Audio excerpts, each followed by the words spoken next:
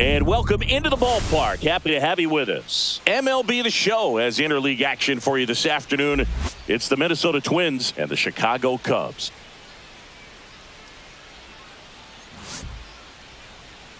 And now, please welcome your first pitch coming your way next. Chicago Cubs.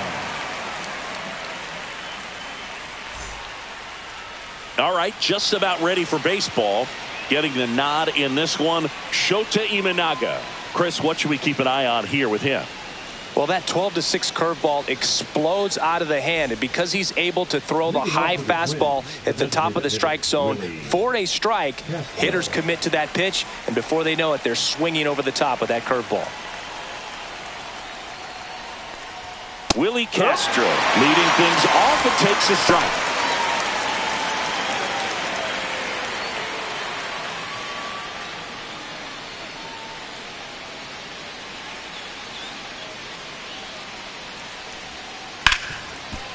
Hard hit right side. And the first out of the game is an easy one.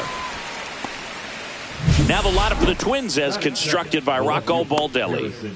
It's Singy against the southpaw on the mound. The skipper's loaded this lineup with righty bats. Certainly following the conventional wisdom here, Boo. That extra split second can make a big difference for a hitter. So these righty batters will need to take advantage and make this tactical move pay off.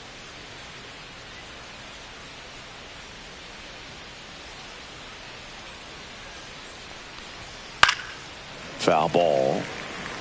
Shota, an all-star a season ago, 31 years old, and he was born in Japan. Swing and a foul back, and that's out of play. One out, base is empty.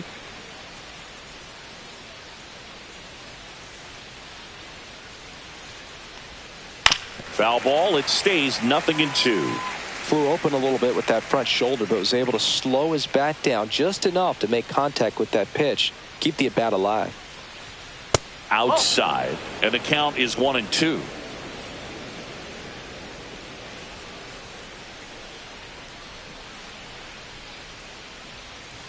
Fights it off. He'll see another.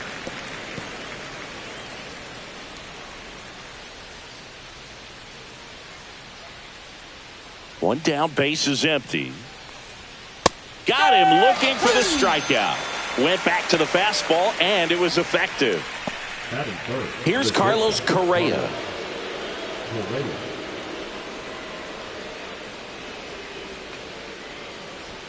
That's outside, and it's 1-0.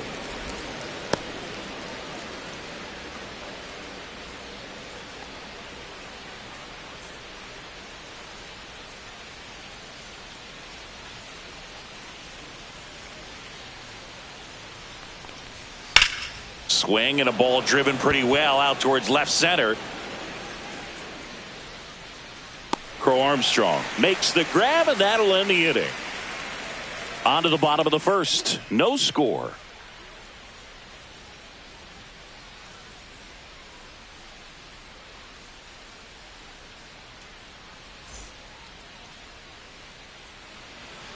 And we're back.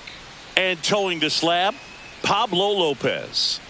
Try to stay back for that power changeup. Speed differential between the fastball and the changeup is huge. Hitters, they have a hard time staying back. We go to the bottom of the first. In half up to hit. He's got pop, which is a little sneaky because he's so comfortable with taking his base hits to the opposite field. But he can. This one swung on and hit well. Way back there. And it's into the bleachers. Out of here. That's worth the price of admission. It's 1-0. He only needed one swing to square it up. Not wasting any time in that at bat, Boog. Aggressive, and it paid off.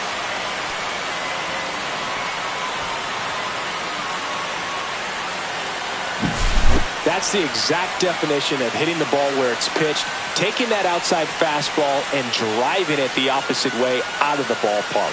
You want to bottle that type of approach. So here's Kyle Tucker now.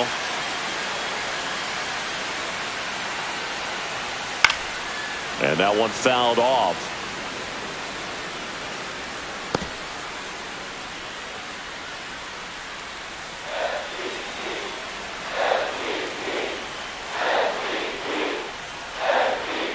next offering upstairs. With the big bats coming up and a home run already surrendered, he's really going to have to execute against these next couple of batters.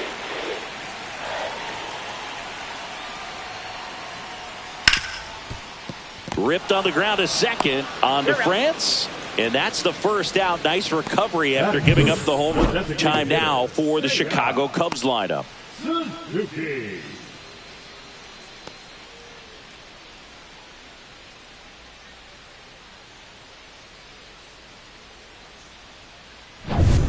Seiya Suzuki, the next Cub to hit.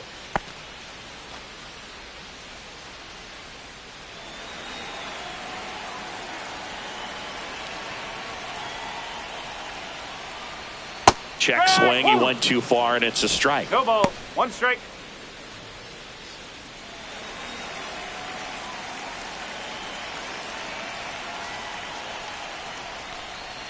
That misses the zone, and that is ball one.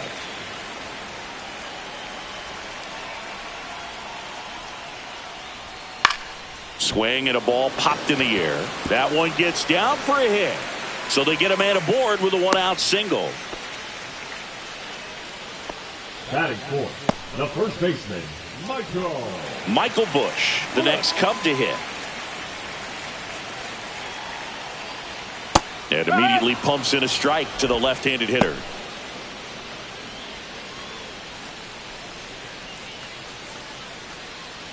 Man at first, one away.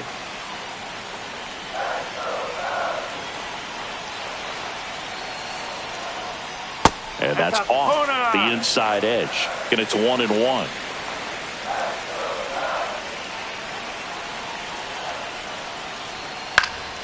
The 1-1 is fouled off. I would throw him another breaking ball. Try to go again with the fastball, slightly elevated. He just is having a hard time catching up. Cut on and miss. Struck him out. 2 gone. Well, classic pitch sequencing there to change eye levels for the punch out. That fastball on the pitch before was up. It was very competitive, and that gets you thinking that he might try to climb the ladder. But then the curveball out of that same tunnel just falls off the table, and you can't make contact. And now it's Dansby Swanson. And there's a strike. 0-1.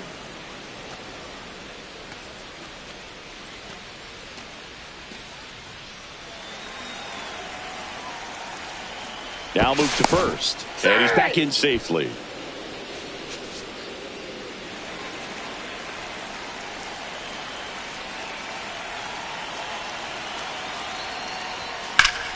And that is out of play.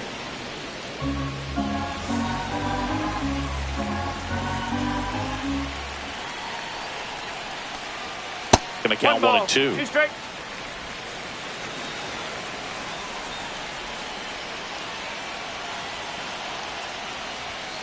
Spoils a 2-strike pitch, and he'll see another. Suzuki off of first with 2 away.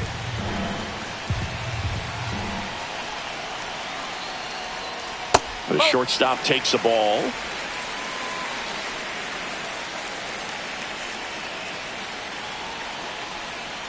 Three and 2. 3-2, 2 out, runner on first. A lot of movement in the infield. Hitter's got to stay focused on the pitch. And Pablo Lopez will deliver. Dansby will head back to the dugout after the catch. But they're off to a good start as they pick up a run on this solo shot. It's now 1-0. Back after this on the show.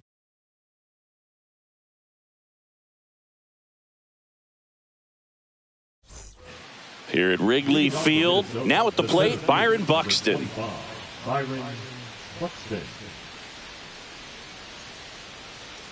Shota back to work. Right through there for a strike. Looks like he's just sizing him up there. Really good pitch to hit, but he took it all the way. Sometimes guys just want to set their timing later on in the game. That may be a pitch that he turns on. Smoked on the ground to second. In plenty of time to first. 1 up, 1 down. Batting fifth, the right fielder, Matt Wallner, the next Twin up to hit.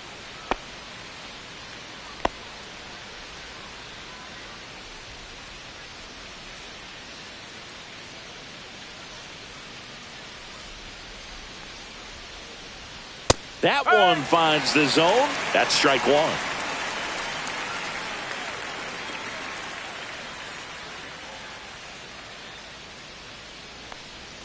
And a swing and a miss. Clyde Washington doing the umpiring behind the dish in this one. Sometimes considered a bit of a pitcher's umpire, Singy. He likes the low ball, which traditionally favors pitching. But, you know, hitters today are pretty good at dropping their barrel down. So we'll see how it goes in this one. That's a ball. Tried to attack with the sweeper. 1-2.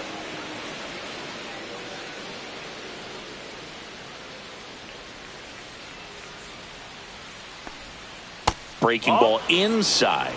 And the count now even up.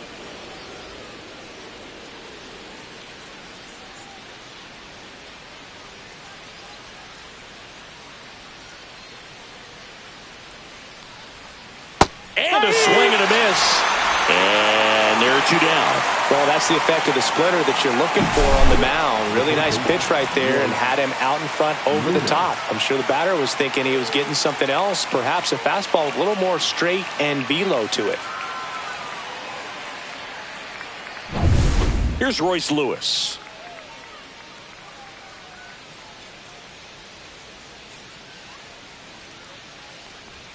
There's a strike.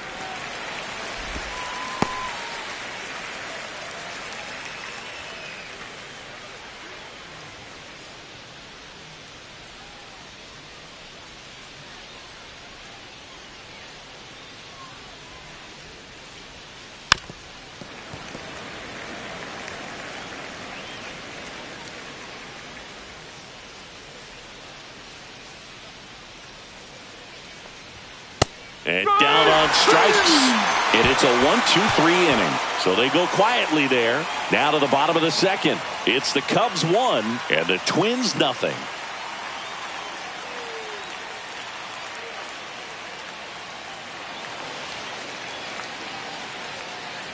Bottom of the inning. So up now for Chicago, Nico Horner.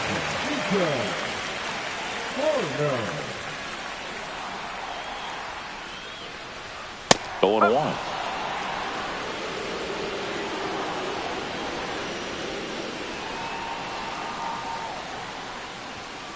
There's a line drive to left field. Lays out and makes the play. The center fielder.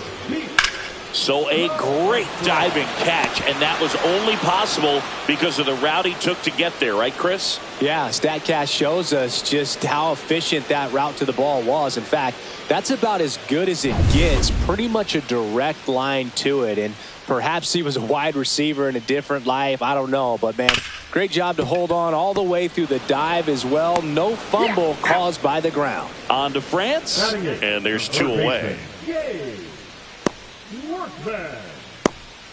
Two down, base is empty. Here's the third baseman, Gage Workman.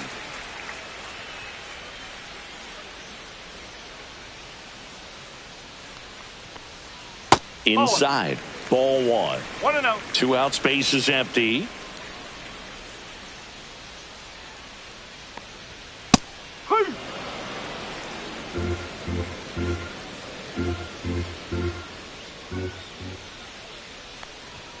And that's a little bit high, and it's 2-1.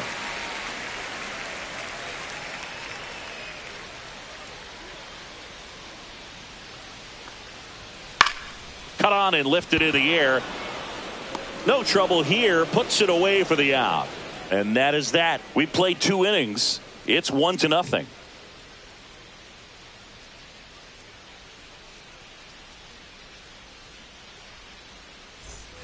And welcome back to the ballpark. On to the third inning. And now for the Twins, Ty France.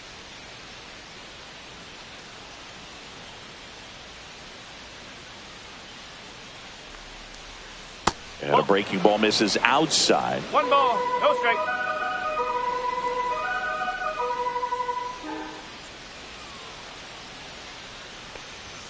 Oh, he doesn't get the call. 2 balls, no strikes. Right now, behind in the count, 2 balls and no strikes. No free passes. You can't allow that. Off the plate inside. And it's 3-0. 3-0.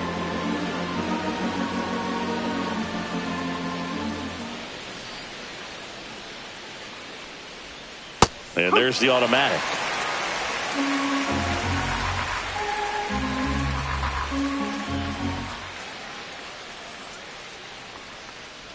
3-1, and he couldn't come up with it.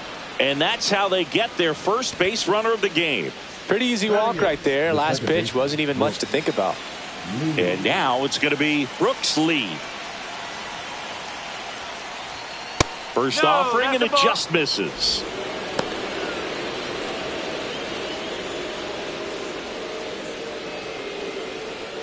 France gets his lead at first. Nobody out.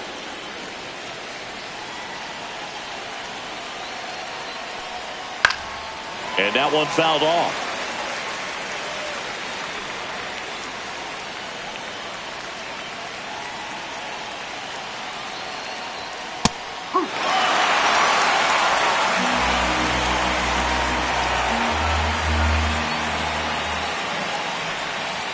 Fights that one away. Still 1-2.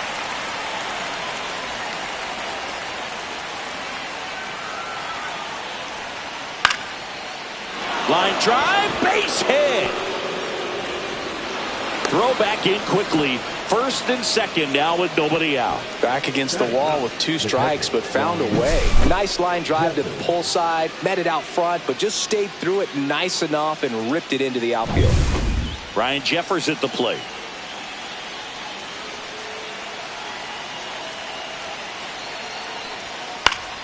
Fought off foul.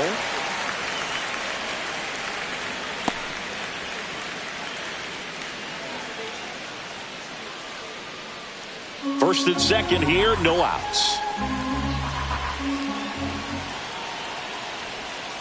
And it's fouled off.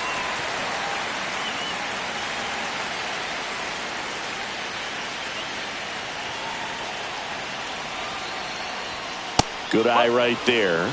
Well, it's a good pitch there. Really had some run and finished a little up and in just on the edge. And that's one of those, if you swing at it, you had a broken bat as you jog back to the dugout.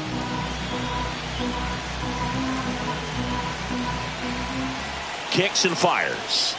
And a curve misses outside. Willie Castro in the on-deck circle, hoping to get a chance to make a big impact here. Tying run in scoring position. We're here in the top half of inning number 3. Knocks that one away, and we'll do it again.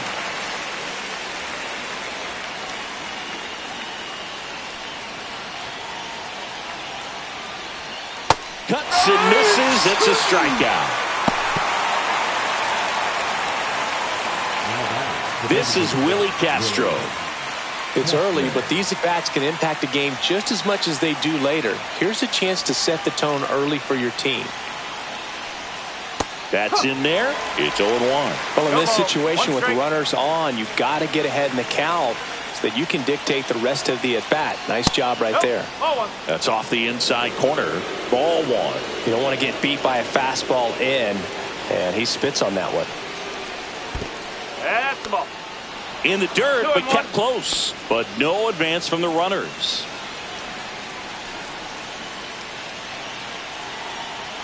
Two on, one out. And that one hit to first. Off balance feet. There's one. Back to the pitcher covering. It's a double play. Nicely done, and that'll do it. So no runs here on a base hit, no errors, and one left. We move on to the bottom of inning number 3. It's the Cubs 1 and the Twins nothing.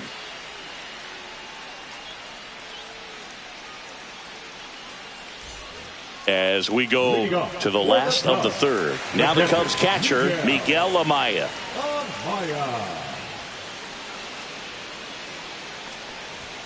And the first pitch misses for ball 1.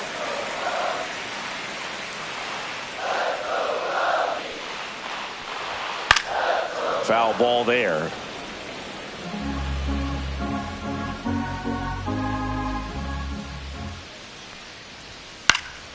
Swing and a foul out of play. The 1-2. And that's in the dirt.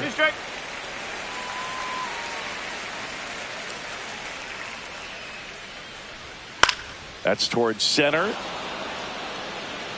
Buxton hauls it in, and there's one away. the left fielder, number 8. So the lineup flips over. Here's the Cubs leadoff man, Ian Happ. He's already homered in this game.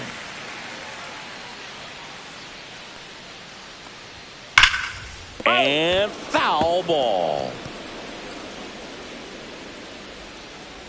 One down, base is empty. Swings through that. I think he was sitting off speed there. 0-2.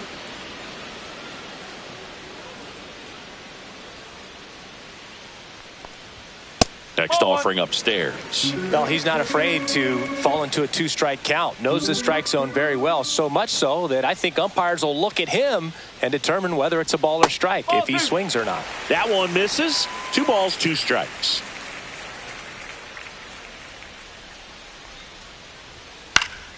Stays alive. Clearly trying to stay back a little bit longer for that changeup as he fouls that fastball back. That's to third. Lewis tosses across to first, and there's 2 The down. right fielder, number 30, Kyle Tucker. Here's Kyle Tucker. He's 0 for 1.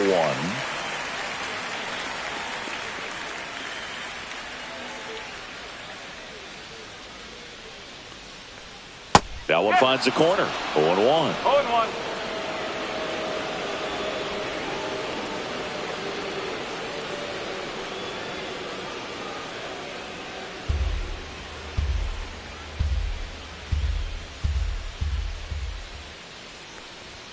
And there's a ball.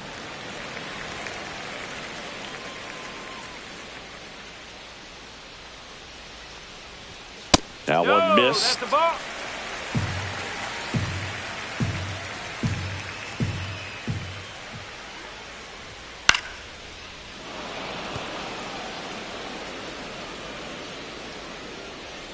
Two down, nobody on. Popped up. And that drops foul.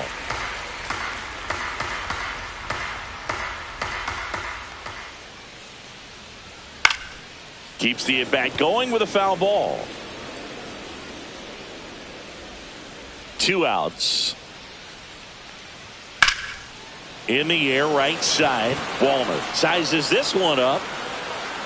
Makes the grab.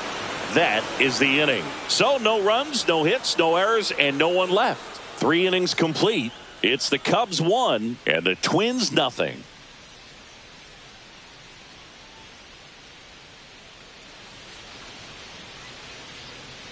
Back here at the friendly confines, John Sciambi with Chris Singleton, and set to lead off the 4th, Harrison Bader.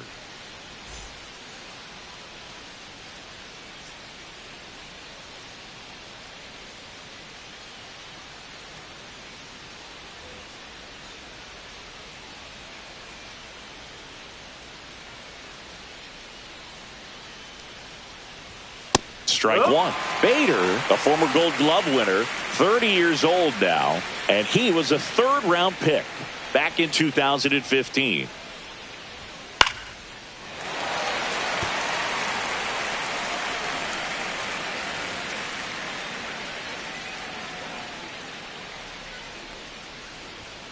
Gets a piece and stays alive.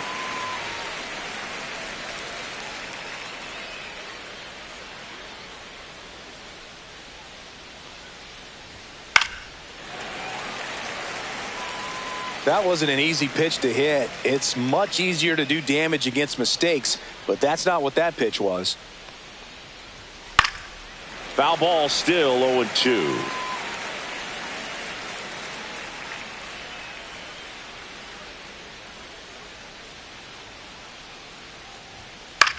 Swing and a high fly ball left field. Makes the catch, and there's 1 gone. Just pulled off of it a little bit right there. That front shoulder coming open instead of staying closed. If he does that, he's going to be able to go up the middle the other way with some authority instead of a fly out to left.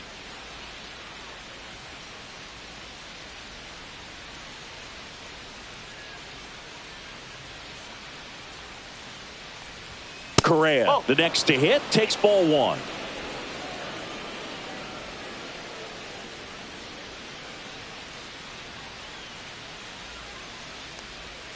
That's a strike, and it's 1-1. Bases empty, one away. Top half of inning number 4.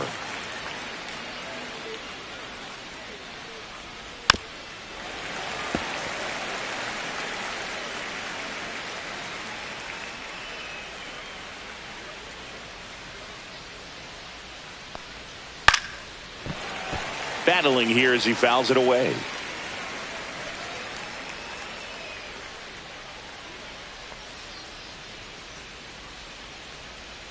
Next offering is downstairs. Really good take, especially with 2 strikes.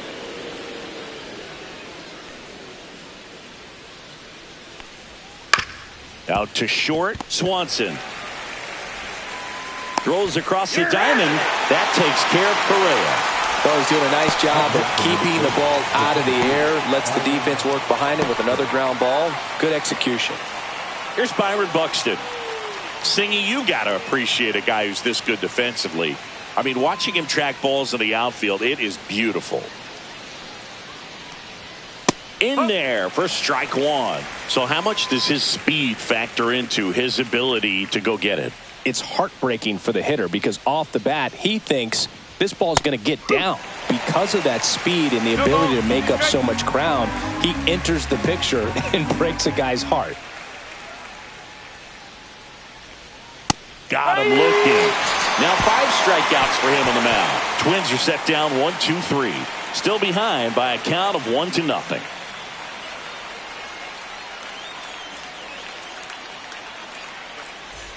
Back here at Wrigley Field, now it's the DH, Seiya Suzuki. There's one guy that I can think about, Boog, who started as a third baseman, Alex Gordon, and then became an elite perennial gold glover. Swing, and this one's blasted. It's got a chance. Onto the track, and he makes the catch. He was all over that first pitch fastball, just barely missed it. Man, this guy was ready to hit. So up next, Michael Busch. His first at bat was a strikeout.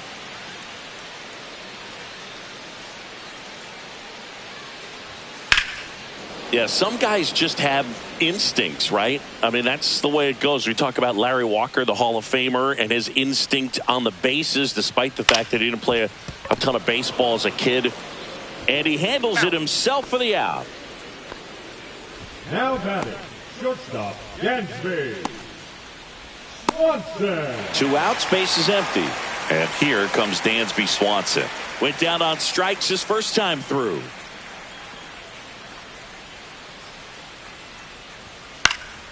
And there's a foul ball. 2 down, nobody on. We're here in the bottom of the 4th.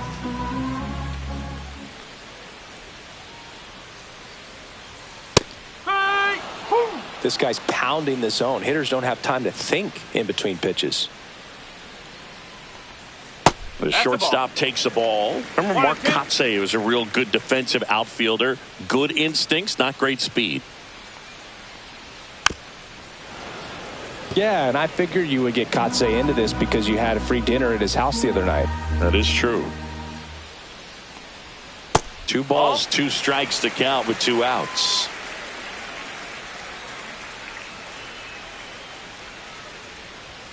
And that one is inside.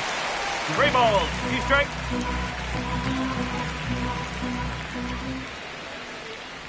And Swanson will take his base. One of the things about that 2-out walk, the base runner over at first base is going to have a very aggressive secondary lead. So a ball down the line or into the gap will produce a 2-out RBI, and those are the best. That is, if you are the offensive side of it. Corner batting for the second time, and that's strike 1. There it was, a high velocity fastball in the zone. I think a little frustration from walking the previous hitter. He's got good stuff. Pitch inside the zone and trust it. Swing and a miss as he was out front. Quickly in an 0-2 count, you've got to figure out a way to shorten your path to the baseball. Put it in play somewhere, then you got a chance. Swanson, the runner at first with 2 gone. Swing and a miss, struck him out. 1 left for the Cubs, but they hold a 1-0 lead.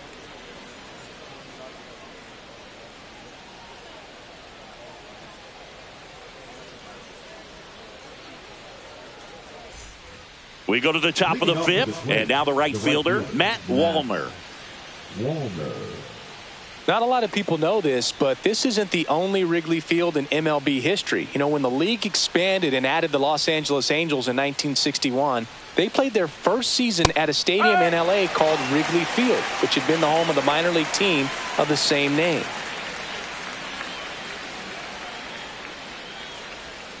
Misses just off the outside edge. I think that was a strike.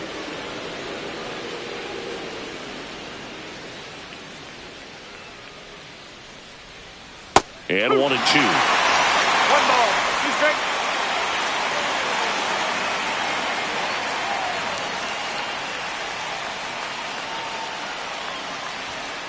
And it's fouled off. They'll do it again.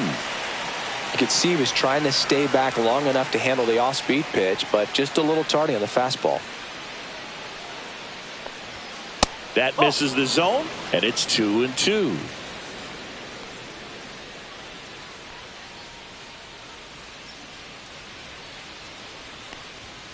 And there's a ball. Now in this 3-ball count, down in the ball game, you've got to be very selective. Take your walk if they'll give it to you.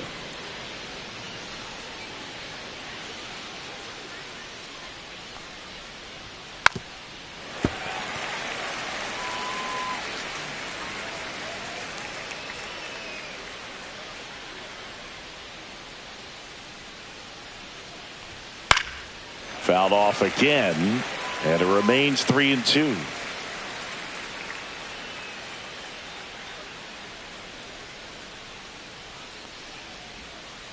Fouled off, and they'll do it again.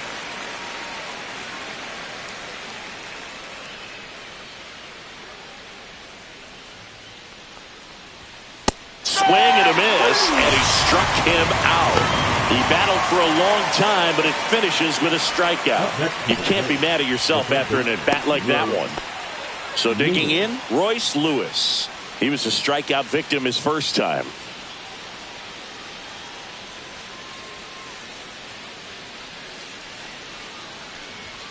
Pitch is in there. That's strike 1.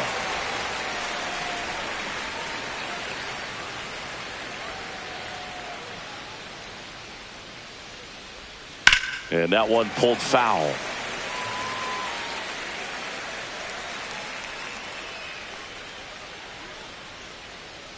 One down, base is empty. Fans another, and that's 3 straight strikeouts. Oh, you know that's got to be very frustrating for this guy. He knows the strike zone extremely well, and you know what? Good hitters are not going to compromise. He'll take that punch out, but ultimately stick with his plan and have more success than anything else. Ty France, the next Twin up to hit. He reached out a walk his first time. And that's through there for a strike. And it's 0-1.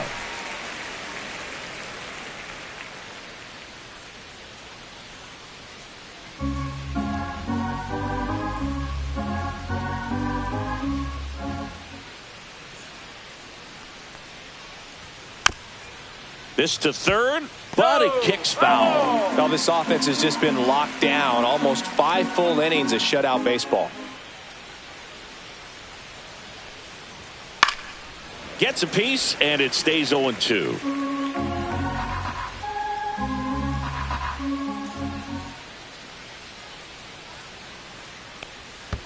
Swings and misses at the breaking ball in the dirt. Amaya gathers, throws to first, got him. Inning over on the strikeout.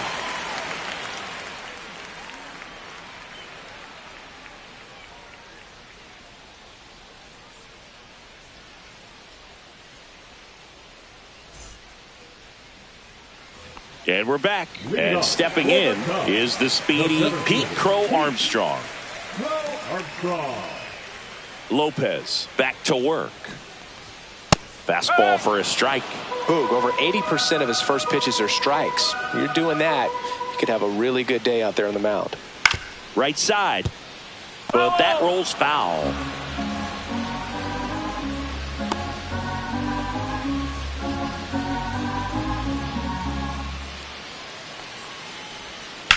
There's a swing and a drive.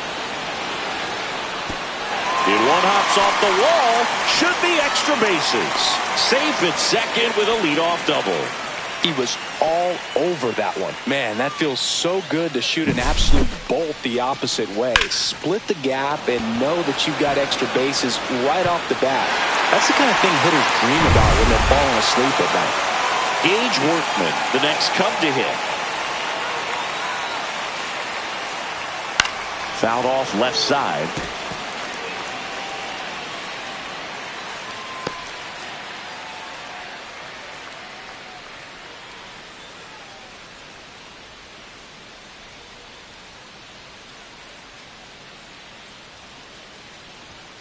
Swing and a liner foul off to the right. Runner in scoring position, nobody out. Last half of inning number 5. That one not close. Now 1-2. I don't think he was trying to miss by that much in an 0-2 count. Just tried to overthrow that pitch. The 1-2. And a swing and a miss. He's notched 4 strikeouts now. And now it's Miguel Amaya. Fly to center his first time.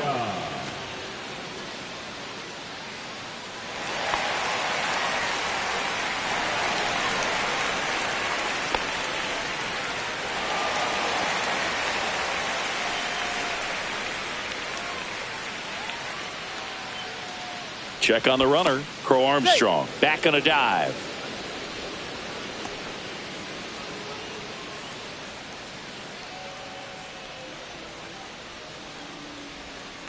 In the air, right field. Walner on his way over. He's got it. Runner tags and goes to third. Well, those can be pretty fun as an outfielder. Got to put it into his highest gear and go a long way to track that one down. Nothing better than that. You feel like a wide receiver playing football. Ian Happ, the next Cub to hit. He's already homered here in this one.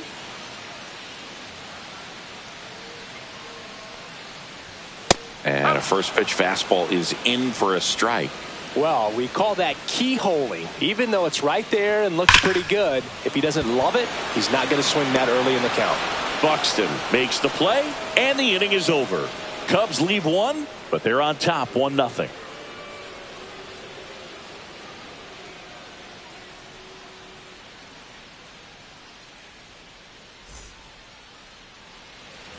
New inning getting started, and now for the Twins, Brooks Lee.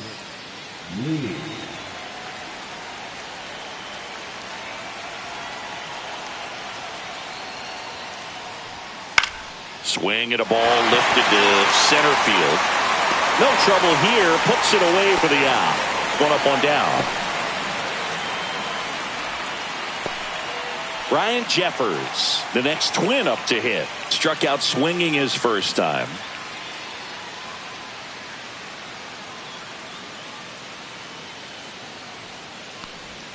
And he swings and misses, and it's 0-1. Man, that's just a nasty splitter. Bottom falls out of it. You don't see a lot of guys throw that these days, but I tell you what, he's got a good one.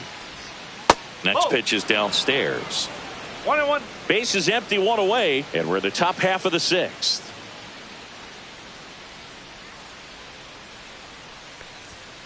Next offering in there for a strike, and it's 1-2.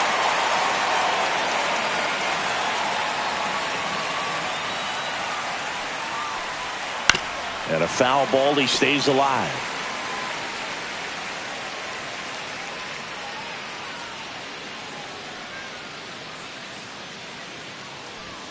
Got him swinging. Really love the pitch sequence right there. I'm telling you what, pitcher and catcher on the same page right now. And now the Minnesota designated hitter, Willie Castro. 0 for 2 in this one.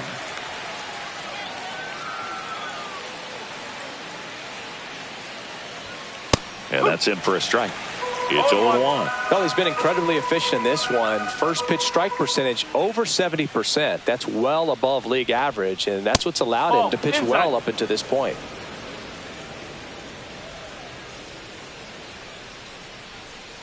Two down, nobody on.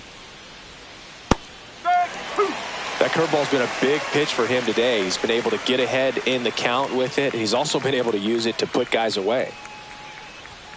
Good job to fight that one off.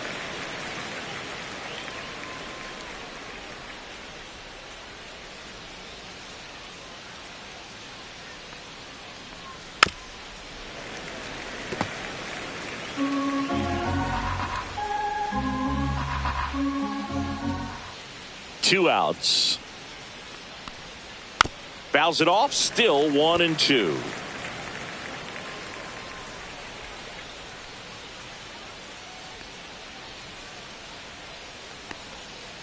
Fights it off. He'll see another.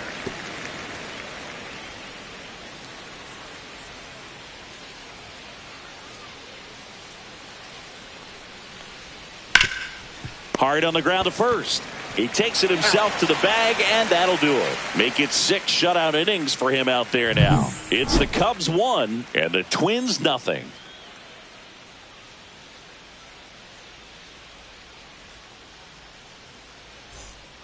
Here at Wrigley Field, now it's the right fielder, Kyle Tucker.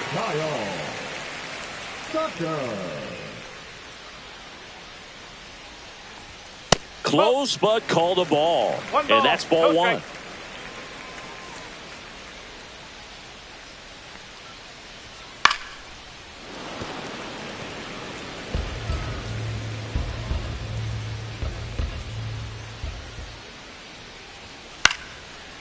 Liner, base hit.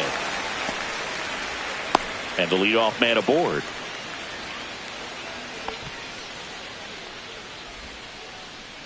And next is the designated hitter, Seiya Suzuki. 1 for 2. Swing and a miss, and he was fooled. No ball. 1 strike.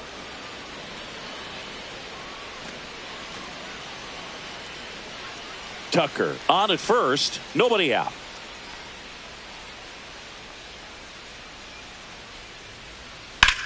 Now a screamer into the outfield. Brings it in, and there's one down. Up next for the Cubs, the first baseman, Michael Busch. And next will be the cleanup hitter, Michael Busch.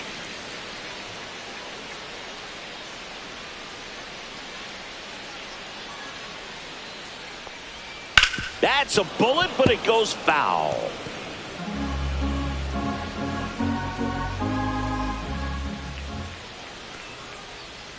Misses the zone for a ball. That was the sweeper. Definitely a frustrating day for the offense, but when they look at it, this guy's had his best stuff. Been painting the corners, working on the edges and changing speeds. Just a difficult one. You tip your cap. The 1-1 is fouled off. Really great change of speeds. He goes off the off speed to the fastball, and the hitter doesn't know what's coming next. On the ground. And it gets by him. Well, he found himself behind in the count right there, but he didn't give in. Just one of those seeing high base hits through the infield. He just kind of rolled over on it a little bit, but sometimes those can find a hole and get you a knock.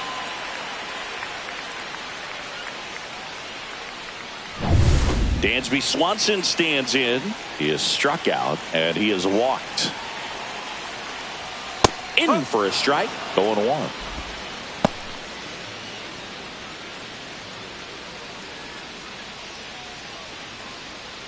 Runners at first and second with one gone here in the bottom of the 6th. Just missed. Activity in the bullpen. Jorge Alcala warming up for manager Rocco Baldelli. Colon getting loose as well.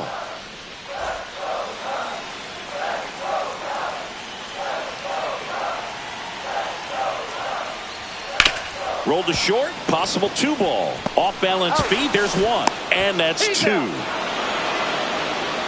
They made it look easy, but it started with a nice feed to the second baseman from the shortstop. Perfect turn, and they're out of this jam.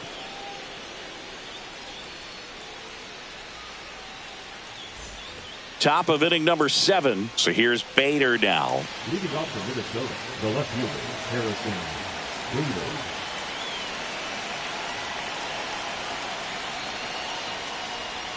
First pitch, and he just misses.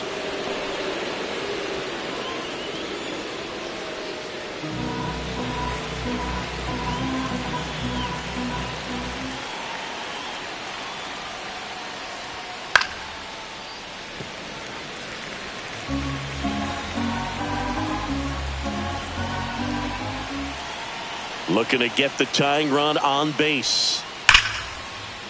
Liner, and this could be trouble.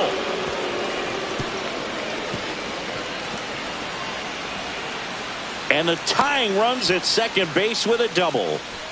Everything came together for him. Showed a willingness to drive that pitch the opposite way. Didn't get jumpy, didn't try to pull the ball. He let it get deep, took the barrel right to it, and then extended through the swing for the line drive base hit. Now a pretty big at-bat coming up with a chance to even this ball game up.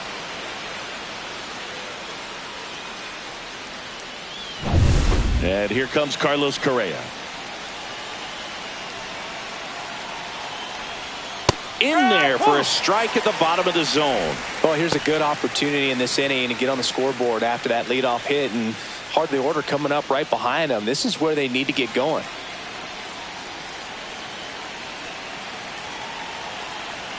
So the tying run at second. High fly ball lifted into near right field. He's got it. Runner tags at second. And it comes in too late. He's up to third on the fly out with one away. Up next to the plate, the center fielder. Here comes the manager out of the Cubs dugout, and he will make a move to the pen. Shota Imanaga departs, and he leaves in a one-run game. New pitcher coming on. We'll be back in a minute.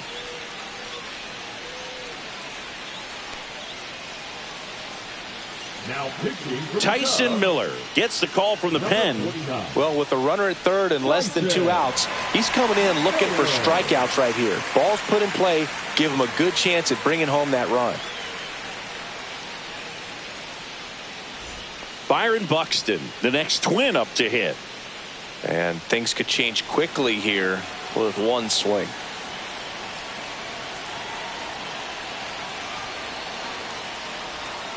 Rolled softly, but that goes foul.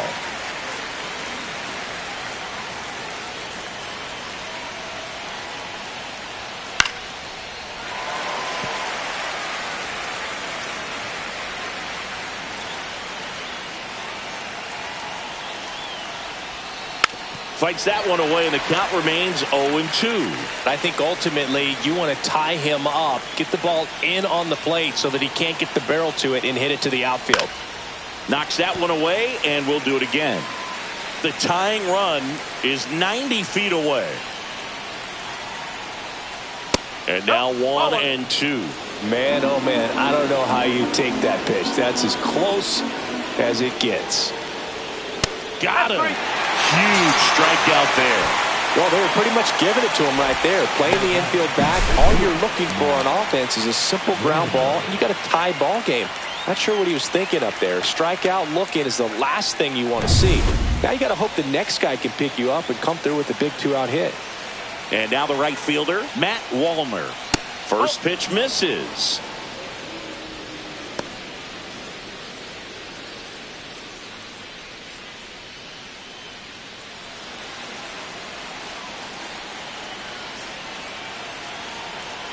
Two outs. In the zone for a strike. That was the sweeper. Double-barreled action in the bullpen. Ryan Presley, the closer of the staff, is getting loose to finish this one off. Thielbar, a left-hander, also throwing.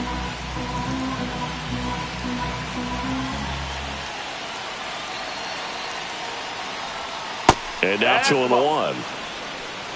2 balls, 1 strike.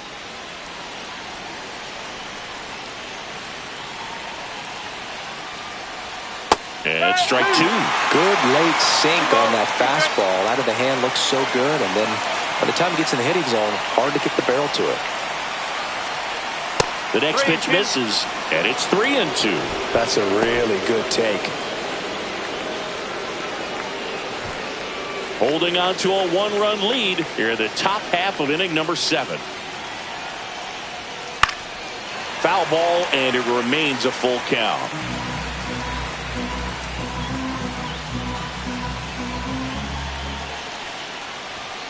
Got him looking, and that is that. He's in a tough spot, had to make a great pitch, did it, got the strikeout, gets out of the jam. Clearly, he's happy with those results.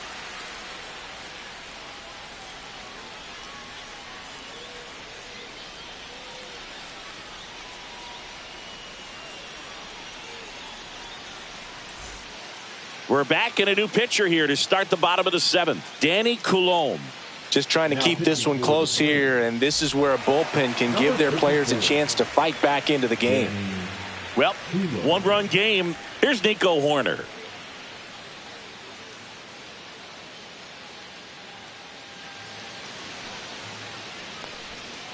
And a foul ball. Coulombe measures 5 feet 10 inches. He throws a cutter, a sinker, a slurve, a curve, and he works in a 4-seamer.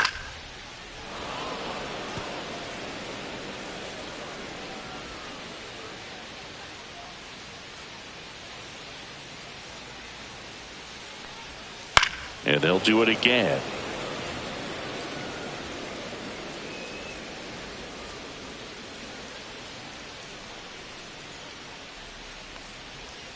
That misses. And a count 1-2. 1 ball, 2 strikes.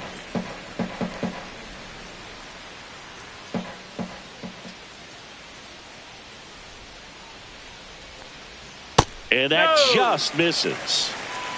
2-2.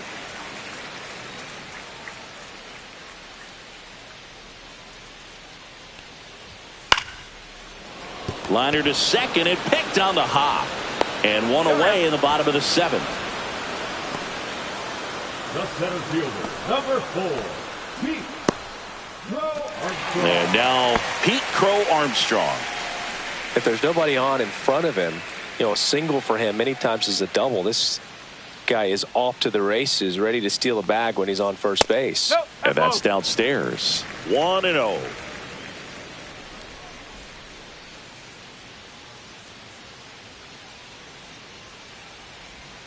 Right through there for a strike.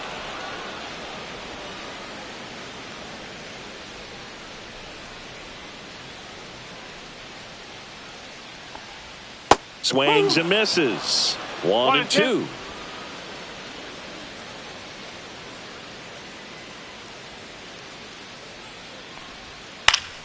Spoils a 2-strike pitch, and he'll see another.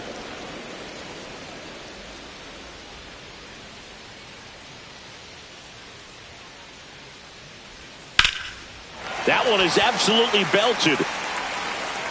And that gets down in the corner. In safely with a double, his 2nd of the day. Couple of hits in a row for him here. Put a very nice swing on that pitch right there. Got one to drive and just kept it fair down that right field line and into the corner. And it's almost impossible to track those down as an outfielder. 1 out, runner at second.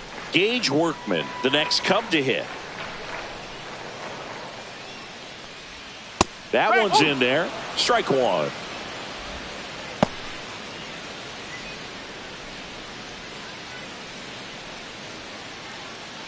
Runner at second here, 1 gone.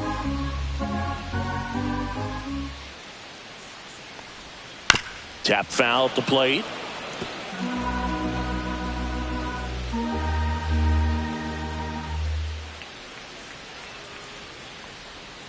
Swings through it, and that's a strikeout. Miguel Amaya, the next Cub to hit. Well, bottom of the order here, Boog. You got to go right after this guy. As they look to pick up an add-on run, and the number 9 guy at the plate. That's in for a strike.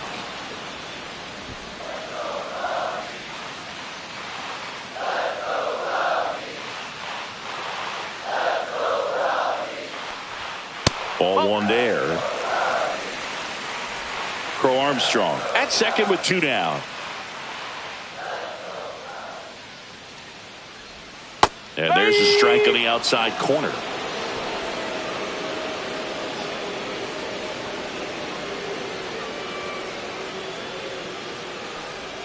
Pitch misses. Ball 2. 2 balls, 2 strikes.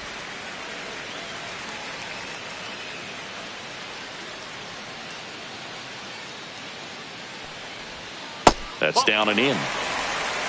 Okay. Ian Happ would be next if they can extend the inning. And he's homered already, so I'm sure he'd love a chance to do some more damage here. And ball 4, 2 aboard.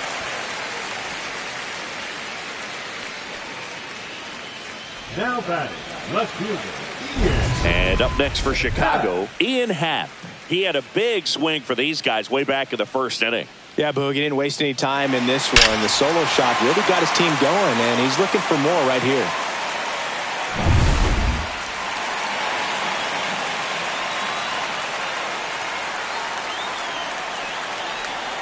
Just missed. Well, he's already in some trouble, and falling behind in the count makes it even worse. Then you've got to throw the ball over more of the plate, and that's where they can really do damage against a guy like this. That one finds the zone, and the count 1-1.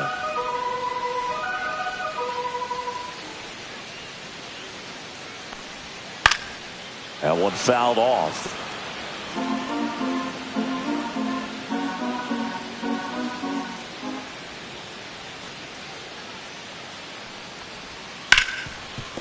Dives, and he can't hang on. Gets it there in time, though, and they do get the out. No runs, a hit, 2 left. We look ahead to inning number 8.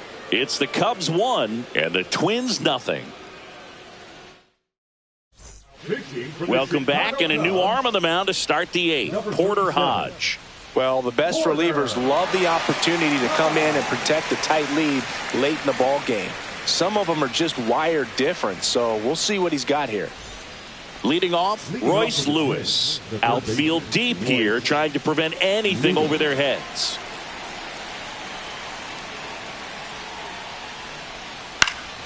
Foul off down the right side.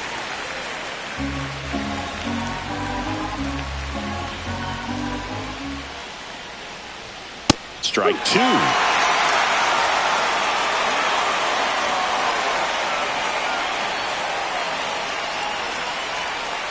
That's foul off to the right side. Keeps the AB going.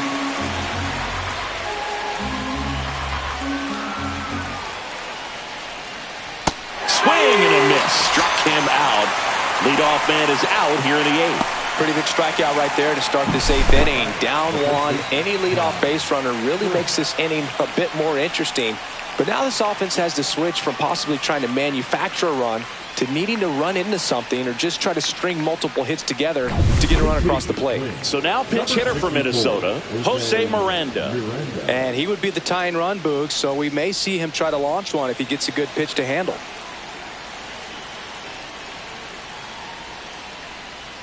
That one's in there, 0-1.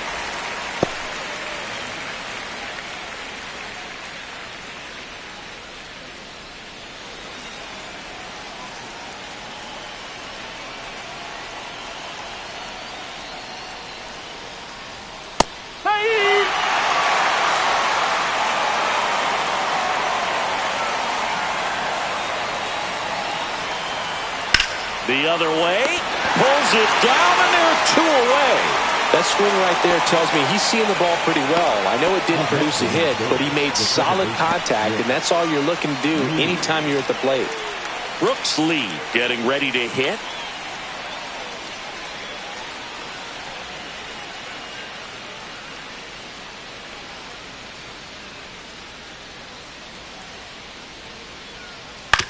To the right side.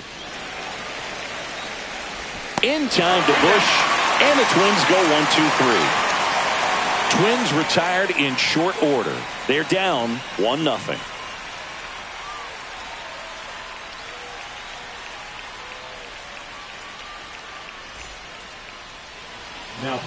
Back now, new pitcher on the mound as we roll into the bottom of the 8th, Griffin Jacks.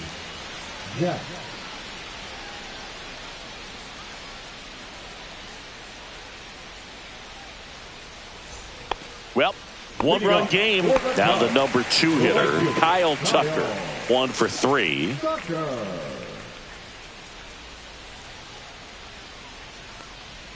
First pitch doesn't find the zone. Jacks is what you're looking for in a good reliever. The ball stays in the ballpark. It's so hard to square him up.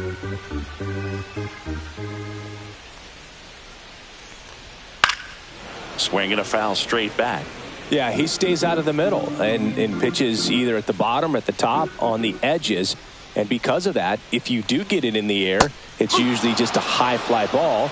And when it's down in the zone, it's on the ground.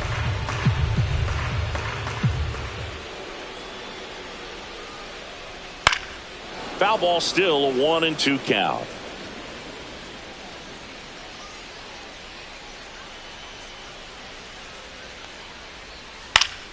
Gets a piece and stays alive. He's so consistent that the manager basically could look at it like he's got 3 outs sitting in his pocket. That shortens the game. Outside low, now 2-2. When he takes the mound, you feel like, hey, this inning is wrapped or this ball game is over. He's just that good, and you can see it in opposing hitters as well. They know when he comes in, pretty much forget about it. Kind of reminds me of Mariano Rivera. That one missed.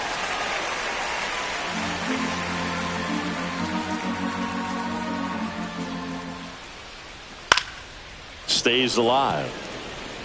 5 foul balls in this at bat so far, and these two are going head to head. You can see the crowd. They're starting to get into it a little bit more and more each pitch, even though there hasn't been a ball in play yet. Got him looking. That's a strikeout. Really good battle right there, and that final pitch probably could have gone either way. He was hoping he'd get ball 4. Instead, the umpire rings him up for the backwards K. Seiya Suzuki, the next Cub to hit.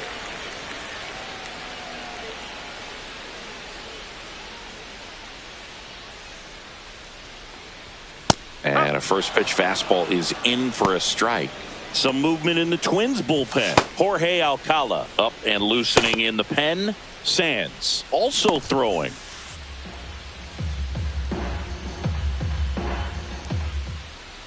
Right through there for a strike. Oh, this guy's so comfortable hitting with 2 strikes. Even a good pitch early in the at-bat. If he's not ready to pull the trigger, he's not worried if he gets to an 0-2 count. Strike 3, and that's 2 in a row.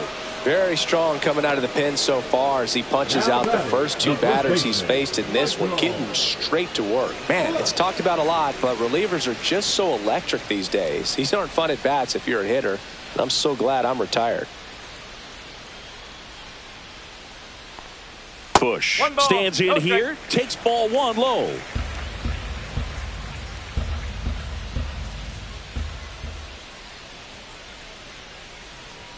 That's in there, and the count even 1-1.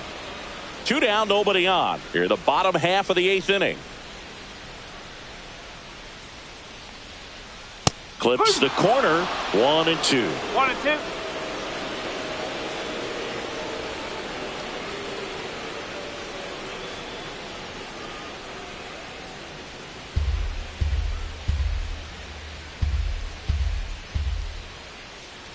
Two down, nobody on. Keeps the at bat going with a foul ball.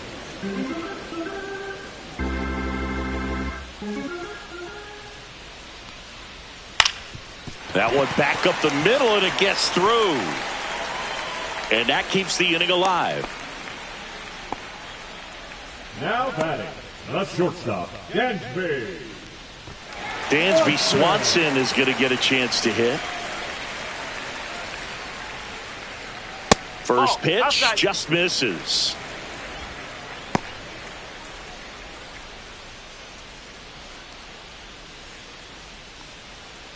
Bush leads off first with 2 down to the inning.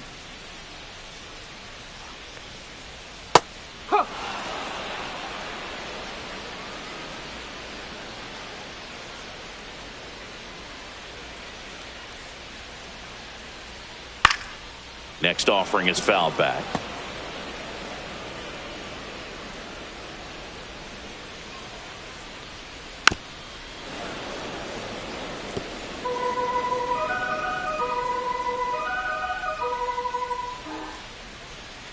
Two outs. Fights that one away. Still 1-2. Well, he missed a hittable off-speed pitch right there. Not sure exactly with the timing. Sometimes you get a backup breaking ball. You're expecting it to make its move at the end. It never does, and you're tied up. Swing and a chopper out to short. Whips it across, and Swanson is set down. Inning over. 1 left for the Cubs, but they lead it 1-0.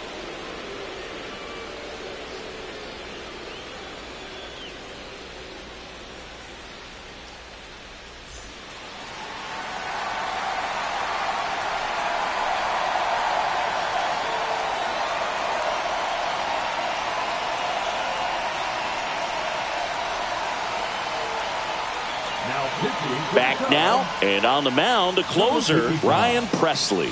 Well, he's the guy they hope to turn to out of the pen to lock down wins. So this game has gone to plan, more or less. Let's see if he can wrap it up here.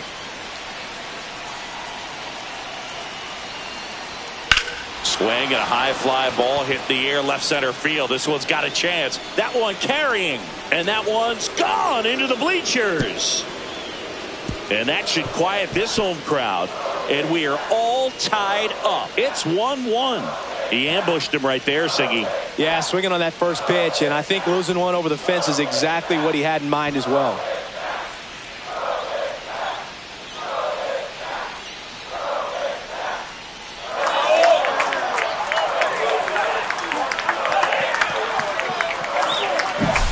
Welcome to the game. First pitch out of the bullpen, a tough one, and you know he's just trying to get one in there for a strike. And on the other side, as a hitter, it's a great time to be aggressive and let it fly. It's not what they were looking for when they turned to him, but now he's got to find a way to reset.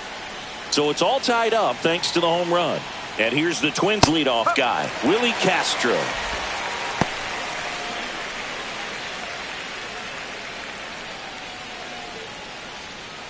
Nobody on, nobody out with a run in here at the top of the ninth. Swing and a miss, and that's strike two. Movement in the bullpen, Ryan Brazier up and throwing for manager Craig Counsell.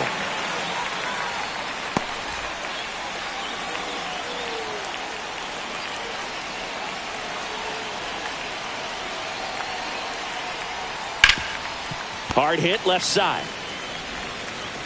Now one gone in the ninth.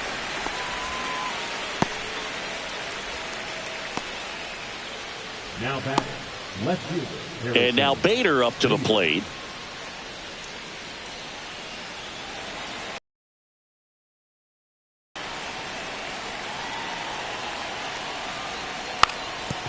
Bunting, and it's right in front of the plate. And that's foul.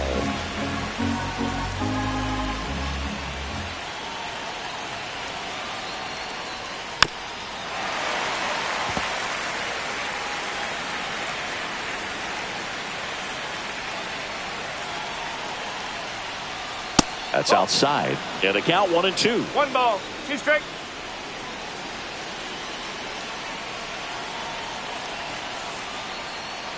Battling here as he fouls it away.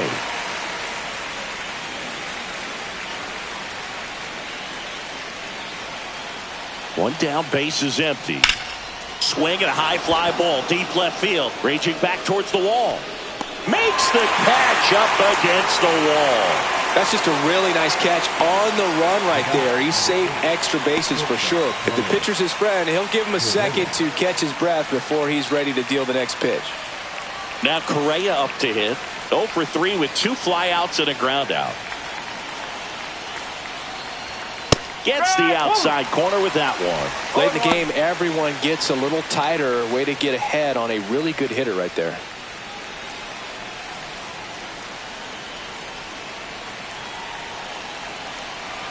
Two down, nobody on. Swinging a foul back. That's out of play.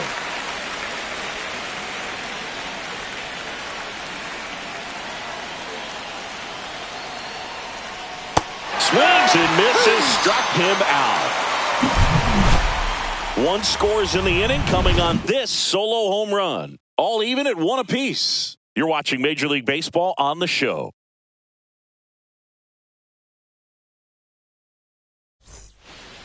Back now as they hand the ball to a fresh arm to start the bottom of the ninth. Cole Sands.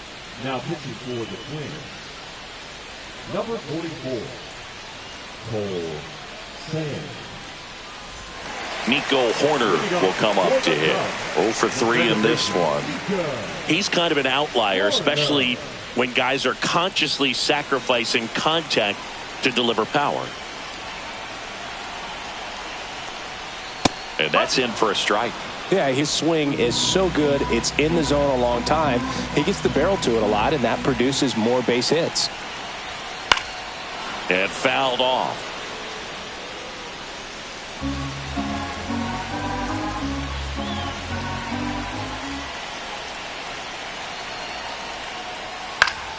Gets a piece there. We'll do it again.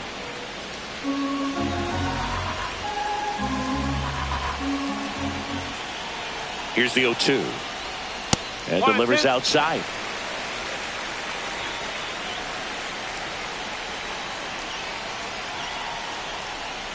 Got him looking, and he did not like the call. Well, big strikeout right there, and maybe a little controversial with the call. I think he got a little bit of favor on the mound, no question about it. It's not exactly what you want to see in a big spot like that, and I'm sure there's some chirping going on from the dugout, making it clear that wasn't his best call behind the plate today. And next for the Cubs, Pete Crow Armstrong.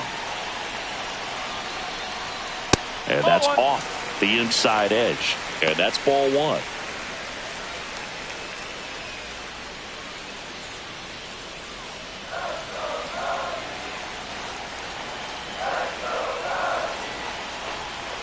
And another ball. Minnesota's bullpen with some action. Yohan Duran warming up for manager Rocco Baldelli. Alcala also getting ready.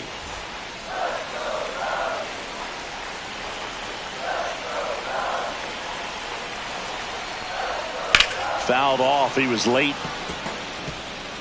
All tied up. We're in the last half of the ninth inning. Comes up empty. That's strike two. No, he's really working that inside corner with the cutter. I tell you what, I hated that pitch. So tough to get the barrel to and to keep it fair. And a foul ball. He stays alive.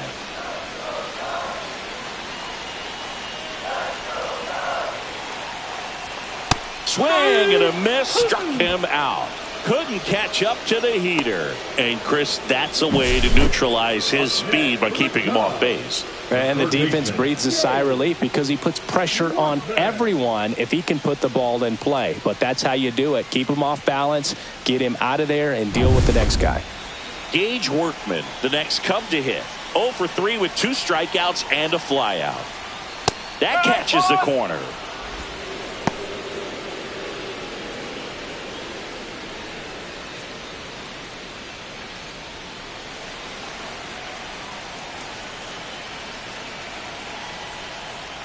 Check swing, and he went. And that is strike two.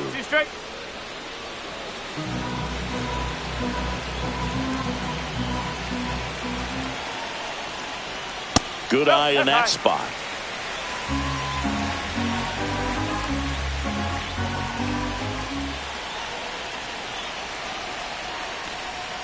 Just off the outside part of the plate. He's really tightening up his hitting zone with 2 strikes here. I love it.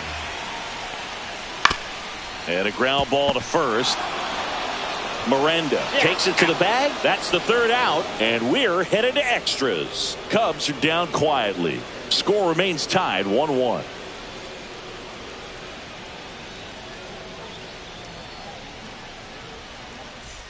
And welcome back to the ballpark. We're in extras here. And now the center fielder, Byron Buxton.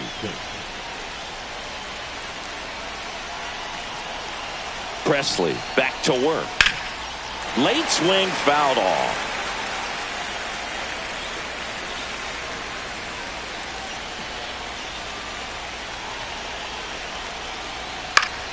Late swing, fouled off. He's falling behind in a huge spot, Boog. Got to do what it takes to come through. Maybe choke up on the bat a little bit, spread out those feet, whatever it takes. Just missed. If he's able to connect on that, look out. Swing and a miss. And he's down on strikes. And that's the first out. Now it's the right fielder, Matt Wallmer. 0 for 3 with 3 strikeouts. Well, first base open. Really no reason to pitch to this hitter right here. Put him on. Have the force at second first. Perhaps getting inning-ending double play. Check swing, and he went. That's strike one. 1 strike.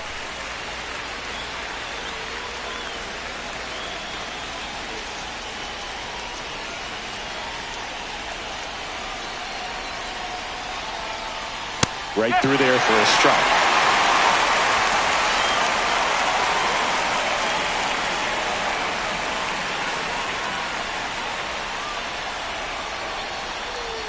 And he hits a ground ball right side, boots it, and they'll have runners at the corners after a 1-out single. Bush whips it to first. Quick recovery from the misplay pays off for the out. Well, there's a lot riding on that at bat right there. Nice job of the pitcher to bear down, make the pitch, get the ground ball. Excellent piece of work.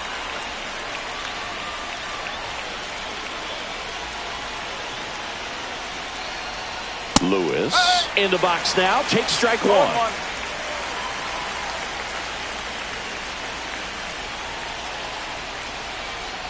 Next offering is in for a strike. Perhaps not quite ready to hit. First two pitches by him for a couple of strikes. Now back is against the wall. He's going to have to figure something out and figure it out quickly. 2 outs. That one misses, and that is ball one. See if you can go upstairs a little bit. Make sure you miss up and out of the zone since you're heading to count 1-2. Don't miss. Hacks and misses. It's a strikeout. A lot of adrenaline, we can see it right there, and sometimes you just got to let it out. That's an outstanding job of taking that, executing, and getting out of a tough inning.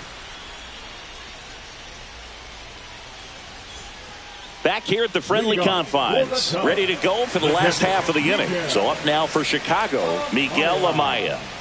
Look for him to hit behind the runner, perhaps shoot it to the right side. Just missed.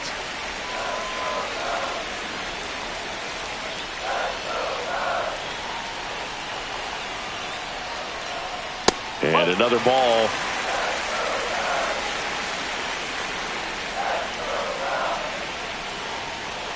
Just off the inside edge. I know it's 3-0, but I'm letting him swing here if he likes the pitch. Why not?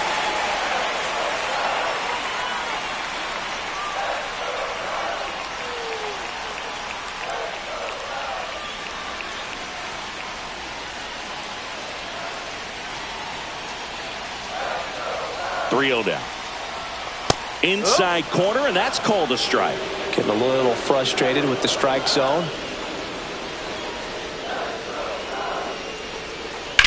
On the ground, out to short. Lays out, but he can't squeeze it.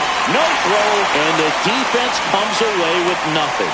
Well, they call that an advantage count for a reason. You're so much more likely to get something you can handle. Now a huge at-bat in this game coming up. Ian Happ, the next Cub to hit.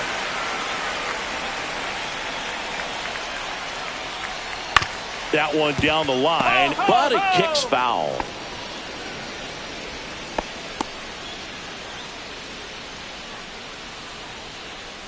Winning run out second, no one out.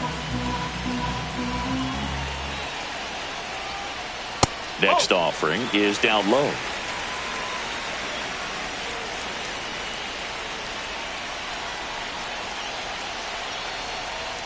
Just missed. Could be some action here on this next pitch. Couple runners on. Probably a challenge pitch coming.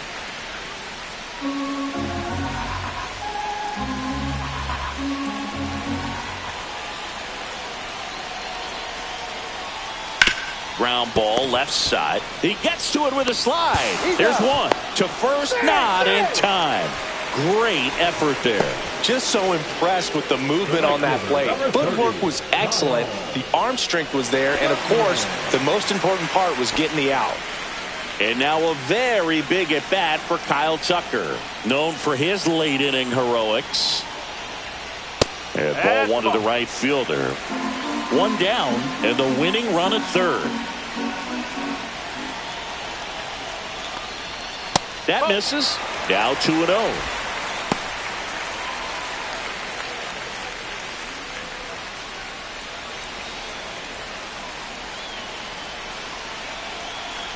This guy's got good power. With one swing, he can win it for him.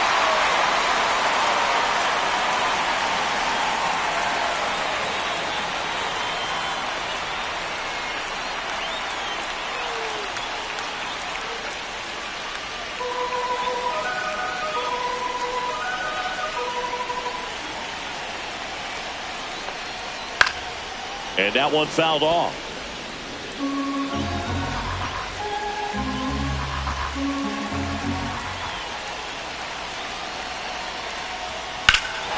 Out towards right center field. Walner settles under this one. Drops into the glove. Runner tagging from third. The winning run crosses the plate, and the Cubs walk it off in extra innings.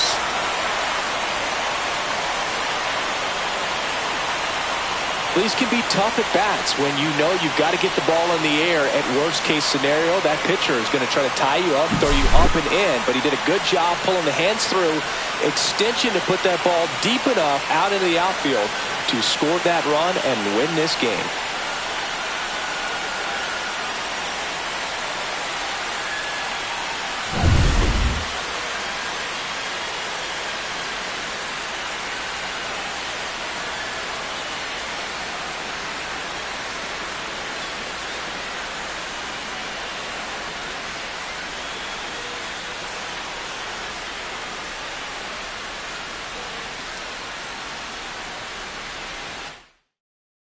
And your final score here today, 2-1. So the Cubs celebrate at the plate. For Chris Singleton and our entire outstanding crew here at MLB The Show, I'm John Shambi. Thanks for joining us.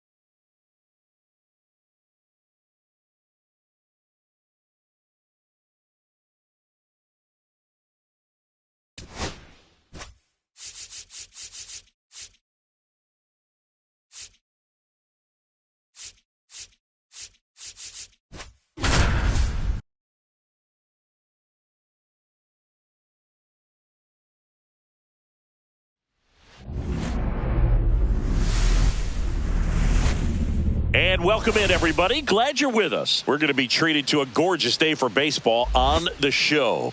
It's the Chicago White Sox and the Toronto Blue Jays.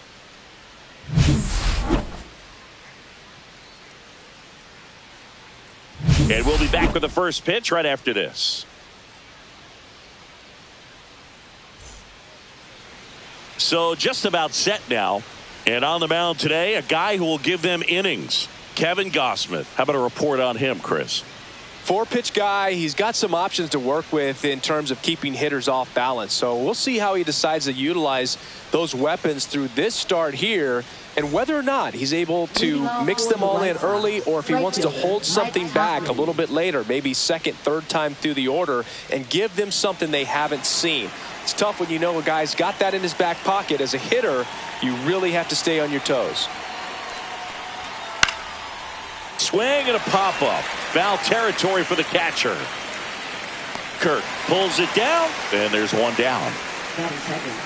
Time to check out the lineup for the White Sox.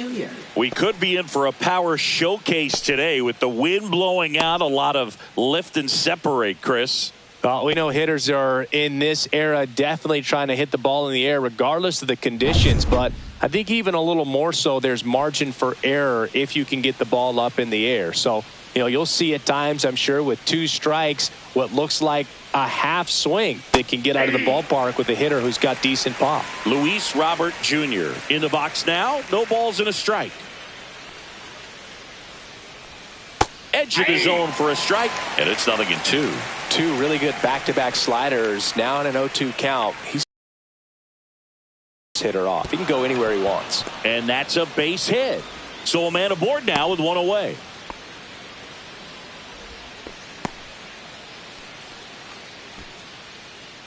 Benintendi to the plate.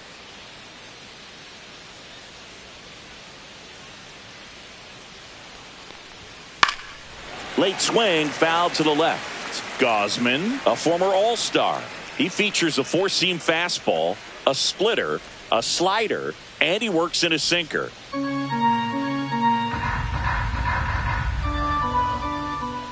0-1 now. Tap to first. Guerrero fires to second for 1. Throw off line. He's safe. And a nice job there to keep it from getting away. Well, they had the chance to turn in 2 right there, but I don't think he got a good grip on the ball as he tried to transfer from glove to throwing hand. They say you can't assume a double play. I beg to differ at the big league level, but it's going to be ruled as a fielder's choice.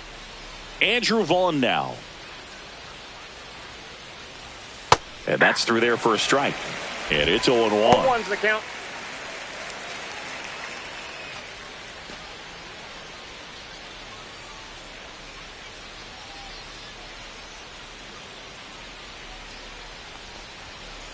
Nope. Ball 1. I got 1 ball, 1 strike.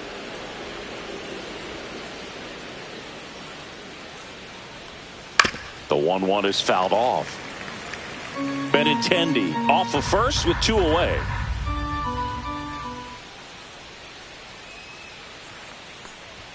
And that's outside. That's really good take, especially with 2 strikes.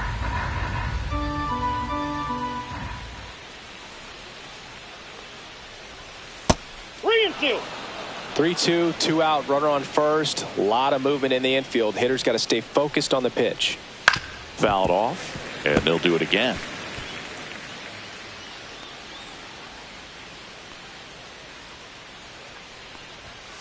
Foul. We'll see another payoff pitch. 8th pitch of the at-bat coming up. Runs it up to 96 to record the punch out. So 1 left for the White Sox, and now the Blue Jays will get their initial shot. No score. You're watching Major League Baseball exclusively on the show.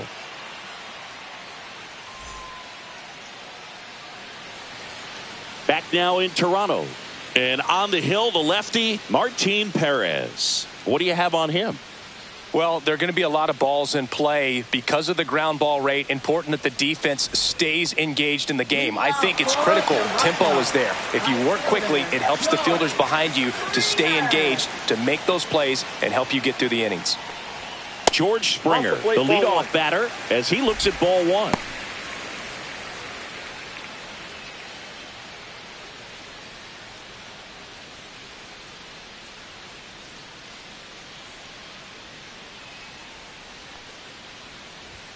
That's in there, and a count 1-1.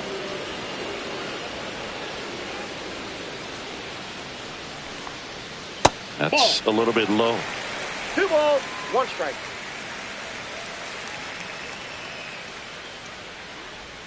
Next offering is in for a strike. Well, he left that changeup up, got away with one there, and he'll take it, but doesn't want to make that mistake again. And that's downstairs and outside.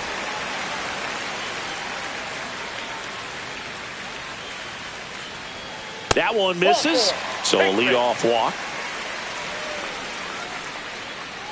Batting second, shortstop. Bo Bichette up to the dish.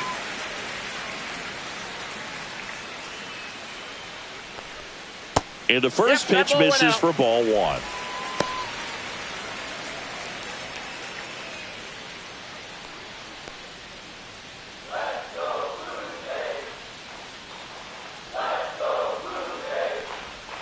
And that one fouled off.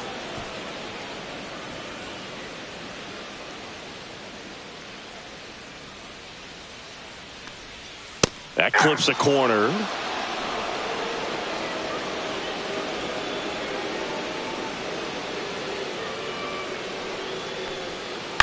On the ground to third. Over to second for one. On to Vaughn. Two. They made that double play look so easy, but it was far from routine. That's the one thing about big leaguers. They make tough plays look simple. Anthony Santander at the plate. A switch hitter batting right. Foul ball.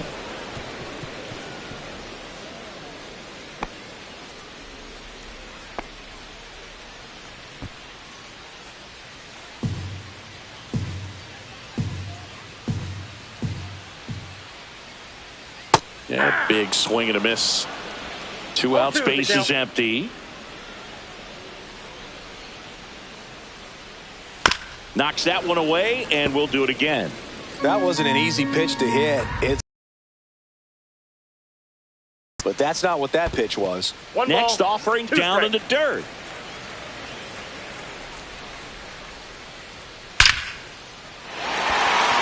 Into left center for a base hit. And that keeps the inning going.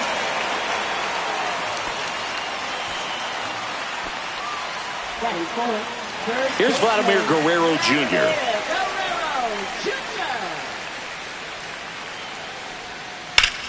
Hit on the ground up the middle. That's a base hit. So that's 2 straight 2-out hits. Just so sound in his mechanics. Hits the middle of the field. Digging in, Will Wagner. In for a strike. 0-1.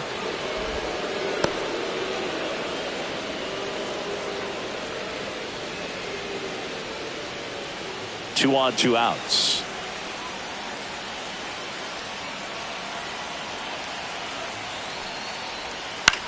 Swing and a high fly ball out there towards left field. And Benintendi able to make the grab. Blue Jays leave a pair. Scoreless after 1.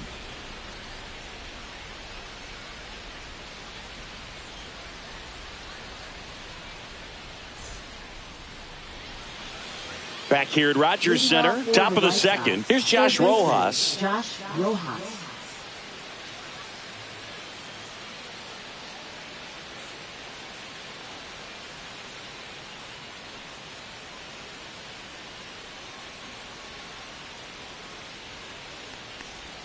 Ball one, no strikes. Good spot there, but didn't get the strike at the knees and doesn't seem too convinced by the call out there on the mound as he tries to get a better sense of the umpire strike zone. Slider misses outside. Gary Simmons, our plate umpire today, sort of has a reputation as a pitcher's umpire. Yeah, a little bit of a wider zone than most, I'd say. And a wide zone can be tough to deal with as a hitter because you have to start expanding what you're looking for, covering both sides, and with the stuff pitchers have today, you're just not going to have a lot of success. Base hit. So a runner aboard to start the inning. Well, when you fall behind in the count, you've got to come into the zone, and then guys have a better chance of hitting the ball hard like he did right there.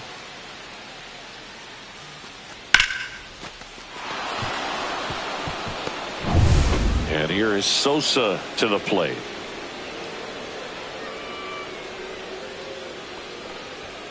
delivers a pitch in for a strike at 95.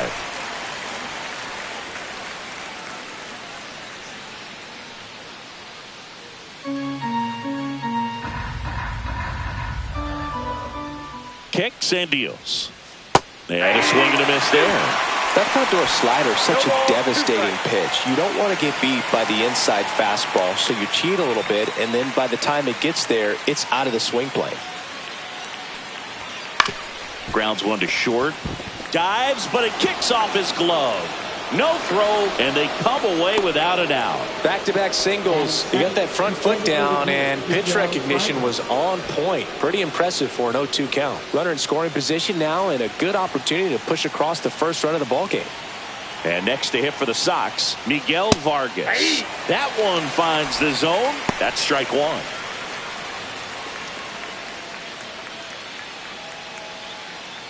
First and second, no outs. Here at the top of the second.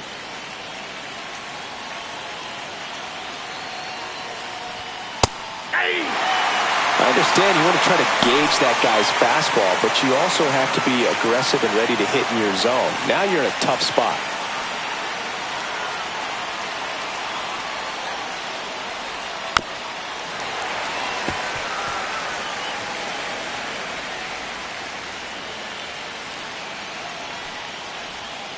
To third.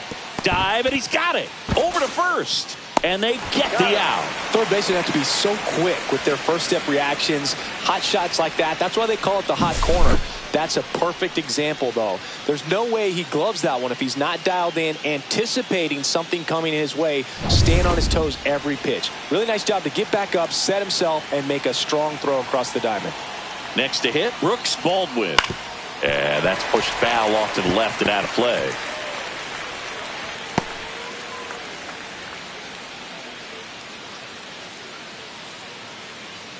Rojas, the runner at third. Sosa at second with one away. On the ground right side. Takes it to the bag. Steps on first, and it's out number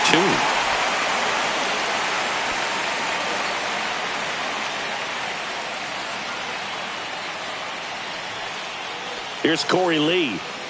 How many times have we seen an early at-bat change the course of a game? It happens every night in baseball, and maybe it happens again here. There's a strike. Well, we call that keyholing. Even though it's right there and looks pretty good, if he doesn't love it, he's not going to swing that early in the count. And that's a little bit high.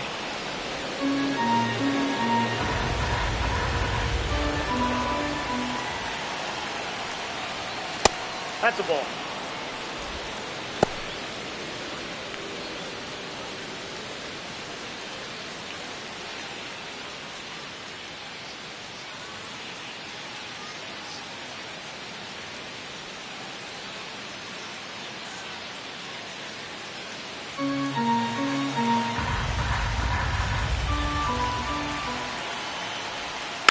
And that is out of play.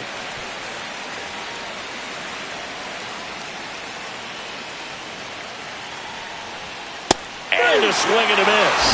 That ends the inning, and they limit the damage. One run, a pair of hits, no errors, and one left on. We go to the bottom of inning number 2. It's the White Sox 1 and the Jays nothing. And we're back. We head to the bottom of the second, and here's the catcher, Alejandro Kirk. This guy, one of the best defensive catchers going. You talk about framing, the ability to block, catch, and throw. He is at the top of the game.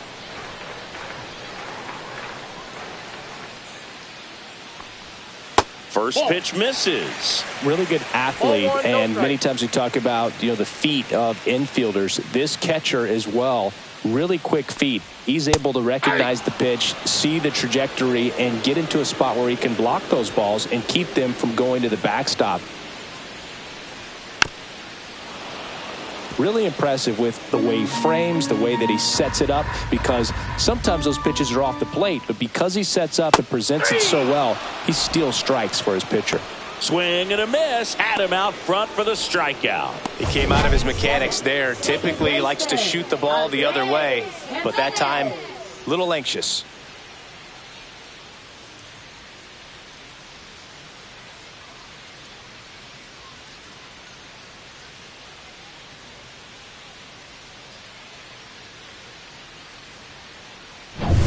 Here's Andres Jimenez. Foul ball there.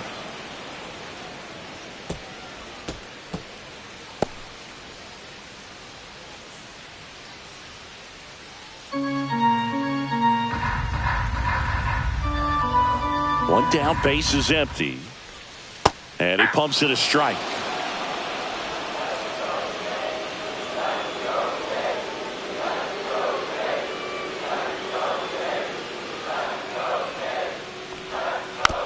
Tap back to the mound. He puts it in his pocket, safe at first without a play. Down in the count, battling to stay alive, and just a nice job to put it in play. And now let's see if they force some action with good wheels on the bases.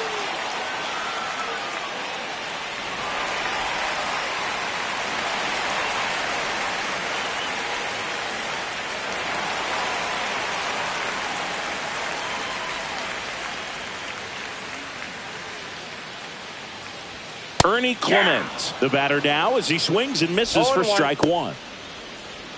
If it were an average catcher behind the plate, I'd say take second base, but this isn't a catcher you want to run on. His quick release is unreal. Step off throw to first, and he's back in easily.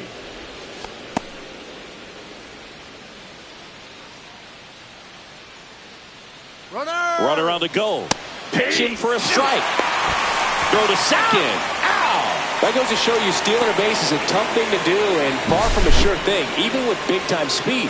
It's not easy to catch him, but that was a great catch and throw. Quick, not rushed, and accurate.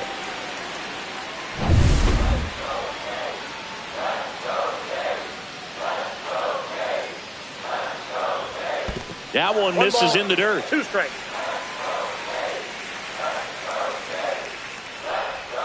And that's down and away.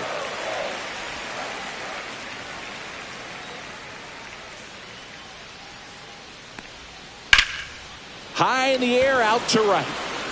Tachman makes the grab, and that'll do it. We played 2 innings. It's 1-0.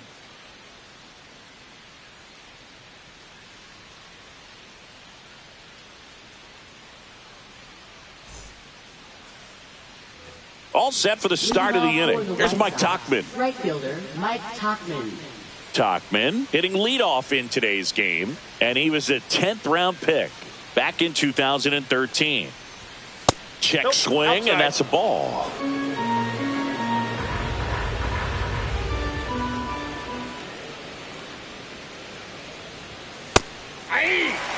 Looked pretty good as far as being in the strike zone, but I'm sure as a hitter, not too good with where it was located. Very top of the strike zone, middle away. Yeah, that's fouled off.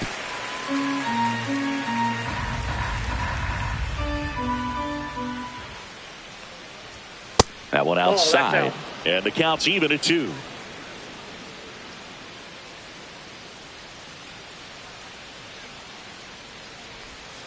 Fouls it back with 2 strikes.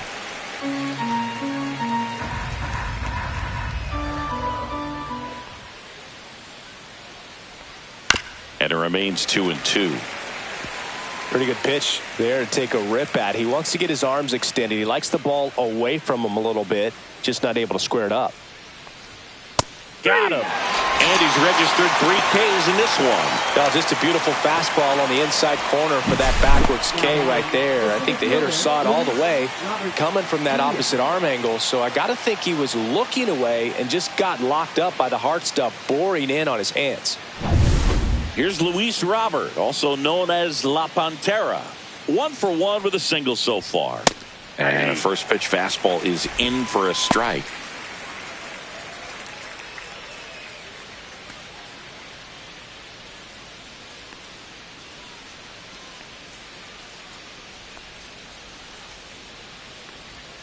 Just missed. One out, base is empty.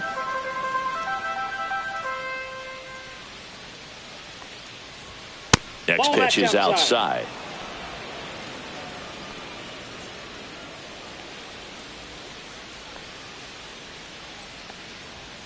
Outside. First pitch strike from the pitcher, but then no panic at all by the hitter. Very patient, showing good discipline. Now he's in the driver's seat with the 3-1 count. The delivery to Robert. That one finds the corner. That's strike two. Full count.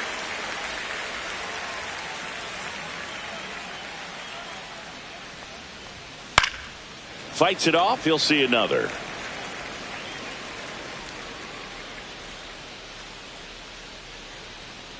One down, base is empty. Swing and a ground ball, and that one gets through into center field.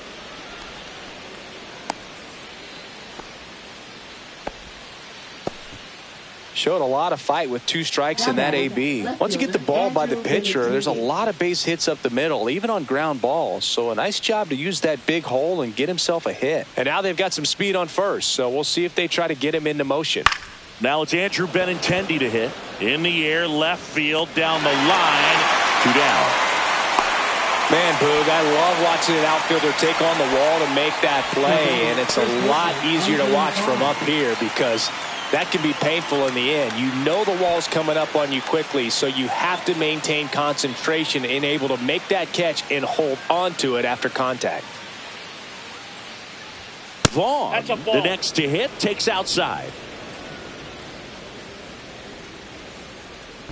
Gausman throws over.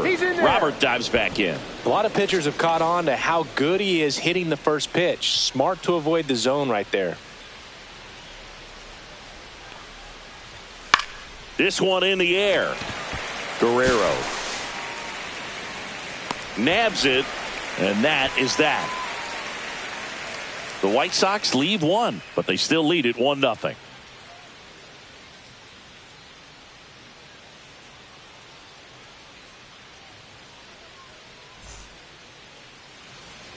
And welcome back to the ballpark. Here's the center fielder, Nathan Lucas. Perez back to work. And that is in for a strike. It's 0-1. 0-1's the count.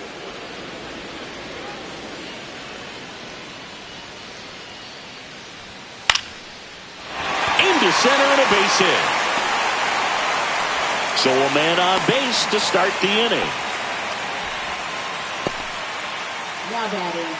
And the batter is George Springer.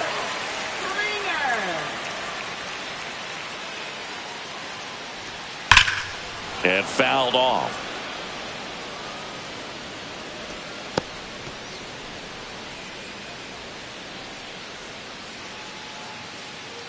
Tying run is at first here in the last half of the third. Swing and a ground ball. Sneaks through. Base hit. Throw back in quickly. First and second now with nobody out. A couple of singles back to back. Not much to this one other than just a willingness to go the other way and put the ball in play. That's a team at bat right there. Nice job of staying back and letting the ball get deep.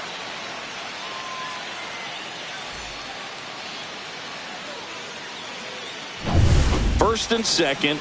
No outs. And now for the Jays, Bo Bichette. Turned on, but foul wide of third.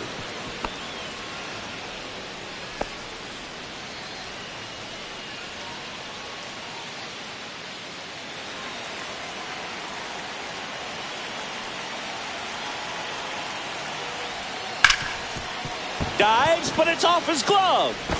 Still able to get it. Side of the diamond when you've got the first baseman involved and the pitcher as well. First baseman does a great job, knocks the ball down, gets away from him a little bit, doesn't panic. The pitcher's exactly where he's supposed to be. Nice feed and a nice play for the out.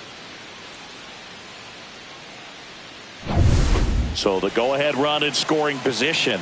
Here's some real power at the plate. Anthony Santander. On the ground to third. A sliding stop. Run scores, but a terrific play to get the out.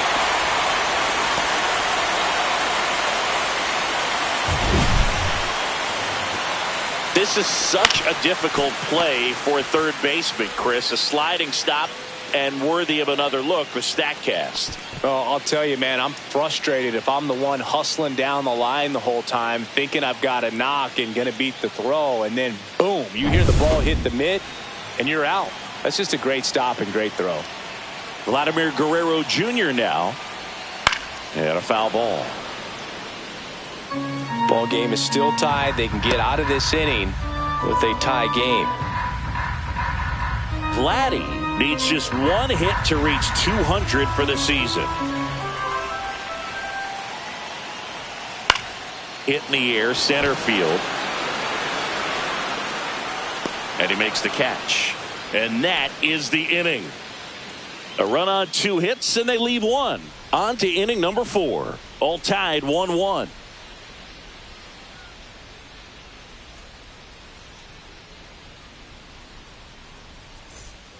As we go to the top of the 4th. Now the third baseman, Josh Rojas.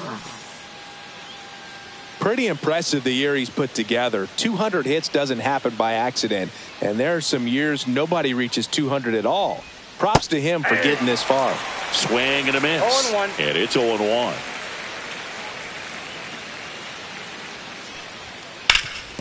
Ground ball up the middle. That's a base hit. Man aboard on the leadoff single. That's back-to-back singles for him. Timing on the swing was good. Able to shoot the ball up the middle. Didn't square it up as much as he probably would have liked, but that's a good approach paying off. Next to hit, Lenny Sosa. Reached on an infield single his first time. Swing and a foul out of play. Boog, the runner at first needs to be careful right here. He's dealing with a pickoff artist on the mound.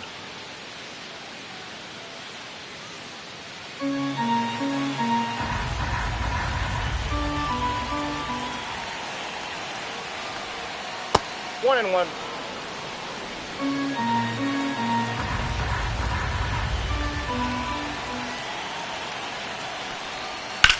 Hard liner. And that one hops the wall. Throw comes in. Runner stopped. Second and third. Nobody out. The first move felt like a bit of a guess. You have to be right in those spots or things can get away from you awfully quickly.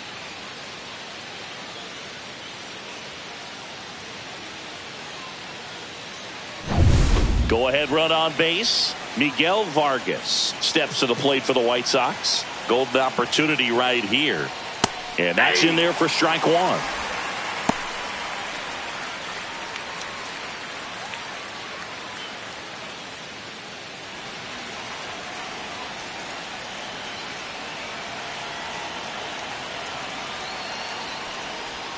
And ball 1.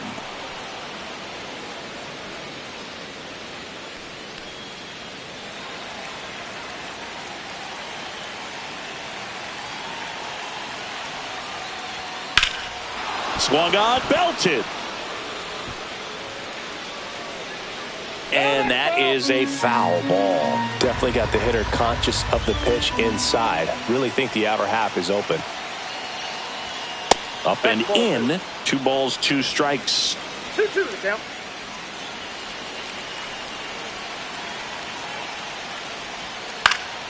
And that one is lifted in the air. No trouble here. Puts it away for the out. And that is a big first out.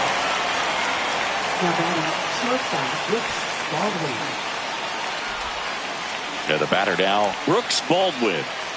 This is the classic manufacturing a run situation. A runner at third, less than 2 outs, and a golden opportunity to bring him home.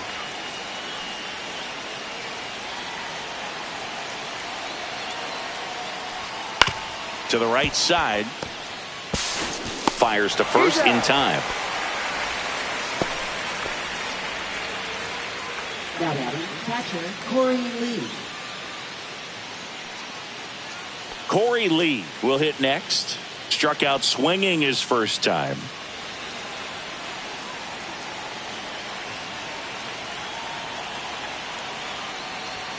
Pitch misses. Nope, that's a ball. Ball 1.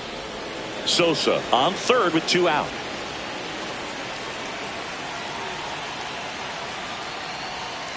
On the ground to first, and it goes just foul.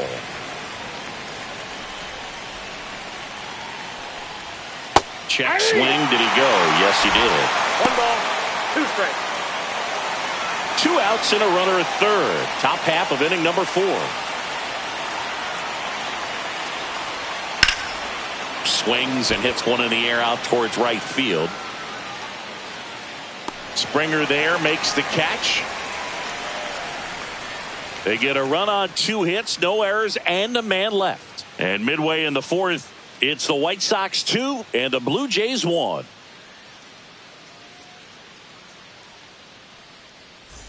Back now in Toronto. And now Will Wagner. And he grounds one to the right side. Steps on first for the out. Now batting, the catcher, Alejandro Kirk. So up next for Toronto, Alejandro Kirk. 0 for 1. He struck out swinging last time.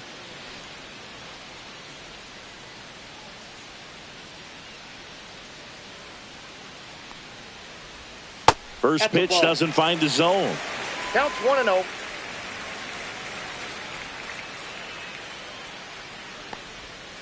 Headed towards the corner. Benintendi on the move. Won't get to this one. It drops foul.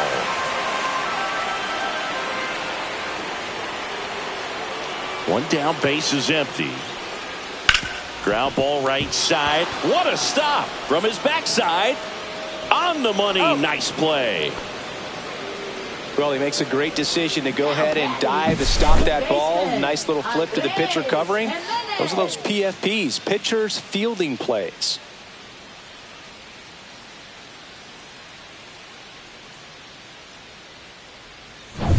Now it's the second baseman, Andres Jimenez. And a pop-up right side, foul territory. Vaughn puts it away, and that ends the inning. Down in order go the Blue Jays. And our score remains 2-1.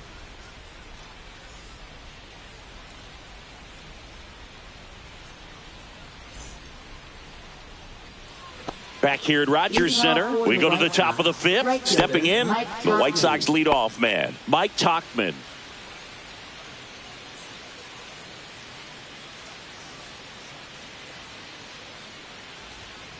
Line drive. And George makes the grab. He's controlling things out there on the mound, not messing around at all. He's been in attack mode since the very start. So here's Robert now. He's 2 for 2.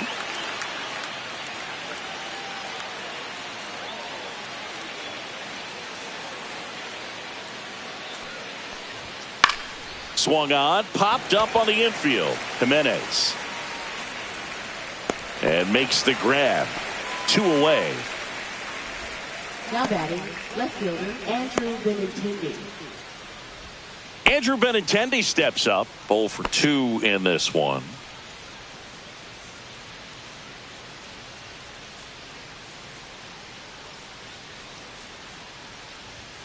And the first pitch misses for ball 1. 2 down, nobody on. And we're at the top of the 5th.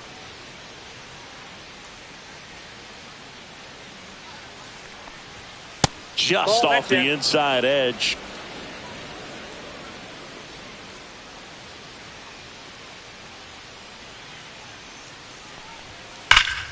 Oh, great stop. The throw. And that's a nice play to end the inning. Nothing doing for the offense that time. Last half of the 5th coming up. It's the White Sox 2 and the Blue Jays 1.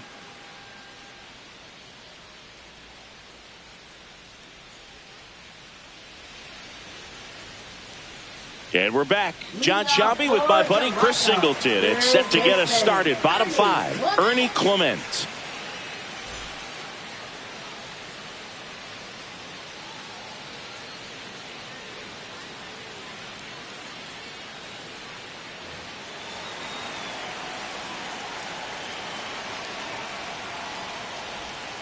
And that drops in for a strike.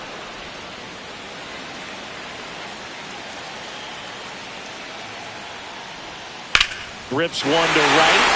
And this one could be extra bases. And it gets by him. Around second now, going for 3. Well, that may end up being an at-bat we go back to later on when this game is over. Really good swing right there. He got a pitch that he knew he could handle, allowed himself to stay back just a tad bit longer, and he hit the ball on the screws.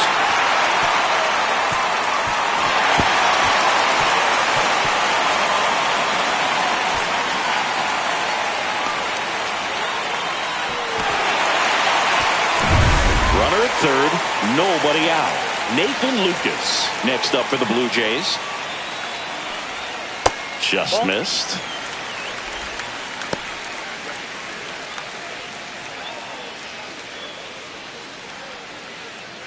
Blue Jays down a run.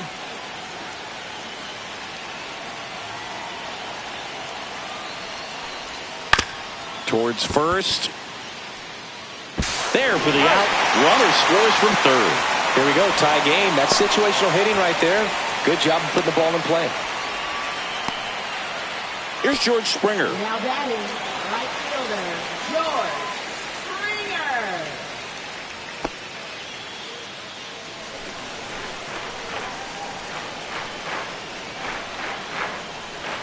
The bit behind with that swing. It's strike one.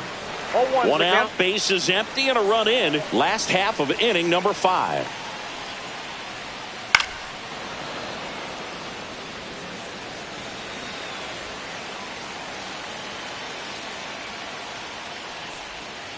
Swing and a miss, struck him out.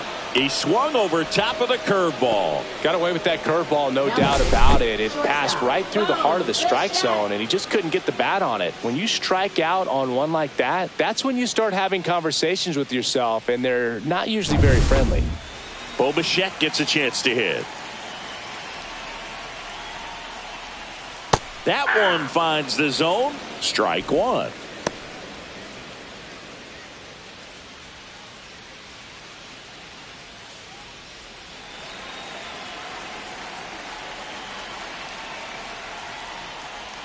The shortstop takes the ball.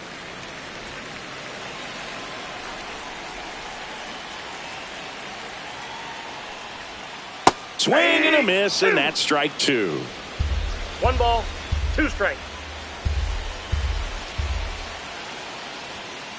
To the right side, and that goes foul.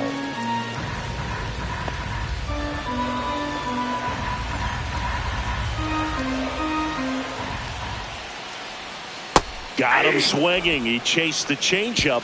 That K is his 3rd of the game. So it's 1 run, 1 hit, no errors, and no one left on. We're through 5. We are tied 2-2.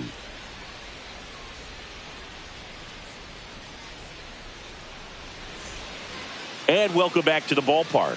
Top 6. And here's the first baseman, Andrew Vaughn. Gosman back to work. Fastball is outside. Toronto's bullpen with some action. Jimmy Garcia preparing to come on if needed. Green getting cranked up as well.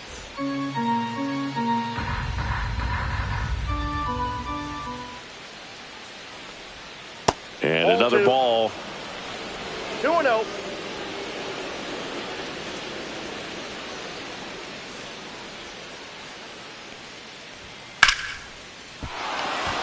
And there's a rocket into the outfield. Takes the turn. He's digging for second. The throw in safely with a leadoff double. Go-ahead runs in scoring position. Showed some really nice patience in that at-bat. Worked himself into a good count. Got a fastball, middle of the plate, jumped all over it. Absolutely smoked that ball. A chance now to take the lead, and at this point in the game, that could be a deciding run. Manager out of the dugout, and he's going to make a change. Kevin Gosman makes way, and a pretty decent effort out of him. Tie ball game, new arm out of the pen when we get back.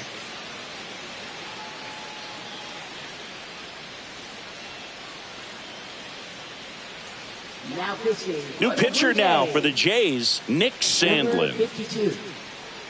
Nick Sandlin.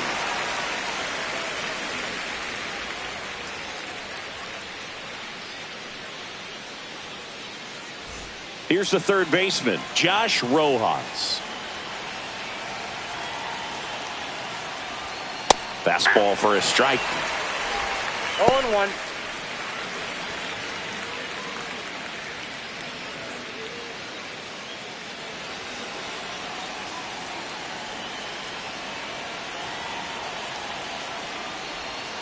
And that one is downstairs. And now it's even 1-1.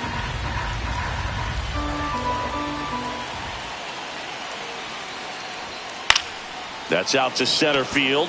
Lucas has a beat on it.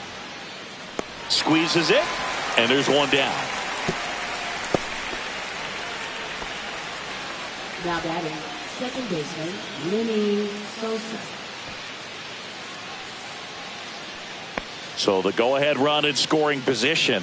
Lenny Sosa steps to the plate for the White Sox.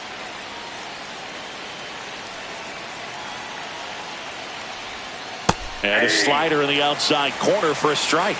Getting a little frustrated with the strike zone. On the ground to the left.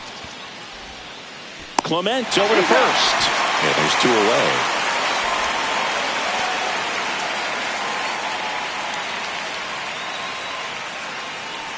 So two down now, and here is Miguel Vargas.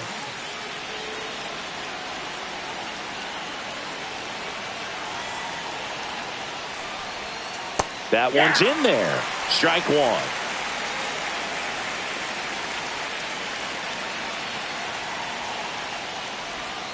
And misses inside.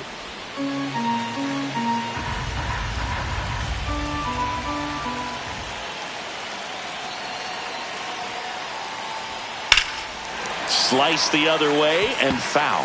I wouldn't throw him another breaking ball. Try to go again with the fastball, slightly elevated. He just is having a hard time catching up. Goes down looking.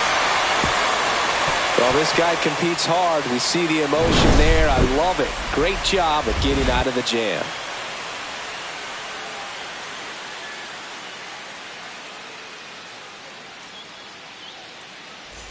Back now in Toronto. And now Anthony Santander.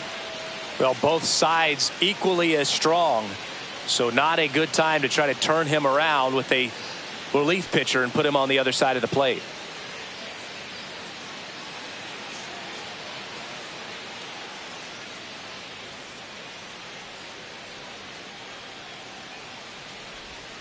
And takes low for ball one. Movement for the White Sox in their bullpen. Gus Varland getting loose out there. Ellard warming up as well.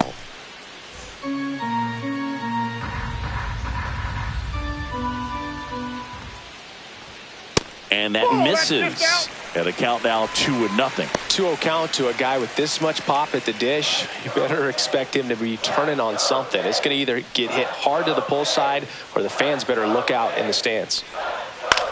Headed towards the corner. Tachman, long run on his horse. And that's a fair ball. Not stopping. He's going for three. And he's got a leadoff triple. Punched that ball down the opposite field line, just barely able to keep it fair, but once it dropped in, he was off and racing for the triple.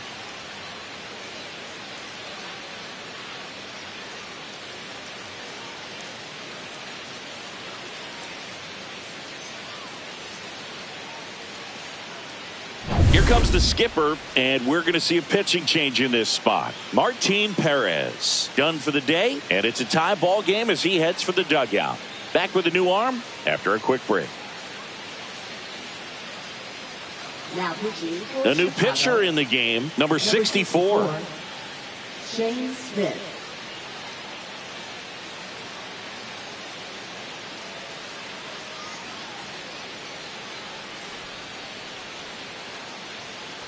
Vladdy Jr. stepping to the dish now. 1 for 2.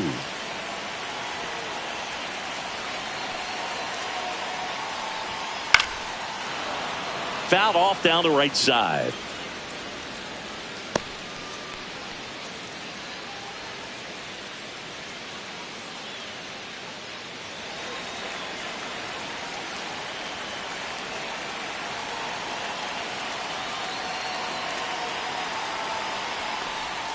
Strike two. Well, he knows they don't want to give him anything to hit, but when you've got opportunities to drive in runs, you've got to expand the zone. He's capable of going out there and doing damage with it.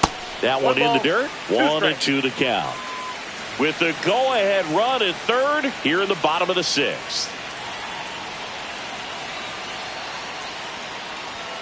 That just misses. The count now 2-2. That's a good pitch there. Really had some run and finished a little up and in just on the edge. And that's one of those, if you... On the outside corner, got him looking. So now here's the DH, Will Wagner. You have to find a way to score the runner from third, especially with less than 2 outs. Wait for the pitch you want and hit it as hard as you can.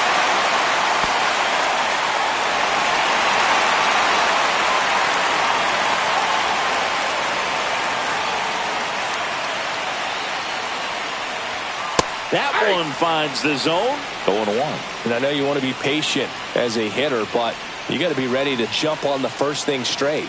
And he got one right there, but left the bat on his shoulder. And now it's even up. That's a really good take right there. Slider down and in. Very difficult to get on the same plane and do anything with.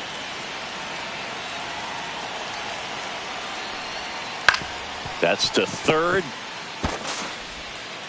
Tosses to first. Got the out. Now batting, the catcher, Alejandro Kirk.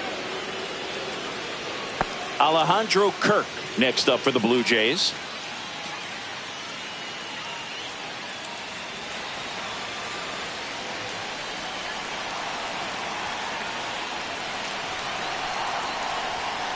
On the ground to third. Oh, great stop. Gathers and throws. What a play. Inning over. Well, that right there was all pre-pitch positioning. Put himself in the perfect spot to make a great play.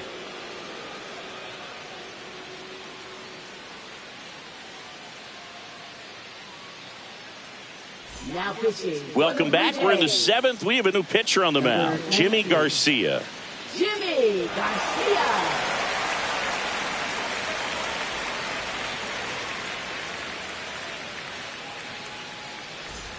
Brooks Baldwin steps to the plate for the White Sox.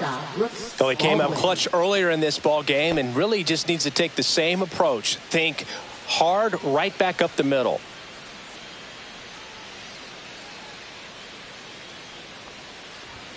And the first offering a fastball for a strike. Trying to keep good speed off the bases.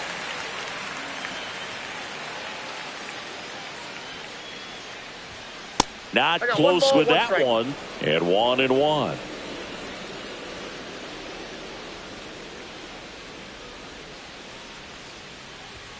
Swing and a miss. This guy's got such a good sinker. As a hitter, you've got to look up in the zone. If you look down, you're going to be chasing stuff in the dirt. And now 2-2. 2 balls, 2 strikes.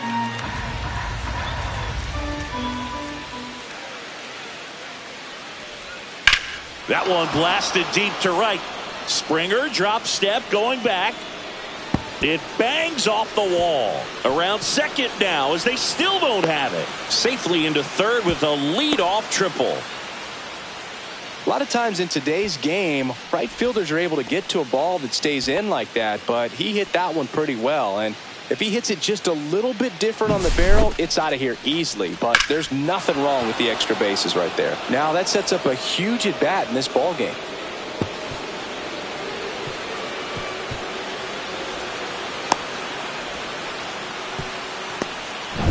Corey Lee, the next to hit.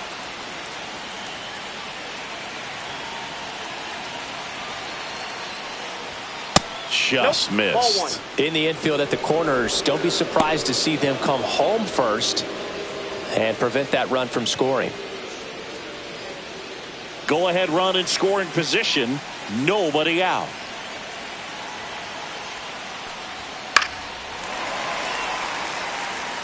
Instead of letting the hitter get his arms extended, tied him up a little bit, slightly up, slightly in. Laser base hit. Runner from third comes across. It's an RBI single, and they take the lead in the 7th. Picks himself up an RBI. Anytime you rip a line drive the other way, you feel really good about what you did at the plate. You trusted your hands, you let the ball travel, and you took the barrel straight to it. That's great work right there. No outs. Runner at first. And now the right fielder, Mike Tauchman. 0 for 3 in this one.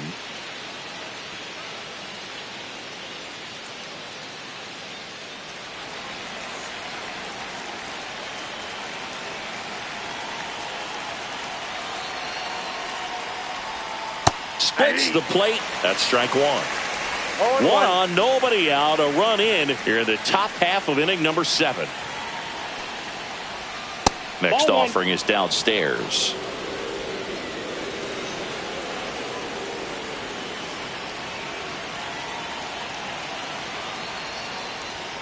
And that's in for a strike.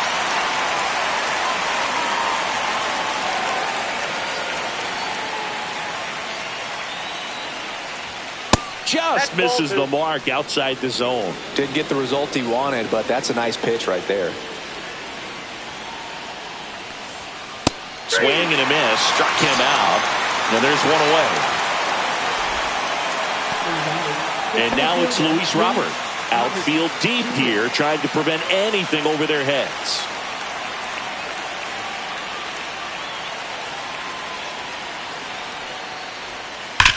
Grounder might be 2.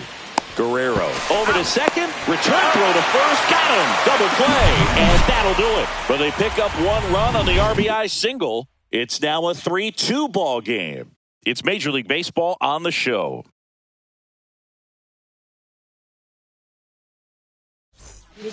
We're back in a new pitcher here to start the bottom of the 7th. Frazier Ellard. These are the spots relievers really make a name for themselves. Late and close.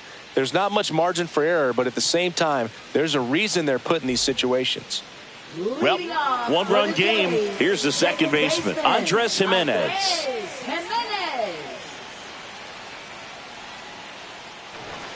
And that's outside. And that's ball 1.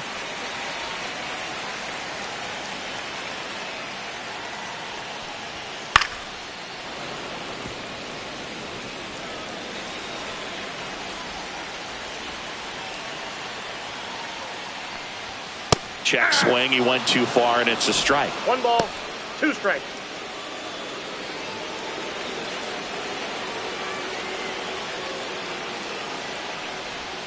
Outside with a breaking ball.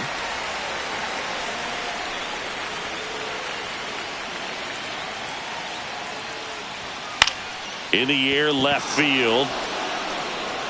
And Benintendi able to make the grab. Third baseman, Ernie Clement. Now the third baseman, Ernie Clement.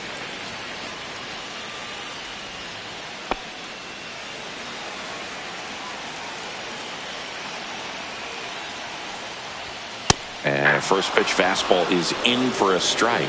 Well, this is just par for the course these days. Huge fastballs coming out of the bullpen. Just missed. 1 ball, 1 strike.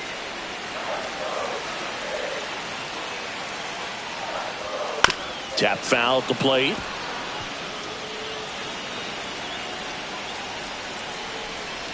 Looking to get the tying run on base. Swing and a miss, and he got him. 2 out.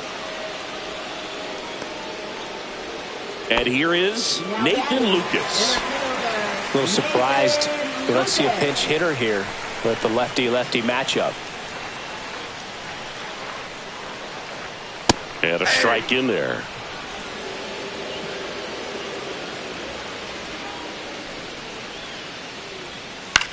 Swing and a ball popped in the air. And that will drop foul.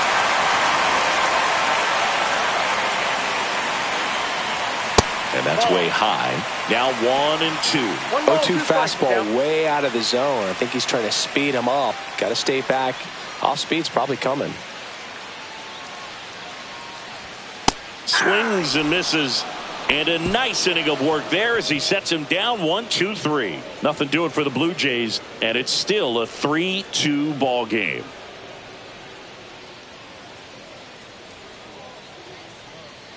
Now pitching. Welcome back, and a new arm on the mound to start the 8th. Chad Green. Pretty tight game, so they're looking for quality pitches out of him right here.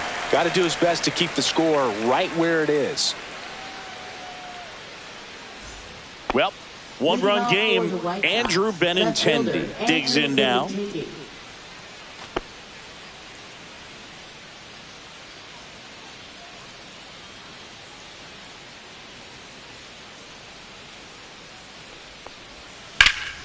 Lifted in the air, left field, pretty well struck. Santander sizing this one up, puts it away for the out.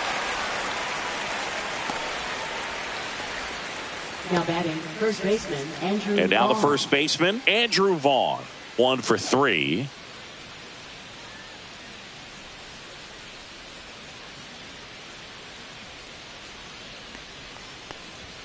There's the strike, 95 of that one. Oh, Meanwhile, activity in the bullpen. Eric Swanson getting ready to go. Nance getting loose as well.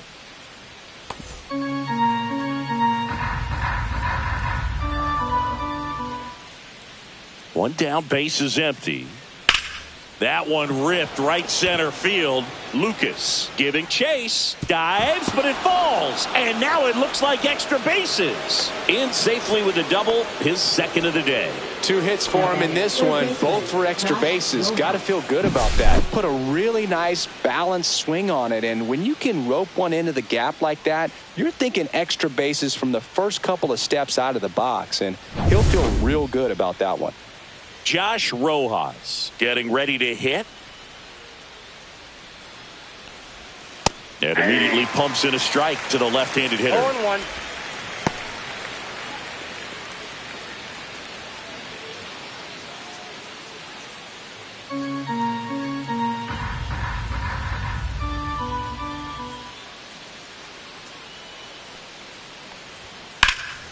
Here's a high fly ball out to center. Lucas has this one sized up. That's out number 2.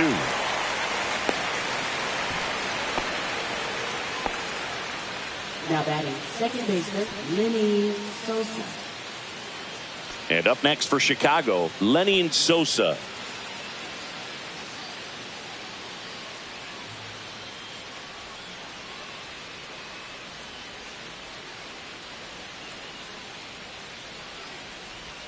And that clips the inside corner. Man, I 0-1's mean, the count. nice job just presenting it to be better than it actually was.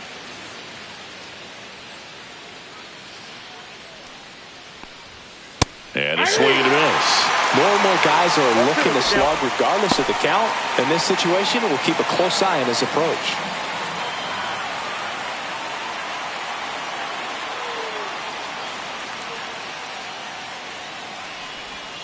And a breaking ball misses outside.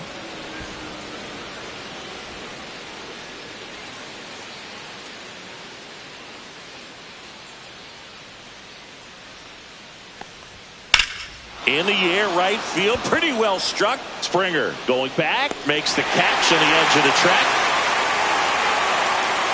So 1 left for the White Sox, but they still lead at 3-2.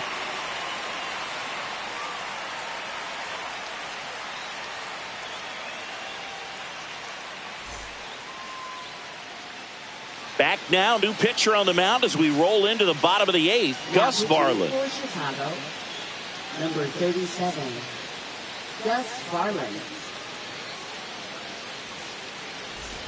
Back to the top of the order. Here's George Springer to start it off. Right fielder, George Springer.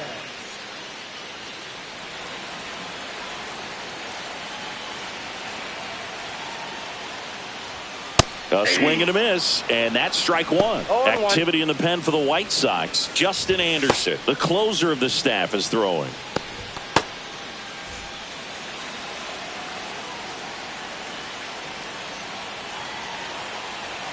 Yo 1.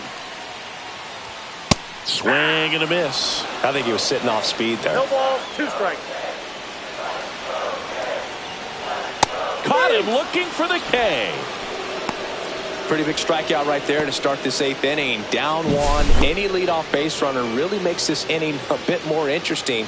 But now this offense has to switch from possibly trying to manufacture a run to needing to run into something or just try to string multiple hits together to get a run across the plate. Bichette in the box now. Takes strike 1.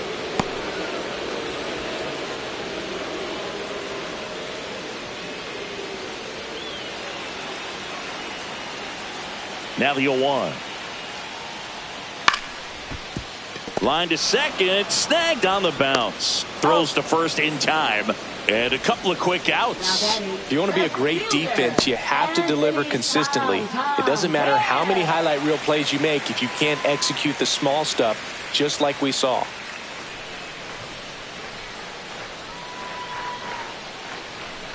Santander in the box with 2 gone, and takes a look at a called strike. Just missed. Trying to hold a 1-run lead here in the bottom half of the 8th inning. Next offering misses. 2-1.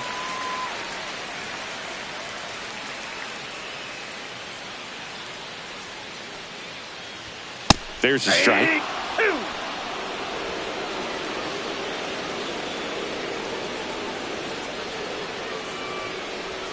That misses the zone. 3-2 now. Vladimir Guerrero Jr. in the on-deck circle, hoping to get a chance to make a big impact here.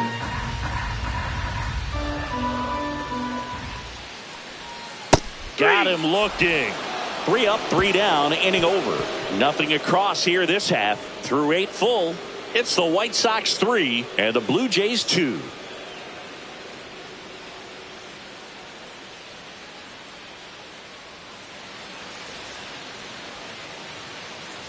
All set to start the 9th in this one. Here's the White Sox DH, Miguel Vargas.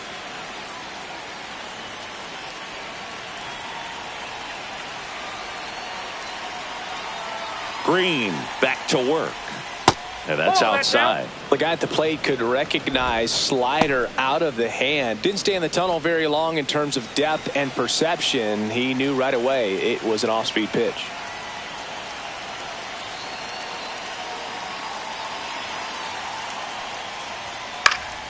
Swinging a foul straight back.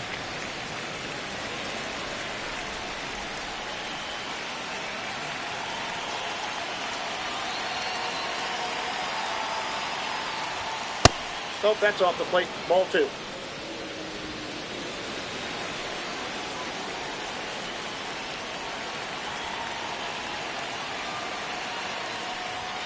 Swings through that one above the zone. Well, and those hitters count sometimes can be a little too aggressive, and a good pitcher will play off of that. He's got to get a better pitch to hit.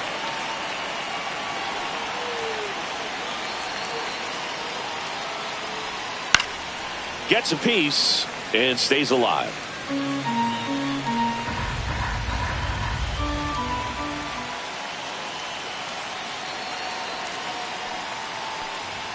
That one a little bit high. 3-2 now. Good location, good take. Sometimes you want the hitter to prove he can lay off that pitch. That's foul off to the right side. Keeps the AB going.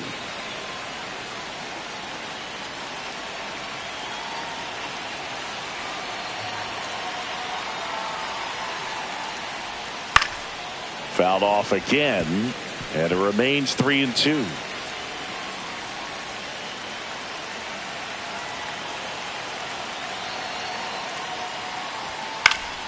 Spoils a 2-strike pitch, and he'll see another.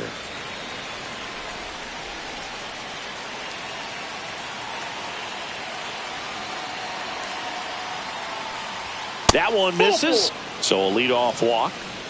Well, that's a nice job of grinding out that at bat. Saw a lot of pitches and ends up drawing the walk. Very gritty. Man at first, nobody out. Brooks Baldwin steps to the plate for the White Sox.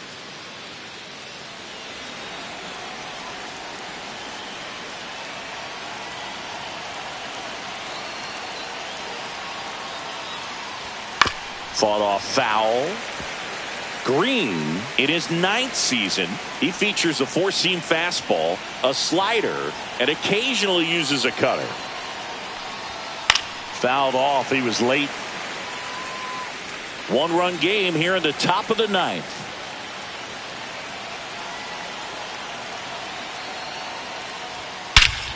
That one hammered center field back there. Going, gone. And they add a pair. It's 5-2. A little more breathing room is always a good thing in baseball, and now they have it.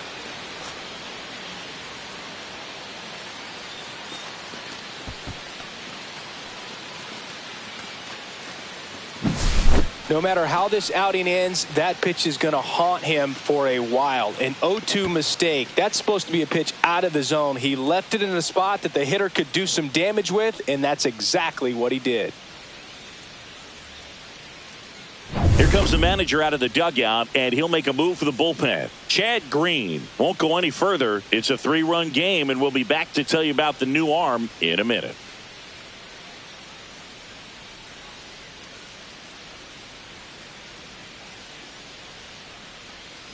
Now pitching. Eric Swanson comes on now. Number 50, Eric Swanson.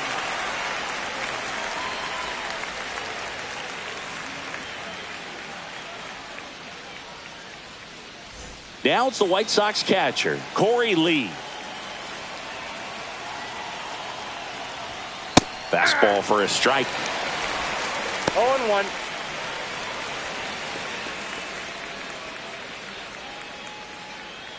Nobody on, nobody out. A pair of runs across in the inning here at the top of the ninth. Pitch is in for a strike, and it's 0-2.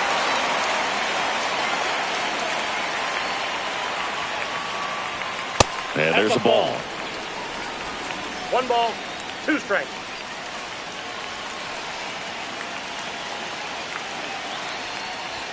Pitch misses there. 2-2.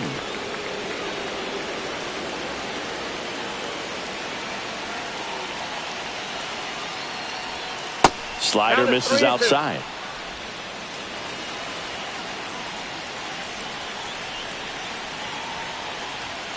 Swing and a miss. The velocity blasted it right past him. That was a pretty good pitch. Top of the strike zone. We're seeing more fastballs in that location. Hitters, especially with 2 strikes, have to be ready to pull the trigger.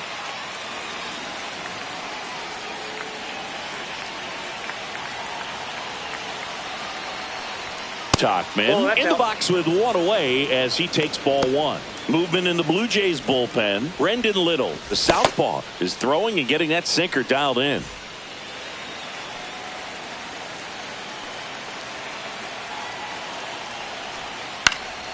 In the air, left field, down the line, and a base hit right there. Up next for the White Sox, center fielder. Man at first with 1 gone. Luis Robert Jr. steps to the plate for the White Sox. They say you win. 0-1's the count.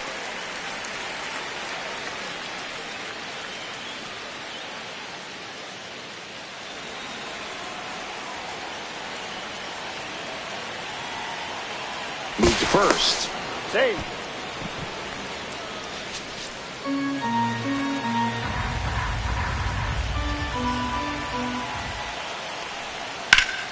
That one hammered, but pulled foul.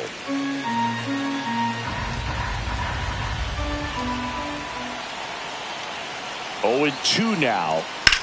On the ground right side. 4, 6. He's out. 3 double play. And the inning is over. But the White Sox with a 2-run homer. It's now 5-2. You're dialed into the show.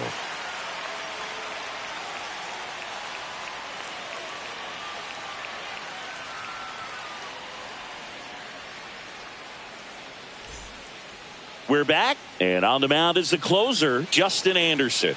Save opportunity for him right here, and he's their guy. Time to lock this one down and get out of here with the W. Now the Toronto 4-hole hitter, Vladimir Guerrero Jr. Singing, he's a guy that covers both sides of the plate about as well as anyone in the sport. How difficult is that to do?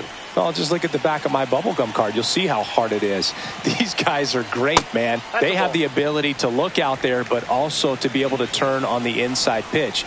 Those that can really sharpen things on the outer half, those are the ones that become elite. Anderson ready to work. Way high.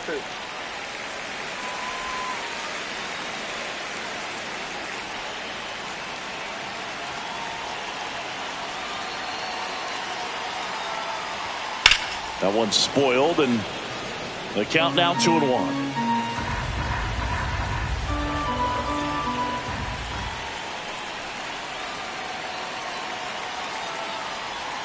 There's the swing and a miss. 2-2 the count.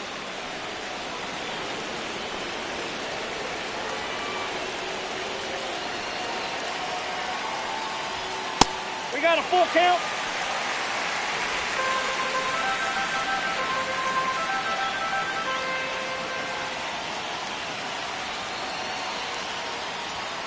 Down on strikes, looking for the second straight plate appearance. Well, that right there is what you want to see out of your closer. Come in and close the door, cancel any hope that opponent has in making some type of comeback in the ball game. Tell you what, that helps him settle in, and that helps everybody else relax a little bit to get these other two outs. Wagner stands in here. Tried to hold back his swing there, but went around. Base is empty, one away here in the last half of inning number 9.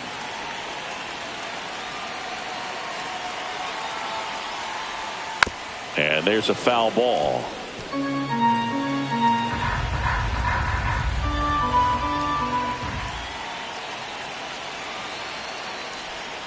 Foul ball. It stays 0-2.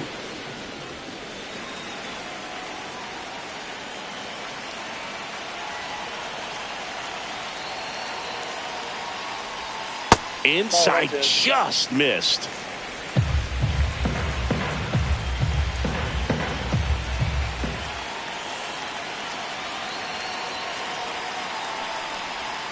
And it's even up. 2 balls, 2 strikes.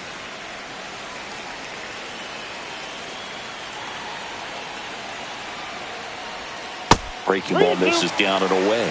Tried to backdoor him with that slider right there, but just missed off the plate. Good pitch, though. That's a good at bat right there. He was down early in that plate appearance. Works the walk. They're not ready to go home quite yet. Here's the Toronto catcher, Alejandro Kirk. 0 for 3 with 2 groundouts and a strikeout.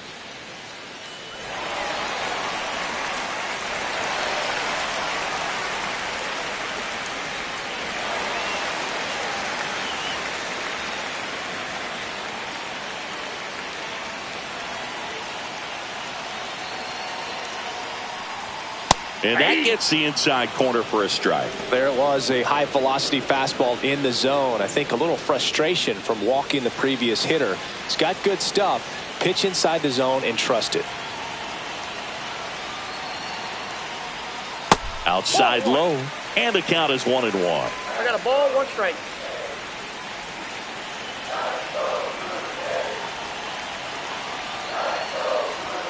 And a swing and a miss. This guy's sink has so much drop at it. It's almost like a split finger fastball. Instead of just weak contact and balls on the ground, he gets swings and misses.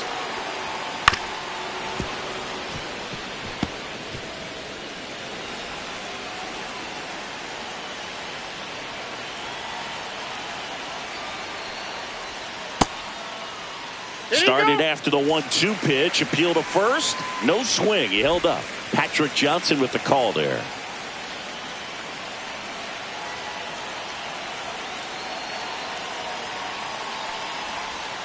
Foul ball, another 2-2 upcoming.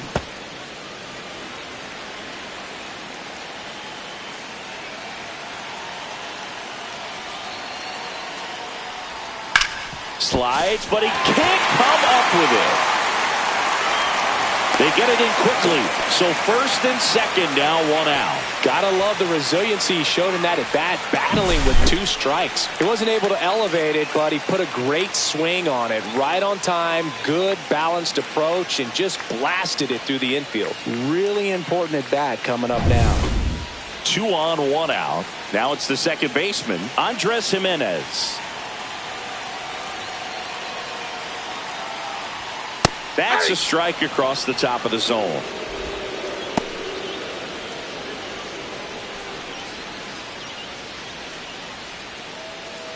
With the tying run at the plate, we're in the last half of the 9th inning.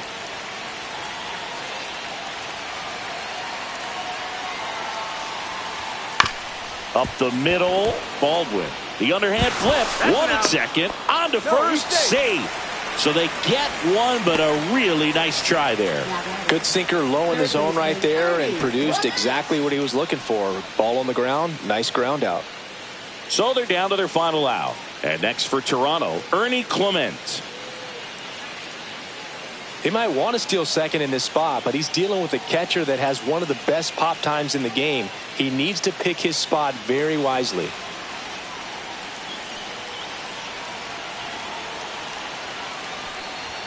At 96, that pitch is in for a strike. 0-1's the count. Runners at the corners with 2 outs.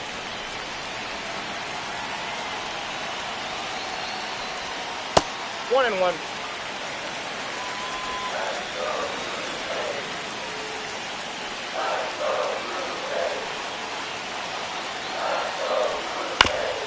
And right back to the mound. On to first, ball game. Well, this was a tightly played game. Got a little of everything. Some timely hitting, runs on the board, key pitching and defense in certain spots. Definitely a fun one to watch. And your final score, 5-2. For Chris Singleton and our entire crew here at MLB The Show, thanks for stopping by. I'm John Shambi. Talk to you soon.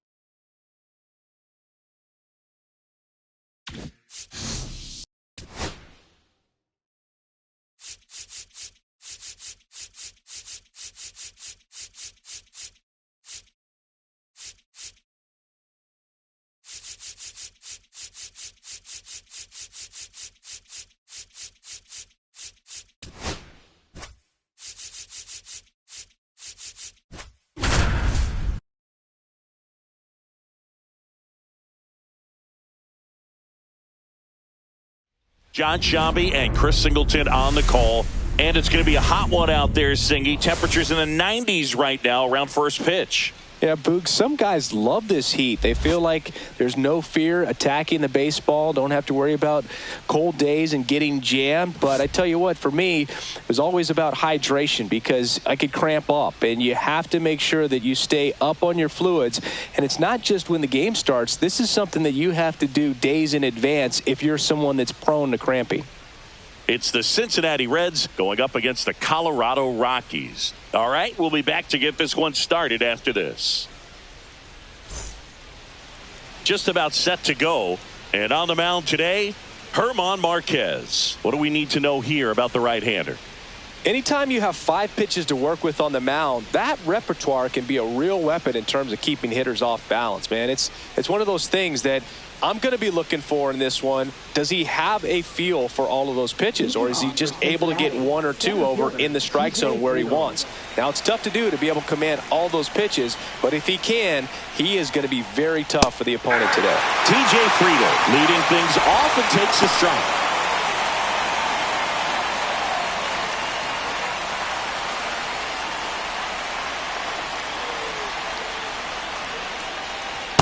Ball 1.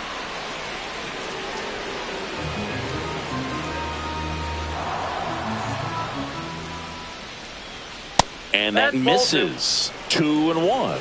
2 balls, 1 strike.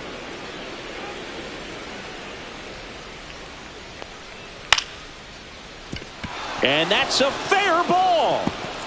Now he'll turn for second. The throw in.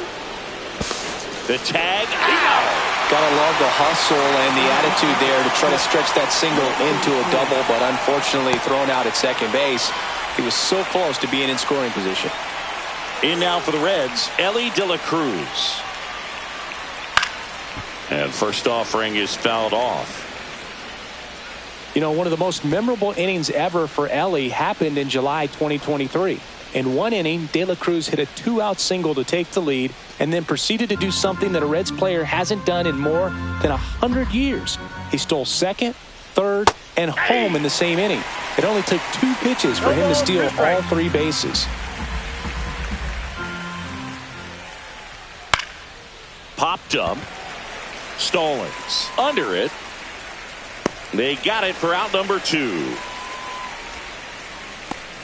Here's the lineup for the Reds.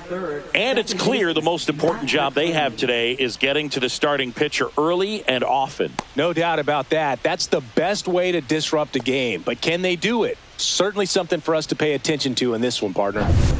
2 down, bases empty. Here's the second baseman, Matt McLain.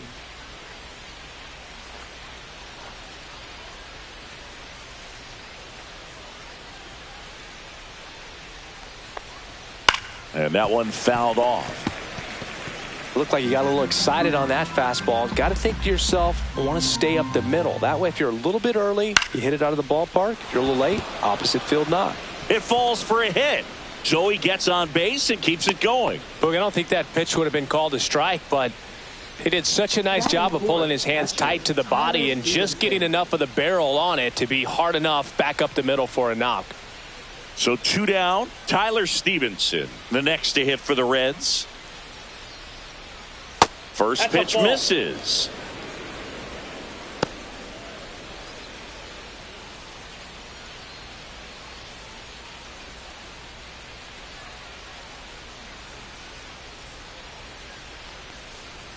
Just missed. Chris, with that distraction and a speedy guy at first, he's in a favorable hitter's count. Well, if nothing else, I mean, this is a great spot for a hitter to be in. Off the mark there. And that's ball 3.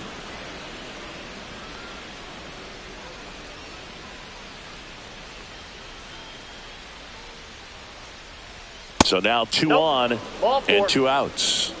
He did not take the bat off his shoulder the entire at bat. Now it's the right fielder, Jake Fraley.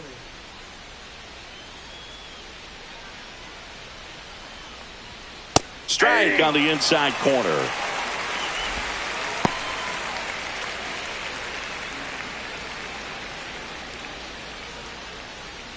McLain, the lead runner at second. Stevenson at first, 2 out of the inning. Late swing, foul to the left.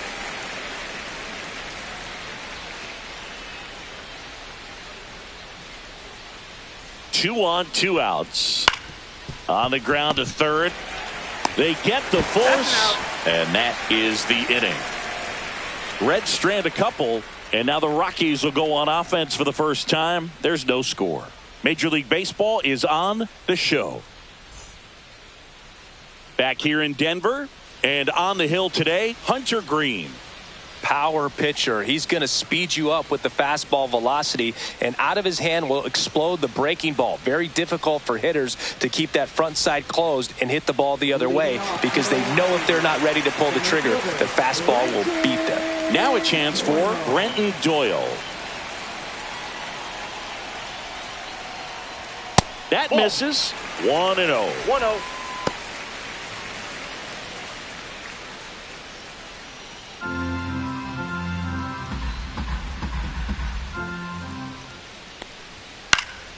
And that is out of play.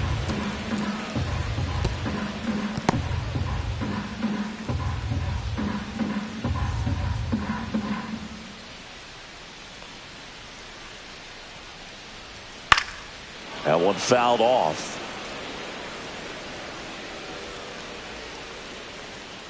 And a 1-2.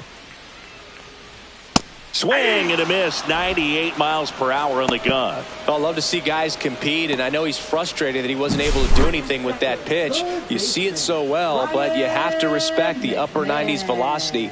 Man, it is hard to catch up to.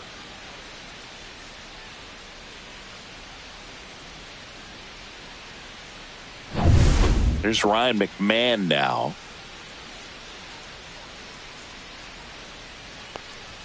Top of the zone for a called strike.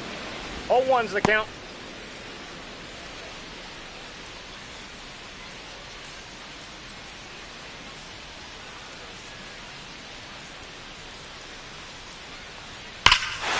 Out towards right center. That's well struck. That's back there.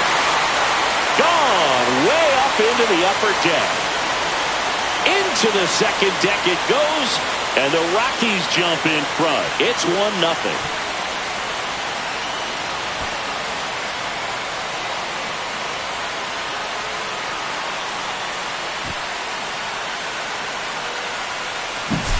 Most times it's the pitcher looking at the scoreboard for velocity, but in this case it's the hitter. He just turned around triple digits at the dish.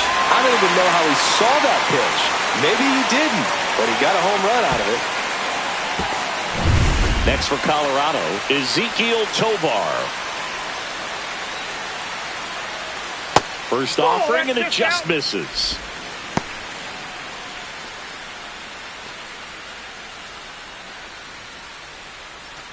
One out, base is empty. Swing, and that ball smashed on a line. And it gets by him. Around first and hustling for second. Not stopping, he's going for 3. The relay, the tag, and he's out trying for 3. Absolutely perfect execution of the relay right there to cut him down at third. He probably should have shut it down at second base and been happy with the double, but it took a great play to get him. You just have to tip your cap.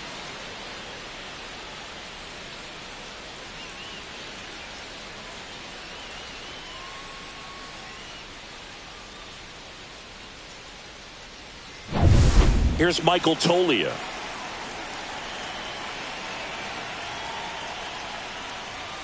Right through there for a strike.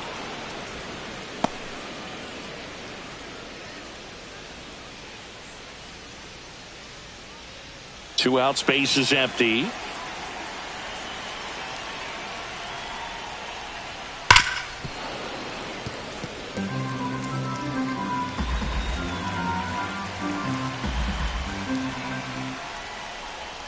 Pitch misses. Going to count 1-2.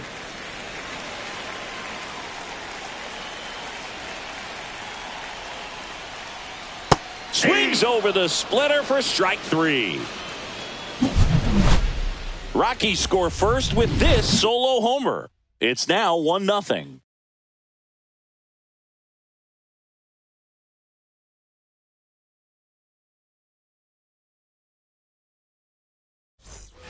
Second inning set to go. And here's the first baseman, Spencer Steer.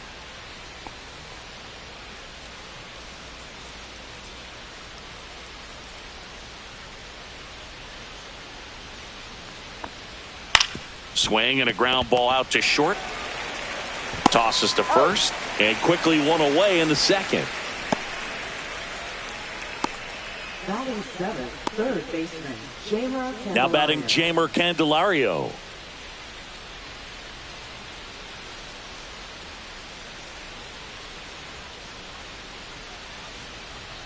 Fastball for a strike. Well, we call that keyholing. Even though it's right there and looks pretty good, if he doesn't love it, he's not going to swing that early in the count. Swings through that one out in front that time. Gary Simmons has the plate duty in this one. Well, with Simmons, it's not always your standard strike zone, Boog. It kind of gives a little extra in some parts of the zone and then can be tighter in others. But I think the important thing is he doesn't get labeled as inconsistent, so you got to stay ready up there. Yeah, one of those umpires, you just have to know what to expect, right? Exactly. Got him looking as the fastball runs back over the inside corner. Well, definitely a borderline pitch right there, and he didn't look too convinced as he headed back to the dugout. You know, those are tough ones to let go as a hitter, but with a human umpire calling balls and strikes, it's always going to be on you to protect yourself with 2 strikes. Swing and a ball drilled in the air towards right center field. He makes the grab, and that is that. Offense held in check there. Down to the bottom of the second. It's the Rockies 1 and the Reds nothing.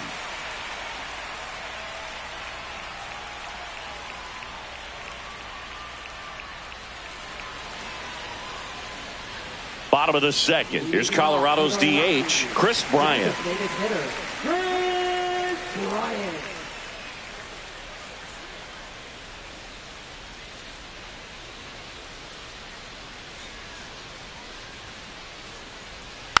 And a foul ball.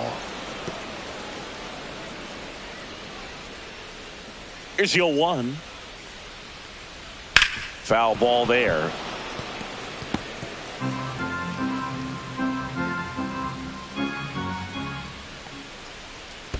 And that skips in the dirt. 2 strikes.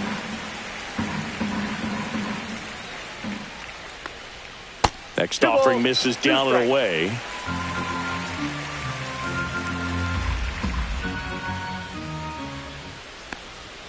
And now it's 3-2. I think he wanted that call on the upper part of the zone, but just didn't get it. Now he's just trying to get a better feel for how much it missed so he can adjust his sights just a little bit.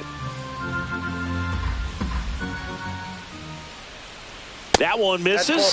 So a leadoff walk. Well, looking for a swing and miss right there, or for the ump to help him out and make a call with that last pitch, but neither happened. Close pitch, but a good take to earn that walk. Now here's Nolan Jones.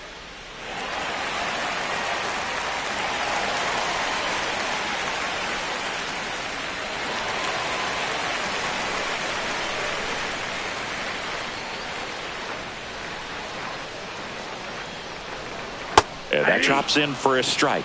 Well, he had a pretty good look at that pitch and not sure exactly what tied him up there. Couldn't pull the trigger, and perhaps the best pitch he'll see in this at bat to hit. In the air, right side of the infield. McLean makes the grab. 1 away. Well, that was a pitch you got to crush. Unbelievable that he missed it right there. And I'm telling you, he is going to be frustrated with himself until his next at bat. Thairo Estrada to the plate. This is a guy who's in the lineup first and foremost because of what he contributes defensively, Chris. And when you talk about preventing runs from being scored, this guy is a big contributor. 0-1. I was always told it's hard to take you off the field when you play really good defense, especially at a premier position. And that's what he does. The hitting's going to come around. He's going to figure it out. But right now, his big asset is the way he plays the game on defense. The 0-2. That one just misses.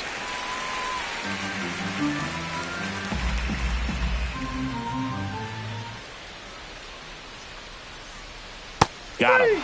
And he's registered 3 Ks in this one. Sam Hilliard digging in for the Rockies.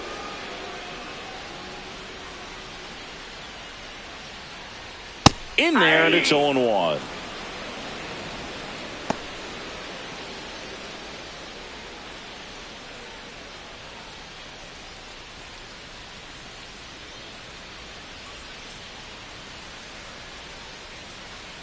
Two outs. Breaking ball misses down and away. No, he's really working him away this at bat. Sometimes take a little bit off velocity. Try to get a rollover, something on the ground. Stay away from that big hole on the right side of the infield.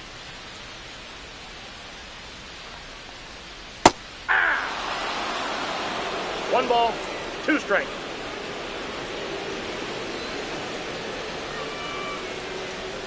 Good eye Ball right two. there. Really good take, especially with two strikes.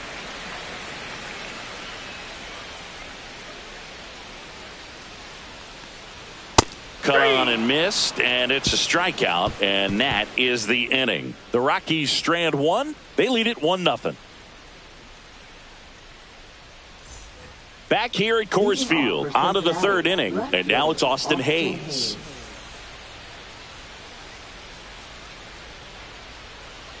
Marquez back to work.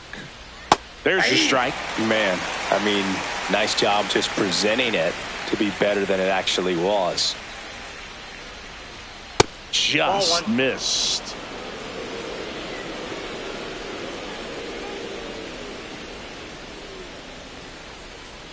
Next offering is foul back.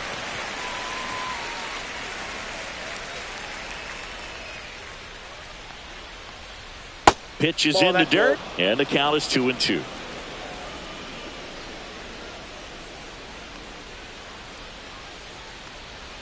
That's inside. He's great hitting the ball the other way, and that pitch did a good job to straighten him up a bit. Mission accomplished.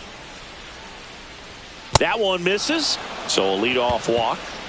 Now batting the center fielder. So up next, TJ Friedl.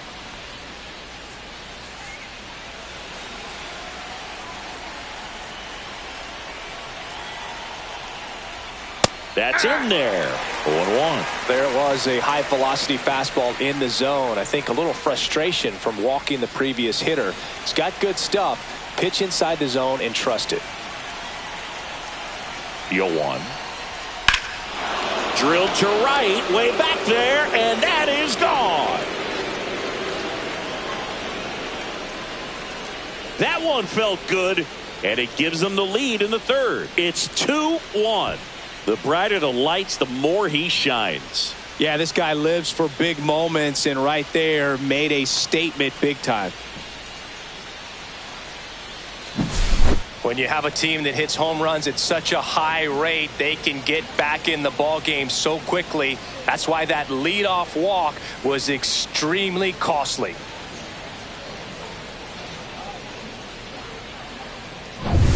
And the batter will be the shortstop, Elly De La Cruz. That one finds the zone. That's strike one. The Reds signed Elly in 2018, but it took a few years for him to stand out in their minor league system. In 2021, he went from an unranked prospect to a player on a fast track to the majors. Few scouts out there believe a growth spurt helped change Elly's entire career. You know, the Reds were lucky they even noticed De La Cruz. They sent a scout to the Dominican Republic to watch a different player, but Elly was playing in the same program. The Reds liked what they saw and offered him a deal the very next day. Really nice job of two-strike hitting in that at-bat. Just kept it simple, played pepper with the middle of the infield and took it back where it came from, and there's just no one there to knock it down. Matt McClain will hit next. 1 for 1 with a single so far. That misses the zone, and that's ball one. McClain measures 5 feet 8 inches, hitting third in the lineup, a former first-round pick in 2021.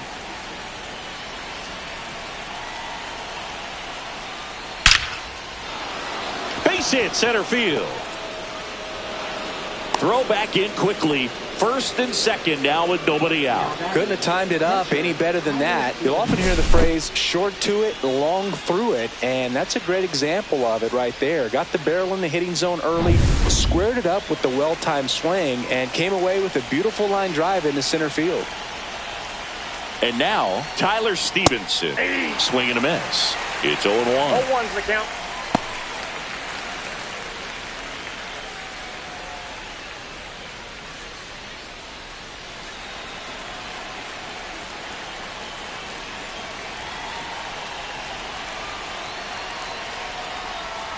Comes up empty. That's strike 2. Knowing that the pitcher wants a ground ball double play opportunity here, you've got to lay off pitches down in the zone. Right there, swinging at that pitch, that's a no-no.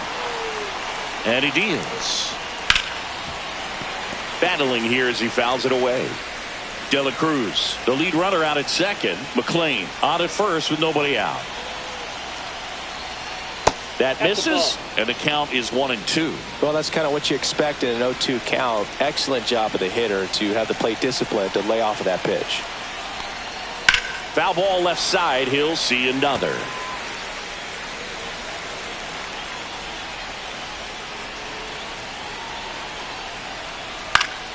Gets a piece there. We'll do it again.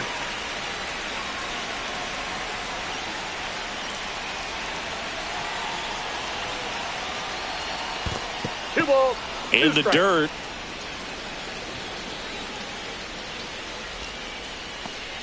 Good battle here. About to be the 8th pitch of the at-bat. Swing and a miss. Struck him out. He didn't make it easy for him on the mound, but they still get the strikeout. And ready to hit now for Cincinnati, Jake Fraley. He's 0 for 1.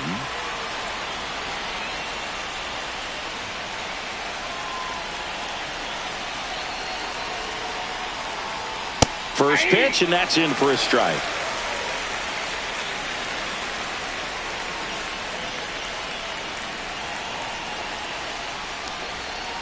Ball, that's down. Runners at first and second with 1 gone. Way to lay off that pitch down. Ball 2. Good spot for the hitter. Definitely has the advantage in this count with runners on. Look for him to be aggressive on this next pitch.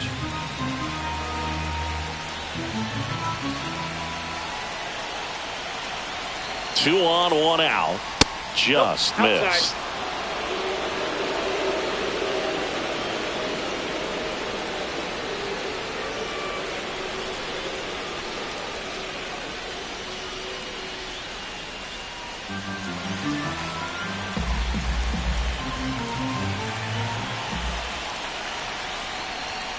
Late on that fastball. Just not able to catch up to that velocity.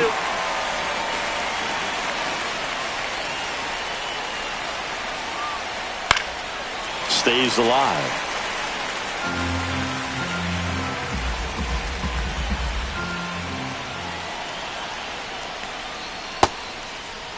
Checks his swing. Now with appeal to third. Yes, he did. Down he goes on strikes. He's got to throw any pitch in any count. 3-2. He goes off speed. Gets the out. Spencer Steer now at the plate. Grounded out his first time.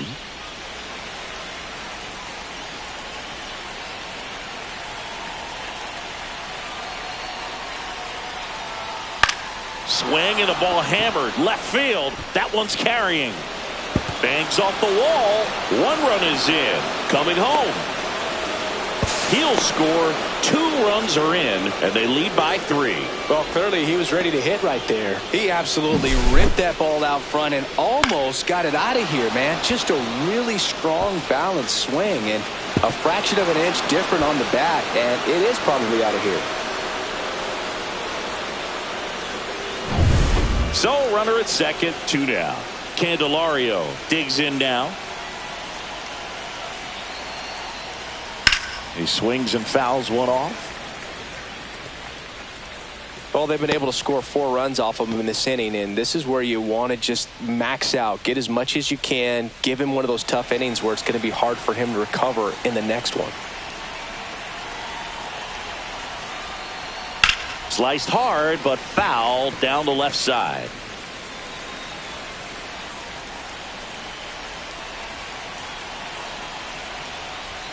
Pitch in the dirt, and it's 1-2. The Rockies have some action in the pen. Tanner Gordon up and throwing.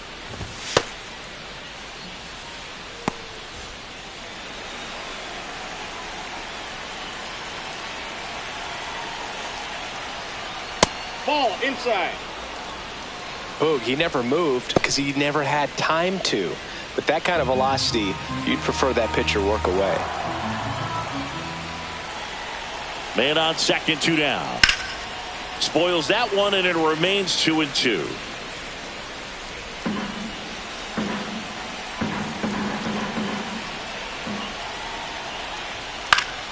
And they'll do it again.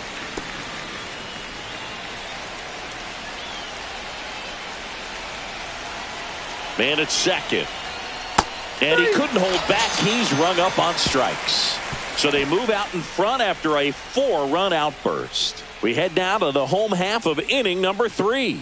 It's the Reds 4 and the Rockies 1.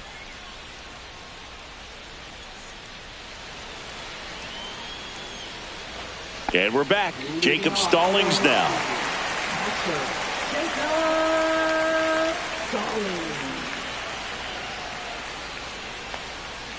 And first offering is fouled off.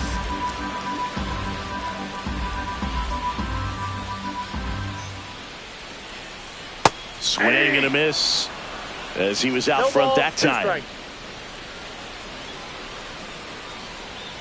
That one missed. 2 strikes.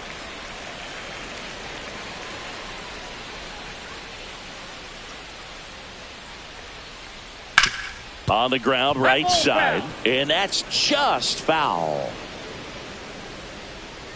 And a ball and 2 strikes. And that's down and away.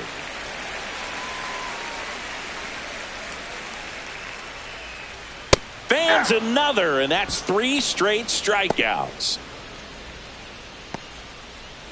So digging in, Brenton Doyle.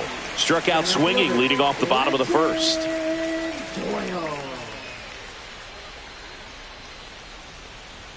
That's outside, and it's 1-0.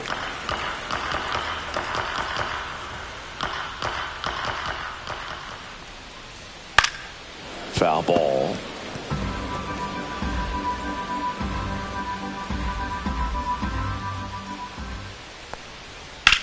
Swing and a ball hammered left field. Ranging back. Out of here. He jacks that one out to left. And they inch closer. It's 4-2. That's a great way to fire up this crowd. They're feeling it now.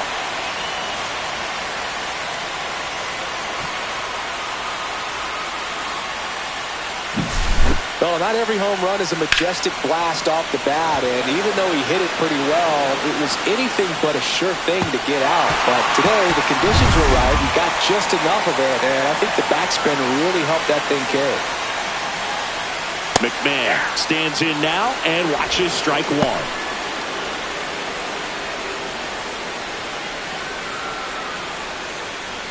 One out, base is empty, and a run in here in the last half of the third.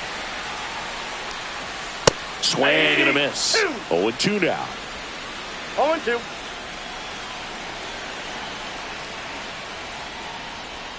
And downstairs.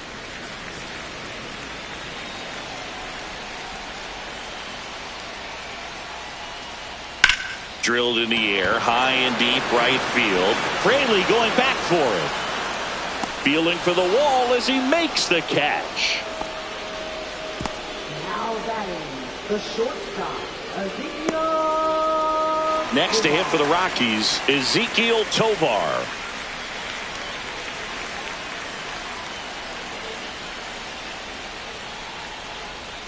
And that one upstairs, ball 1. You want to be patient here. Try to work a walk if you can. You've got a big power bat behind you in the on-deck circle, and with 2 outs, 1 swing can put you right back in this ball game.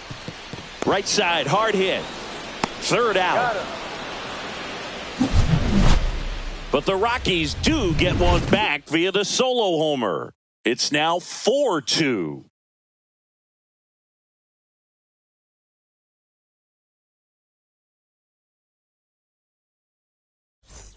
And welcome back to the ballpark. Start of the 4th, and now it's Gavin Lux.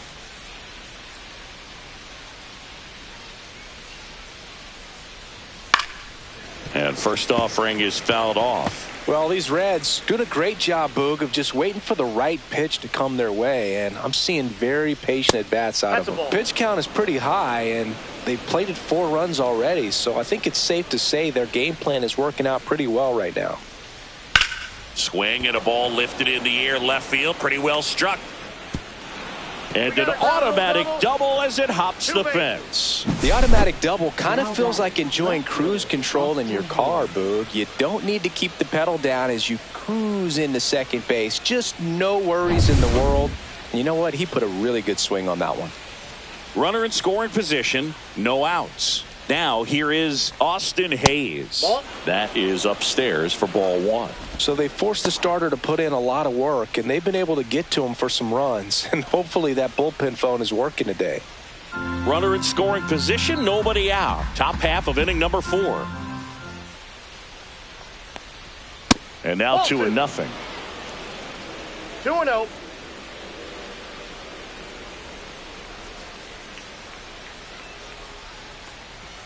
And another ball.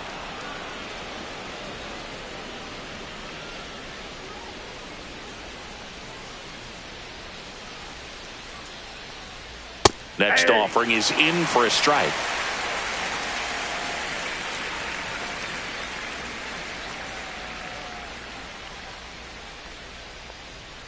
And that's in for a strike. And boy, that was the pitch. 3-1. You want to be really aggressive on the fastball.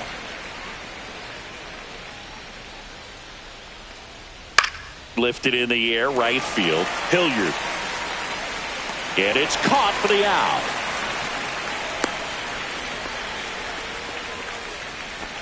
Up next for Cincinnati, center fielder T.J. Friedl. Back to the top of the lineup, T.J. Friedl, the next to hit for the Reds. He's already homered in this game.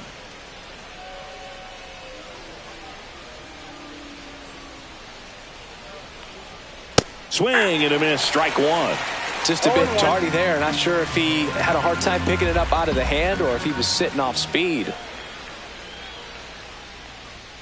And that one missing low. 1-1.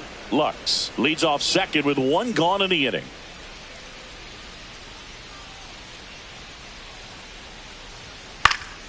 And a foul ball.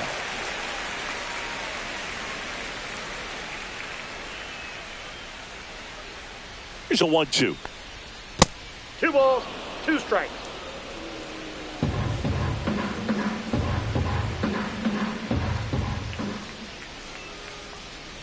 Outside with a breaking ball.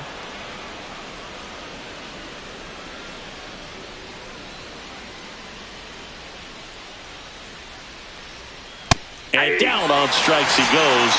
He picks up his 5th strikeout on the hill. Just locked him up right there for the second out, and that's an at-bat he's probably going to be thinking about for a little while. Didn't pull the trigger. Not how you want to go down in an RBI spot, so now you got to hope your teammate behind you can pick you up. Here's the shortstop at the plate. Ellie De La Cruz, 1 for 2. That's a laser base hit. Lux rounds third, headed for the plate. He'll score. It's 5-2. Comes through with the RBI. First pitch fastball in a great spot to do some damage, and he squared it up nicely.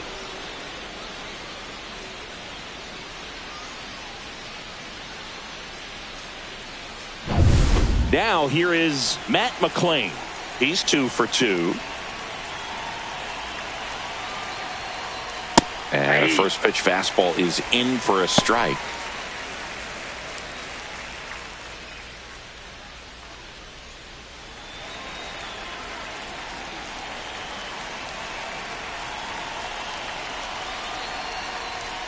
And that's a little high. Ball 1.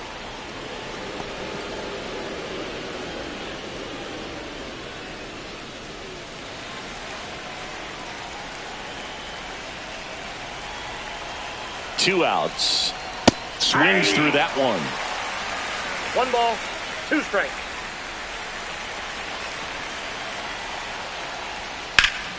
Fouls it off. Still 1-2.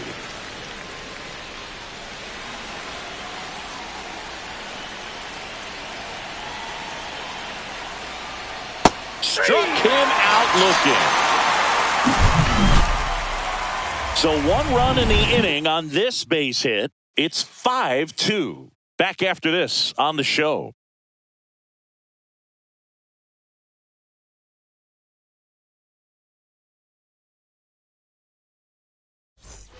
Back here in Denver, and here is Michael Toglia. First baseman, Michael Toglia.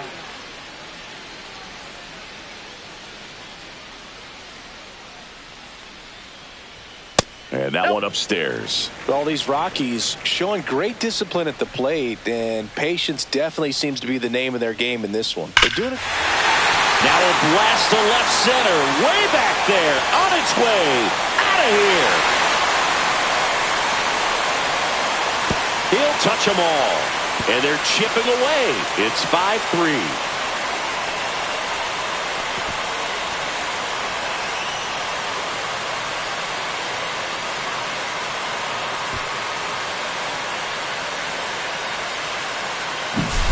When a guy's got a real hard fastball, you can't overswing. All you've got to do is get the bat head to the spot. If you do, he supplies the power, and you'll get to jog around the bases like he did right there.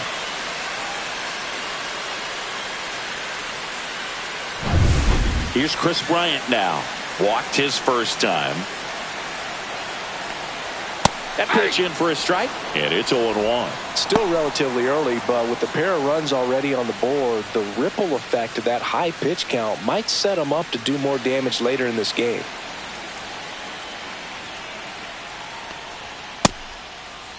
Bryant tries to hold up, appeal to first, and that's going to be ruled a swing.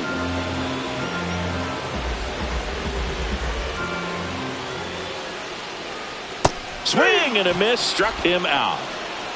Well, take a look at the 3-pitch sequence here. Pretty simple in terms of putting them away at the plate. Once you're ahead 0-2 as a pitcher, you can really expand the zone and see how aggressive that hitter is going to be trying to protect and battle. And right there, clearly he was in swing mode, but all you can do is hope to foul that off. And now here is Nolan Jones. And that's in for a strike. 0-1.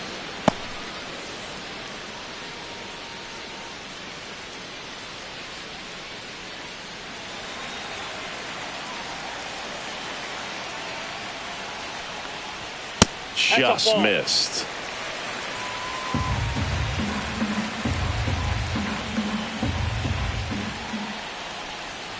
That one's in there, and the count 1-2. 1 ball, 2 The strikes. Reds up by 2. We're here in the bottom of the 4th.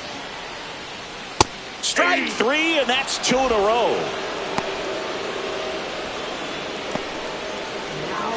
So in now for Colorado, Thairo Estrada. Struck out looking at his first at bat.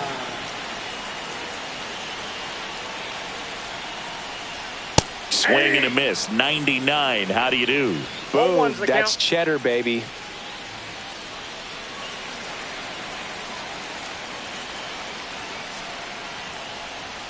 Fastball for a strike. 0-2 is the count.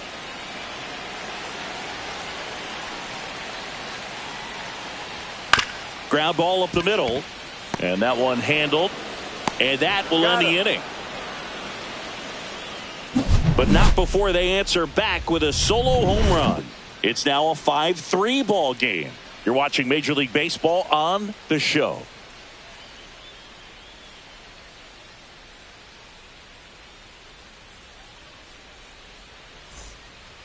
We're back, and there's a new arm on the mound to start the 5th. Justin Lawrence. Still pretty early in the ball game, so this bullpen has some work ahead of them. Best case scenario might be if he can come in here and get several quick outs, kind of bridge the gap that starter left for him. Here's the Reds catcher, Tyler Stevenson. A strikeout and a walk.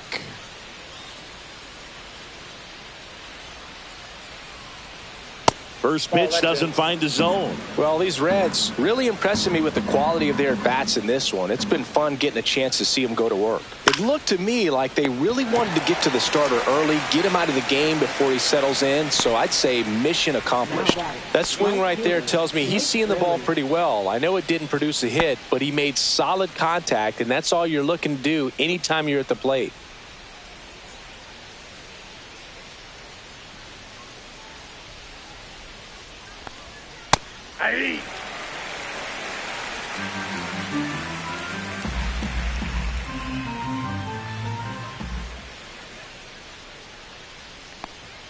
Off the mark there. And a count even 1-1. Base is empty, 1 away, and we're at the top of the 5th. Inside, and a count 2-1.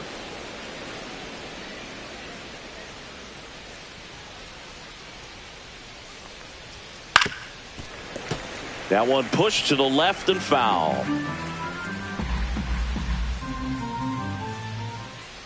2-2 now.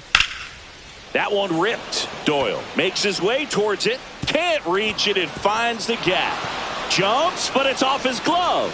Round second, digging for third. The relay throw. Not in time. He's safe. That pretty much split the zone down the middle, and those are the ones where you got to make them pay.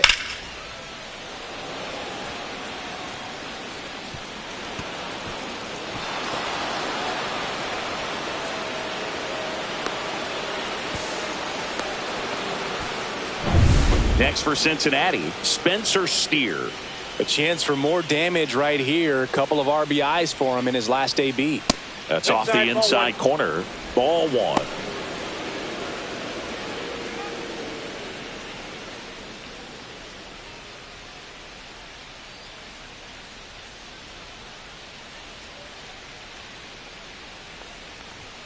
Strike 1.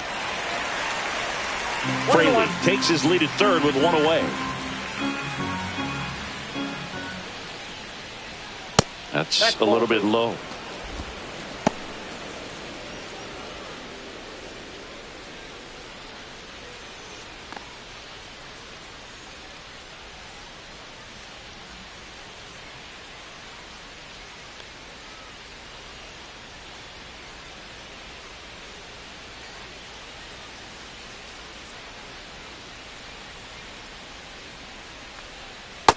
Three balls, 1 strike.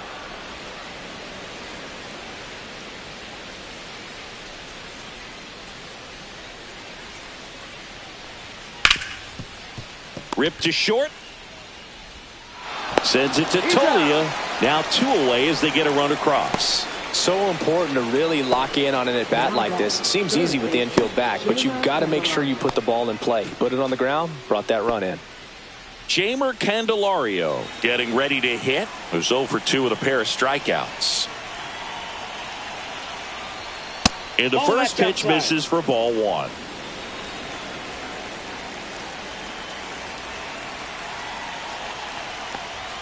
And another ball. Struggled a little bit in this one. Couple of strikeouts earlier, but doing a much better job in this at bat to get ahead and find a good hitter's count at 2-0. 2-0. Swing and a line drive and a base hit up the middle, and that extends the inning. Well, when you fall behind in the count, you've got to come into the zone, and then guys have a better chance of hitting the ball hard like he did right there. Gavin Lux, the next to hit for the Reds.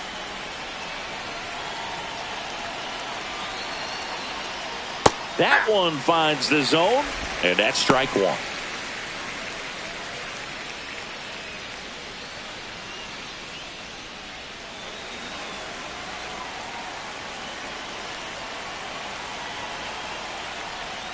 And the sweeper is off the plate.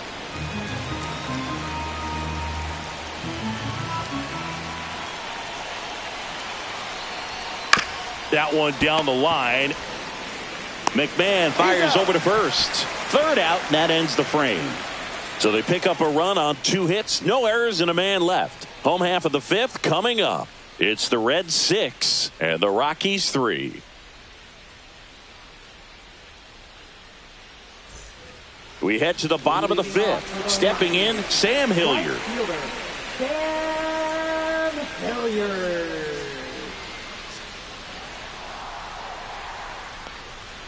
And that's in there at the knees for a strike. 0-1.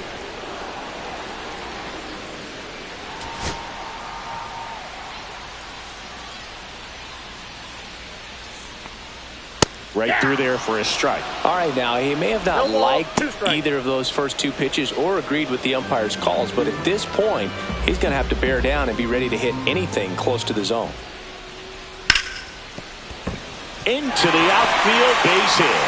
So a runner aboard to start the inning. I'd say a mistake pitch in an 0-2 count. Too good of a pitch to hit right there. You have to expand the zone.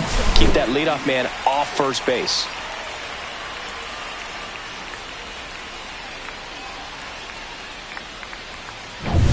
At the plate, Jacob Stallings struck out swinging his first time. And a strike.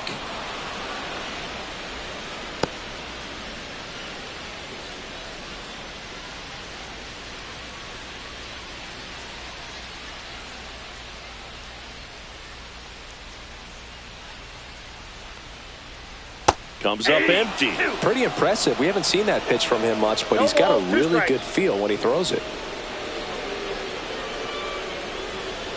99 miles per hour to finish him off. Dominating strikeout there on just 3 pitches, and that's what a good power pitcher can do to you. If he's hitting his spots, filling up the strike zone, sometimes he bats over before it really begins.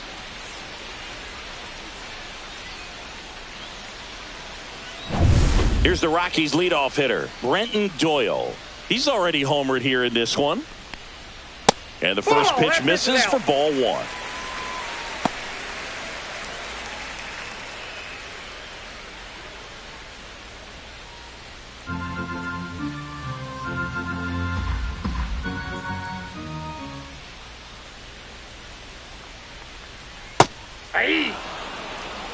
This is one of those situations defensively where you can't try to do too much. You got to make sure that you field the ball cleanly and get 1 out first. It's going to be tough to get 2 with this kind of speed in the batter's box.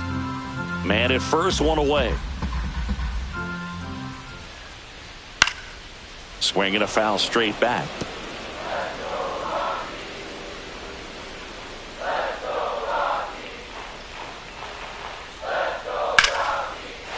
Swings and lines a base hit into left field. Quick throw back in.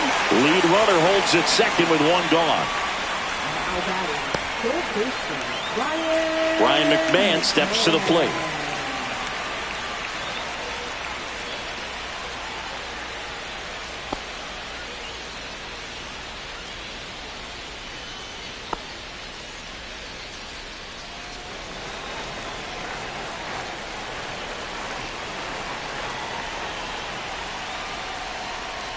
Almost got him.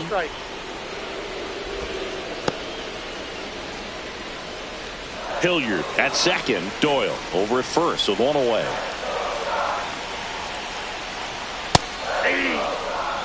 Action in the pen down there. Brent Suter up and throwing for Terry Francona. Santillan, a hard-throwing right-hander, up as well.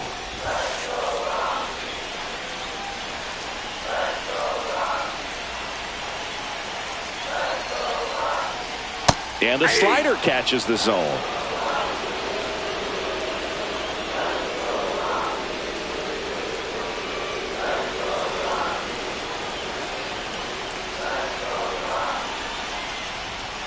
And a swing and a miss. Beat him with a fastball. So 2 down now, and here is Ezequiel Tovar.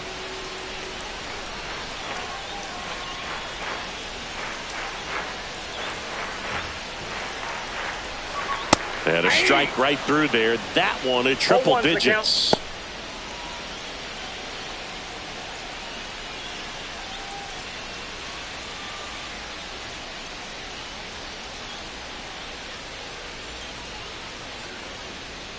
Swing and a miss, and it's 0-2. Well, there's a certain point where you have to commit to what you think you see, and he guessed wrong right there. Nasty slider with just terrific bite at the end.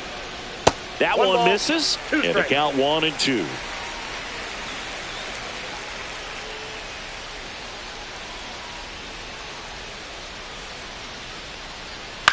That to right. Fraley pulls that one down, and that is that. 2 left for Colorado, and can't cut into that 6-3 deficit.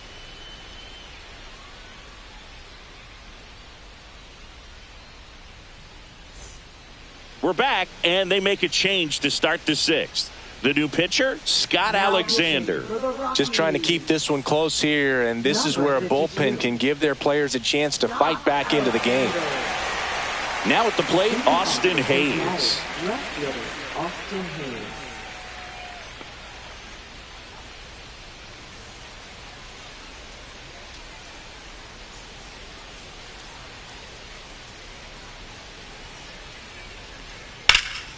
Swing and a fly ball, well struck left field, and puts the squeeze on that one. And there's one down. Really nice job to get your first out of the ball game. Center fielder, TJ Friedl. Now here's the Reds' leadoff man, TJ Friedl. His 2-run homer back in the third was an important swing of the bat in this one. Yeah, there's no doubt he helped set the tone fairly early, and certainly part of the reason why they've got the lead right now.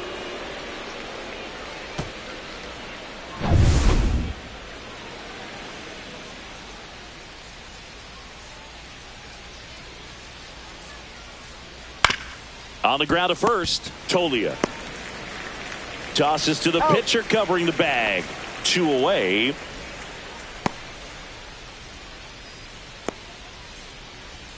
Two outs, base is empty. Ellie De La Cruz, the next to hit. You talk about elite defensive players, especially in the middle of the diamond, and this guy is at the top of the list.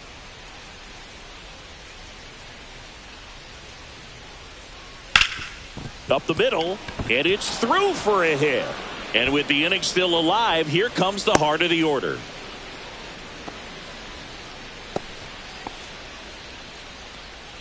Now batting. In now for the Reds, Matt McLean.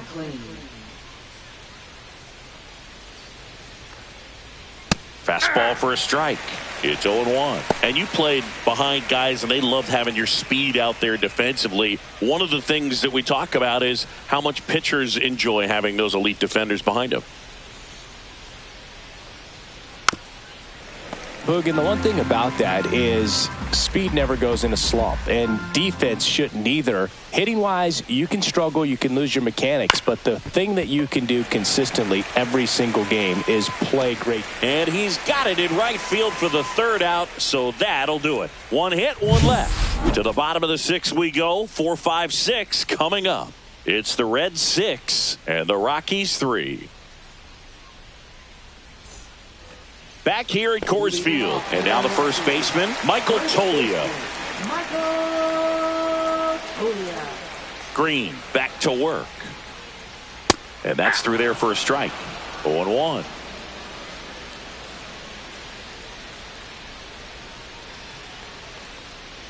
That's hard hit in the line. That's a fair ball, and it's getting into the corner. Makes the turn and heads for second. In safely. It's a double and his second hit. Everything came together perfectly for him right there. Nice job of driving that pitch the other way on a line. You know, hitters, they take so many reps in the cages working on going to the opposite field, and it doesn't always translate into the game, but right there it did, and he did it perfectly. Now the Reds manager is out of the dugout and will make a move to the pen. Hunter Green gives way, and he's not going to be happy with himself. New pitcher on the mound in a moment. So they turn things over to the righty, Tony Santillan.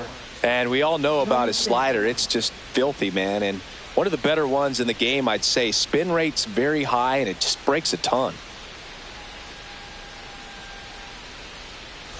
Runner in scoring position, no outs.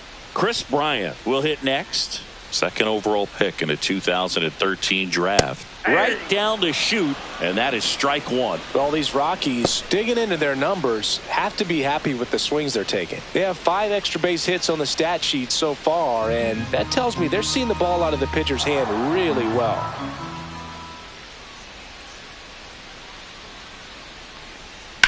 Ground ball left side and foul ball. With all those extra base hits, it's easy to think we're going to see that trend continue the rest of the game. They seem to be really locked in at the plate. Swing and a miss, struck him out. Not what you're looking for after the leadoff double. A strikeout, and there's one away. Nice, doubled up with the slider for that punch out. The one before just caught the zone, so as a hitter, you have to protect right there. Great pitch to just expand a little bit more. He got that chase he was looking for. That right there is good pitching. And now Nolan Jones fought off foul.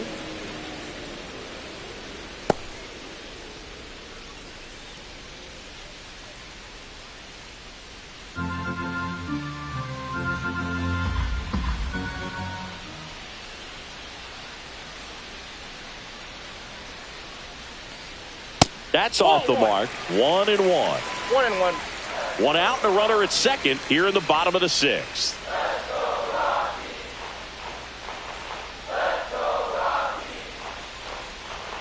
Next pitch is downstairs.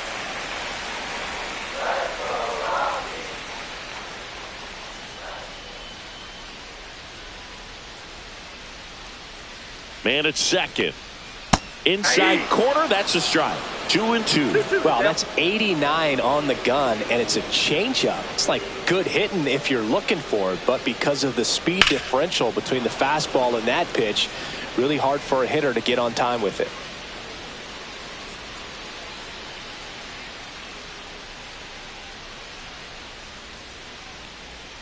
Cuts and misses. It's a strikeout. That was a really nice pitch call for that put-away slider right there. You look at the sequence in that at bat, and he hadn't thrown it yet, so this makes it really tough to recognize and fight off with 2 strikes. I'm sure it looked like a fastball all the way until it wasn't. Next for Colorado, Thairo Estrada. 0 for 2 in this one.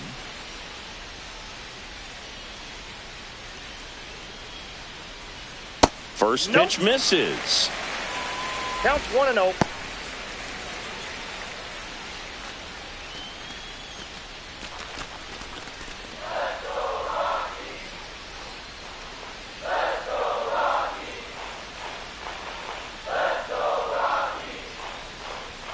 Just missed. Tolia at second with 2 down.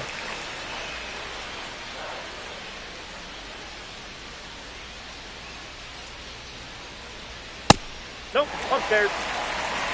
Well, I would expect in this 3-0 count, you're taking all the way. See if he'll walk you. Sam Hilliard up next for the Rockies.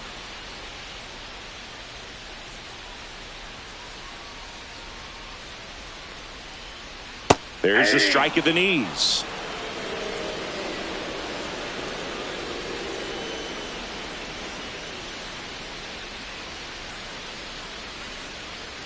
Man on second, 2 down. And ball 4, 2 aboard. Maybe a little loss of focus on the mound right there. Pretty much gifted him first base with a quick free pass. Next to hit for the Rockies, Sam Hilliard.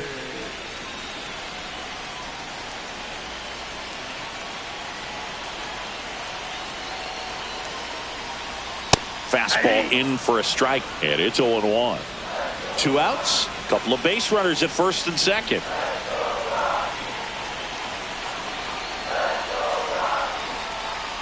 Next offering is in for a strike. Perhaps not quite ready to hit. First 2 pitches by him for a couple of strikes. Now back is against the wall. He's going to have to figure something out and figure it out quickly. Right through there, got him.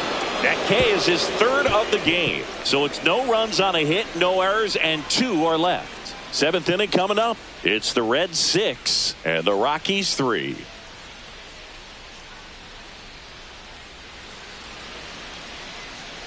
Now pitching. Welcome back. We're in the 7th. We have a new pitcher on the mound, Victor Vodnik.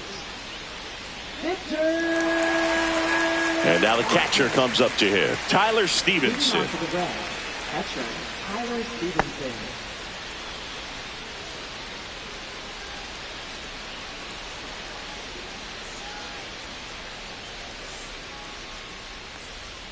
Misses outside, and that is ball 1.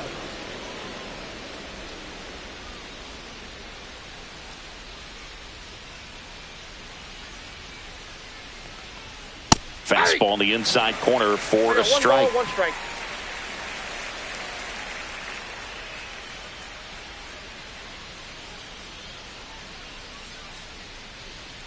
Nope, outside. Pretty easy to give up on that pitch right there. Started on the edge of the plate with the spin. You know it's going to finish well off the plate.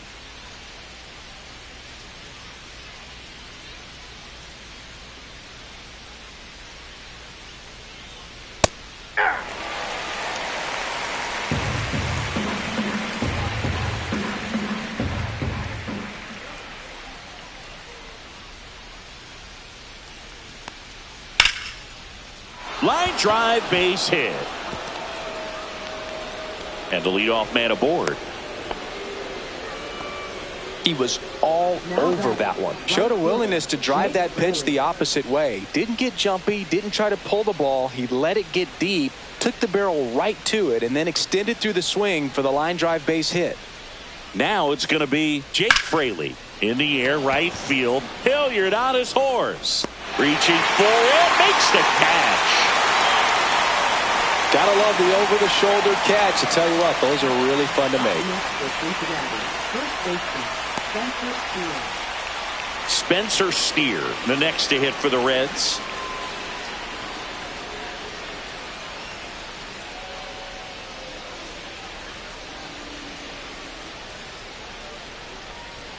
That clips the corner.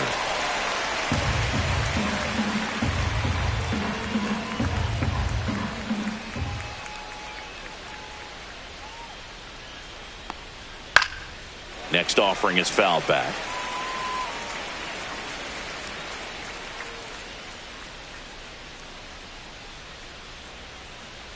Oh, 0-2 now.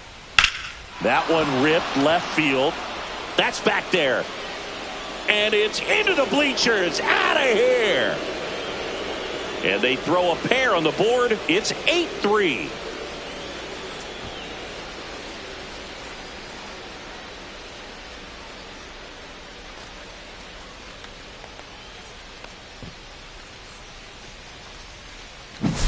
No matter how this outing ends, that pitch is going to haunt him for a while. An 0-2 mistake. That's supposed to be a pitch out of the zone. He left it in the spot that the hitter could do some damage with, and that's exactly what he did.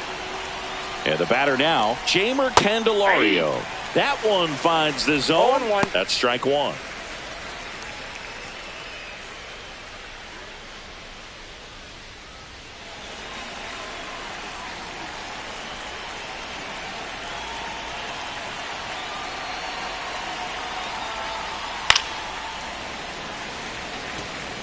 I wouldn't throw him another breaking ball. Try to go again with the fastball, slightly elevated. He just is having a hard time catching up. The 0-2. Fouls that off to the left, and we'll do it again.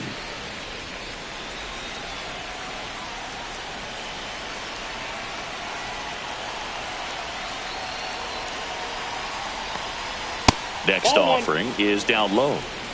1 ball, 2 strikes to count.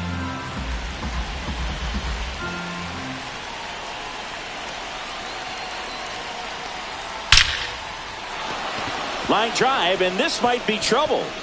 Now he'll turn for second. Not stopping. He's going for 3. The relay, and he's out. Well, it's always a risk when you're pushing for third like that. A bang-bang play. Had a chance to make it. Maybe a little better slide around the tag, but a nice job by the defense to cut off that runner.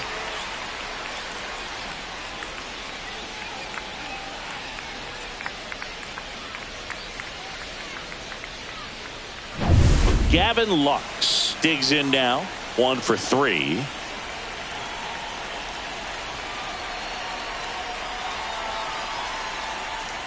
First pitch, and he just misses.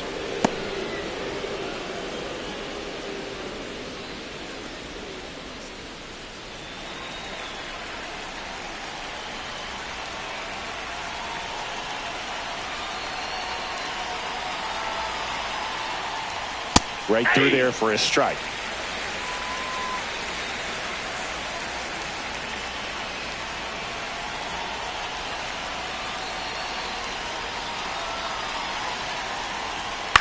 Center field.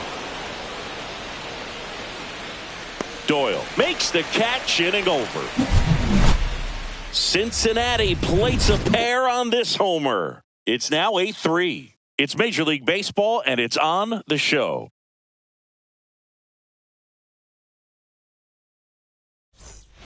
We're back in a new pitcher here to start the bottom of the 7th. Scott Barlow. And you know, bullpen guys can struggle sometimes when they're called upon with big leads because it just doesn't have the same intensity as a tight game. So we'll see how sharp he is. Your mental toughness matters in situations like this as well. Jacob Stallings now at the plate.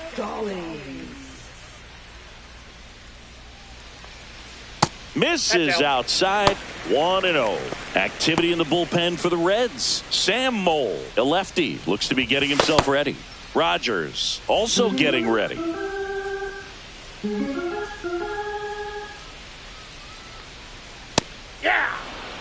In this situation, you expect the batters to be a little more patient, possibly take until they get a strike. With that, you don't want to miss your opportunity to get ahead early in the count. He didn't right there. Swing and a miss. Chased it out of the zone. 1 ball, 2 strikes. Swing and a miss, and he is down on strikes for the 3rd straight at bat. Now batting. So in now for Colorado, Brenton Doyle.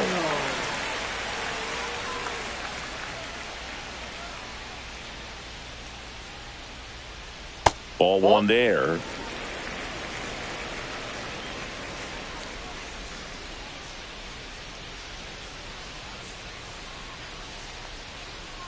Clips the corner, and the count even at 1.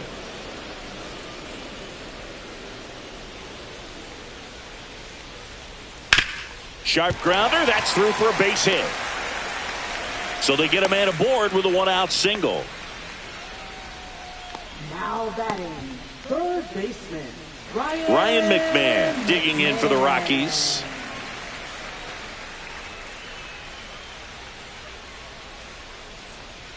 And that's in for a strike. 0-1. All 1's the count.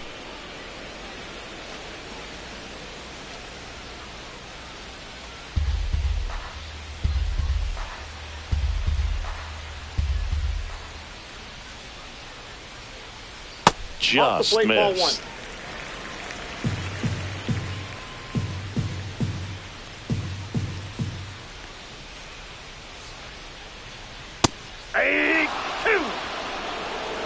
Doyle leads off first with 1 away.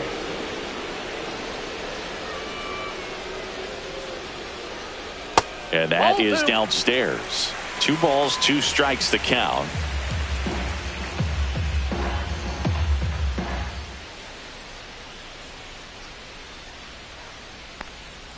And that one missing inside, a sharp slider.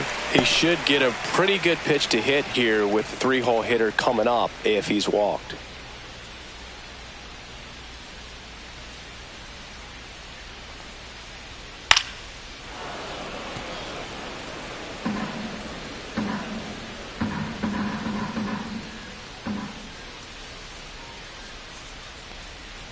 Swing and a miss. Struck him out on a slider, and there's 2 gone. Oh, Boog, I'll tell you, when he goes to look at the video of that pitch, he's going to want to punch himself. That slider had hit me written all over it, and clearly he just got a little too excited and was out in front.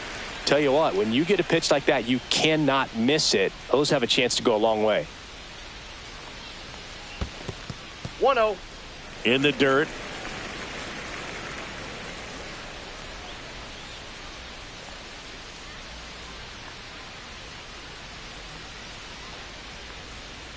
Next offering is fouled back.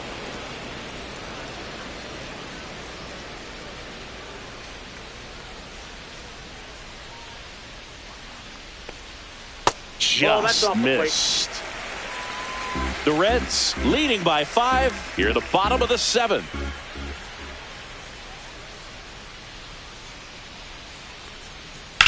Hard grounder into the outfield for a knock.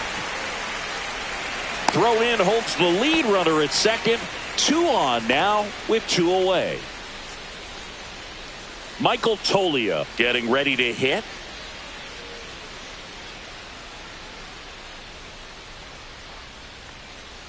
There's a strike.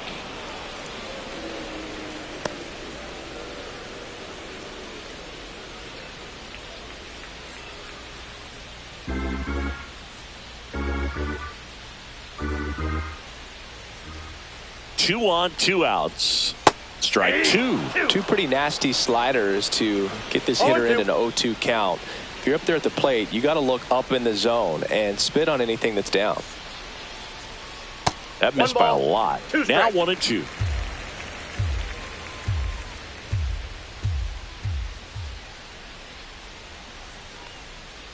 Breaking ball in there. Got him looking. That's the inning.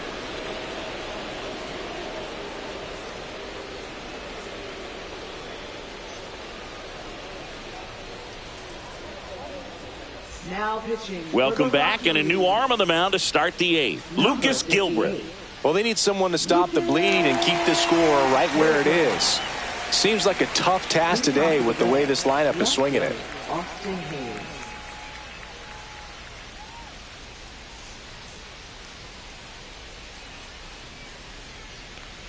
Hayes in the box here lets that one go for a ball.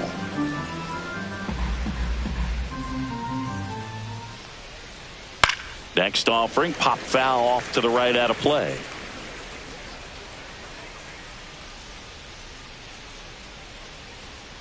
That's down and in. A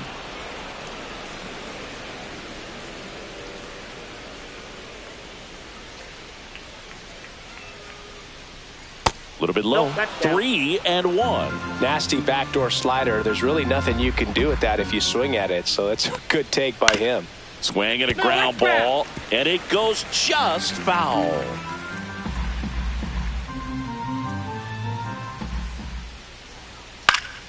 Popped up to the left into foul ground. McMahon right there to make the grab. One up, one down.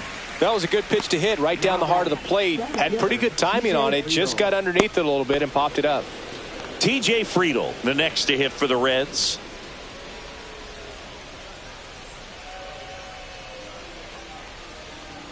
That missed inside. Ball one. Stirring in the Colorado bullpen, Seth Halverson getting ready to come on for Bud Black.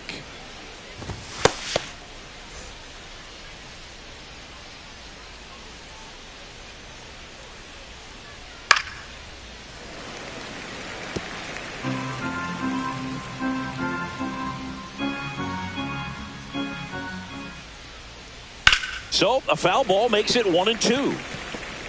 Base is empty, one away, and we're in the top of the eighth. Out to short. Tovar. 2 up, 2 down. Up next for Cincinnati, shortstop Ellie De La Cruz. 2 down, base is empty. Digging in, Ellie De La Cruz.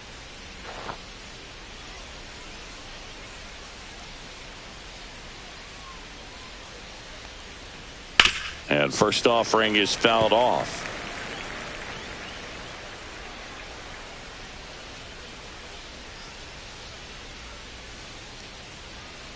Swing and a foul out of play. So glad these ballparks have installed the netting to protect the fans, keep things safer all around the league. And there's a ball. That's a good pitch there. Really had some run and finished a little up and in just on the edge. And that's one of those, if you swing at it, you hit a broken bat as you jog back to the dugout.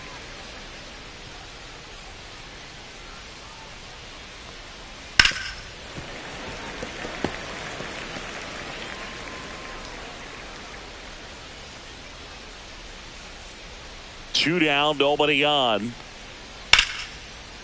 Line drive, base hit.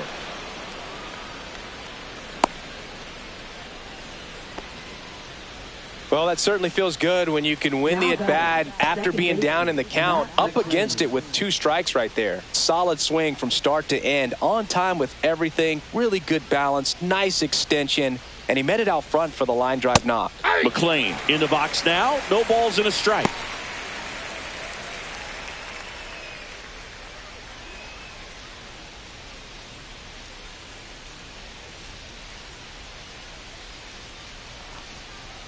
Next one misses, and 1-1. 1-1.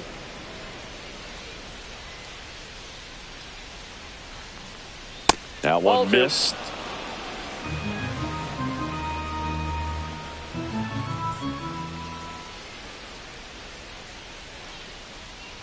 The next Ball offering three. misses. Ball 3. Good slider Ball, down and in one can be strike. so hard to get on plane with. You're better off taking that pitch. Drilled out towards left center field. That's well struck. This one could be trouble. And that's going to roll to the wall. Coming home. He will score. Back-to-back base hits. Fastball pretty much middle, and that's what you fall asleep dreaming about as a hitter. So no surprise he put a great swing on it.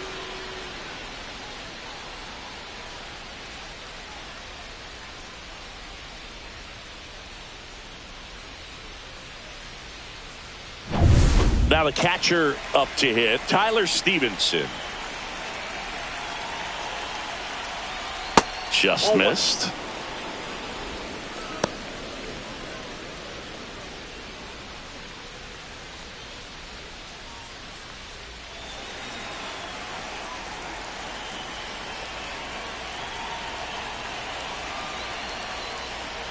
And a swing and a miss. Threw that fastball right by him, slightly elevated. That's a confidence boost for this guy out there on the mound.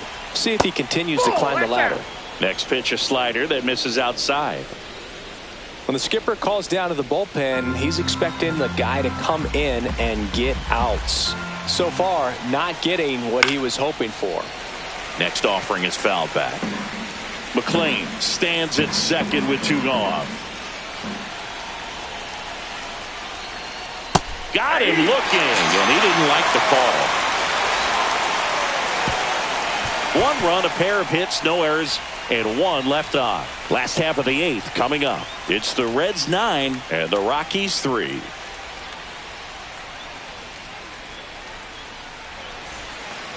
This game's a bit of a blowout, Singy. Let's talk about something random. Let's do it.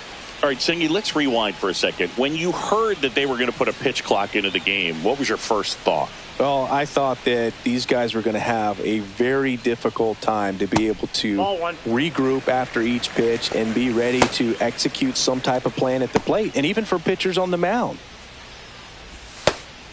One of the things, though, that we've seen that is kind of a thread really in every sport, these are the elite players, and so they adjust, and they've done a great job adjusting. Absolutely, and just you tip your cap to these guys because not an easy adjustment, but they look like they've been doing it their entire lives. Candelario hauls it in for the out. Well, that's a frustrating end to the at-bat for the hitter right there. I mean, that pitch was right down the middle. I think he got a little too excited, came out of his mechanics, and instead of driving that ball somewhere, he popped it up. Unfortunate for him.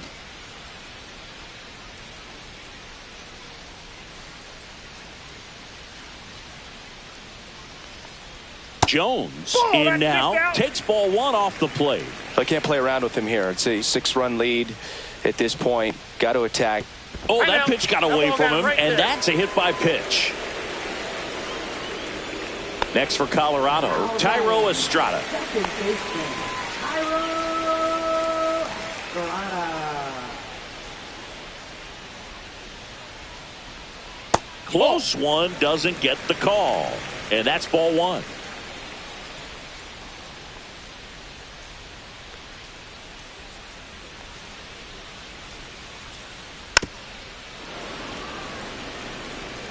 The Reds up big in this one. Here, the bottom half of the 8th inning.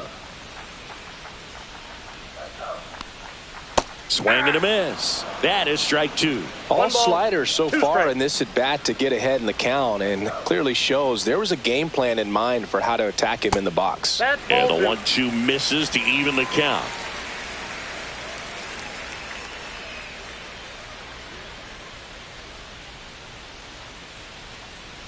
Fouled off, and they'll do it again.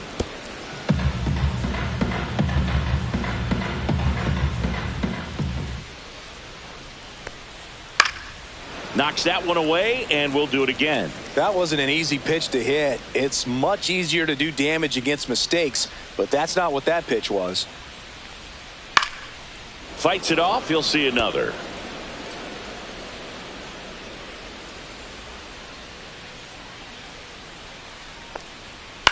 Gets under it and pops it up.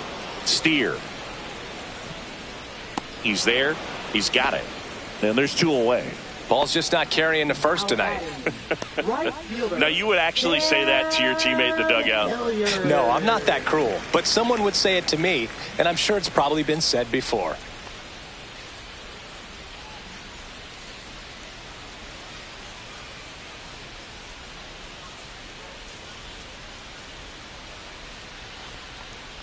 Hilliard stands in with 2 away as he takes a ball.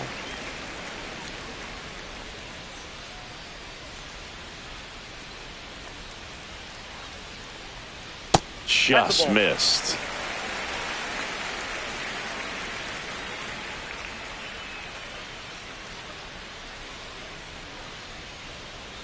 Hey! Well, he went inside a couple of times, and now outside. Hitter's not exactly sure where to look for this next pitch. Swing and a ball lifted in the air. Fraley makes the grab, and that is that. This one pretty well decided at this point. 9th inning coming up. It's the Reds 9 and the Rockies 3.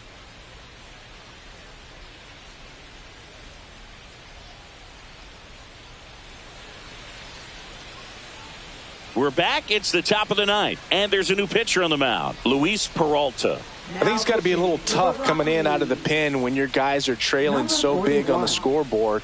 Just doesn't have the same intensity to it, but he's got to find a way because these batters count the same for his stats, obviously, regardless of the score. And ready to hit now for Cincinnati, Jake Fraley. And first offering is fouled off. Peralta, in his rookie season, 24 years old, and they went out and made a trade for him last season. In the dirt, and a count even 1-1. Movement in the bullpen. Seth Halverson getting ready to come on for Bud Black.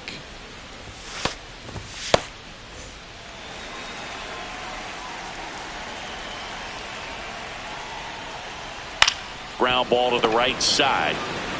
He steps on the bag, and they get the leadoff man in the 9th.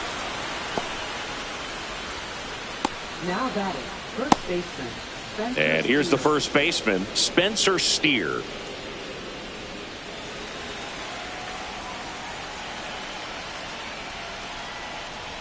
There's a strike, 95 of that one.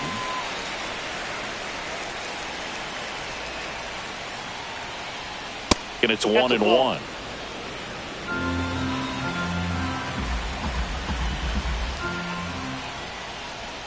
Upstairs. 2 balls, 1 strike.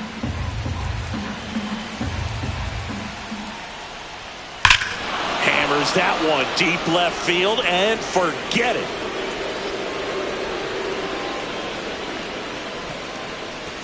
Another homer.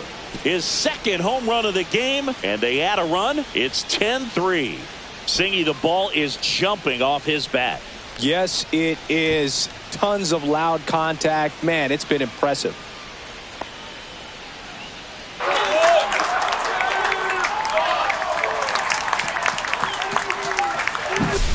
Knew what pitch he wanted to hit. Spent on some other pitches in this at bat. Was very patient, and it paid off.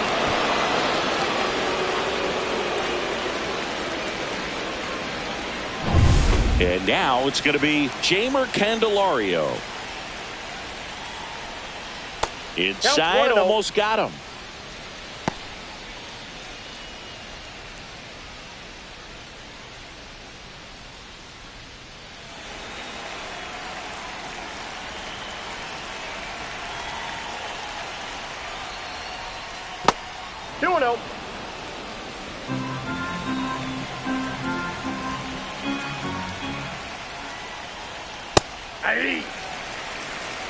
One out, bases empty, and a run in here at the top of the 9th.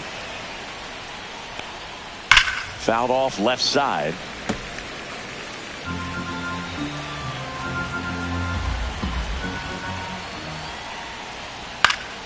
And it's fouled off. They'll do it again.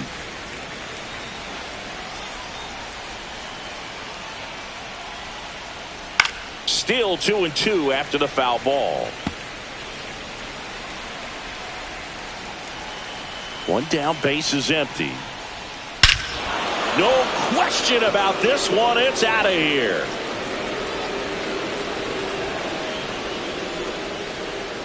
They do it again. Back-to-back homers. It's 11-3. That's their 4th home run of the game. They can't stop, and they won't stop hitting home runs in this one, Boog. They're clearly feeding off of each other at the dish.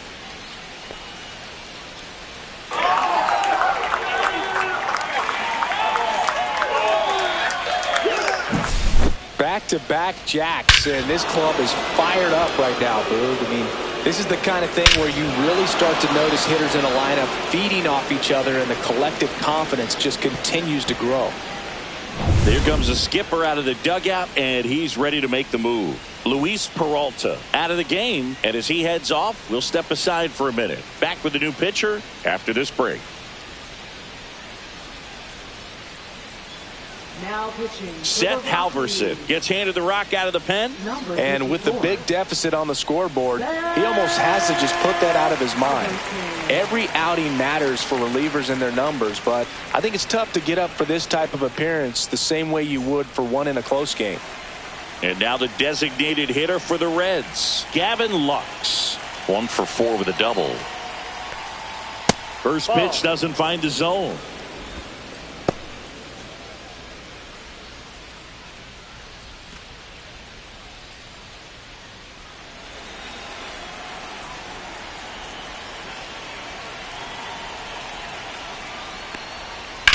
Out to short. Oh, look at the stop. Throw to first, and very nicely done for the out. Great cat-like reflexes right there. Lays out, knocks the ball down, and then fires with that rocket arm all the way across the diamond. Man, put this guy on the mound.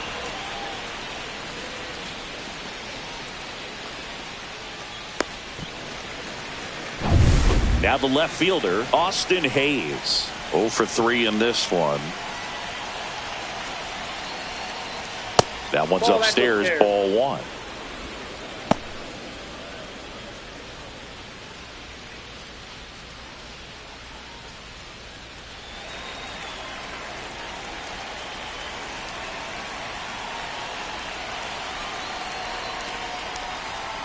This one smacked out to left center.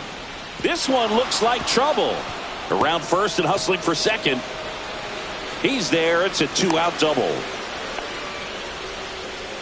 Now batting. Nice line drive to the pull side right there, but he didn't spin off of it. That's the key. You still have to extend through the baseball in order to hit a line drive like that.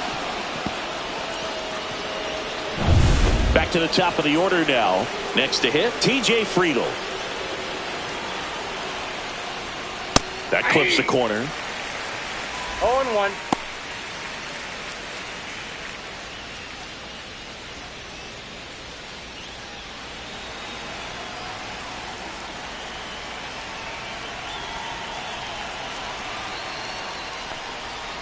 That one pushed foul, out of play off to the left.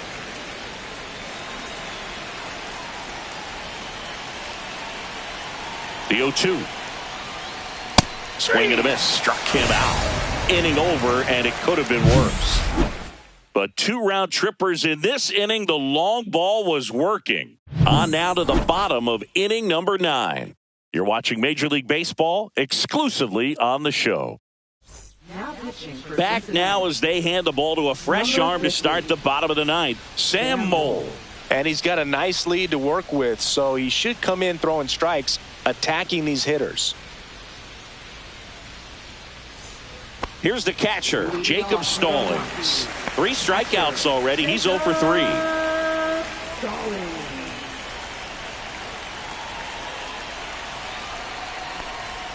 That clips the zone. That's strike 1.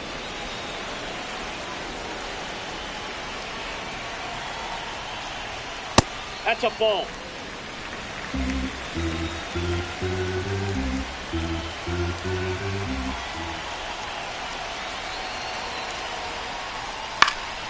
The 1-1 is fouled off.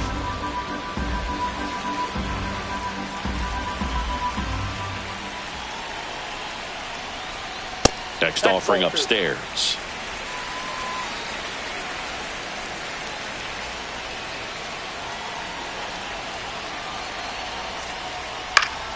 Keeps the at-bat going with a foul ball.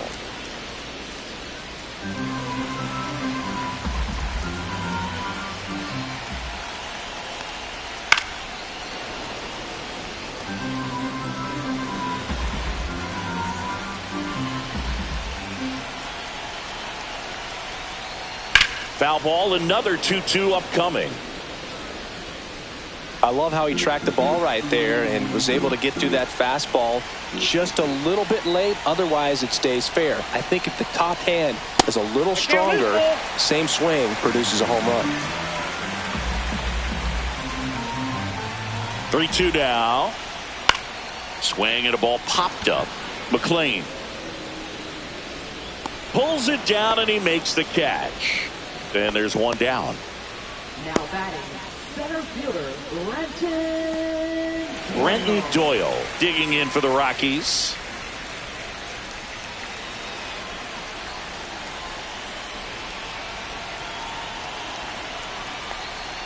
Outside. And that's ball one.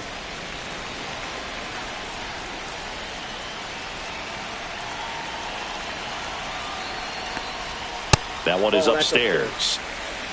The Rockies with a lot of ground to make up here in the last half of inning number 9. Right through there for a strike.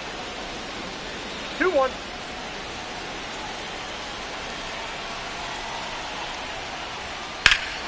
Rush to right. This one's got a chance. Out of here. Home run. A gigantic blast. He's done it again. His second homer of the game. It's 11-4.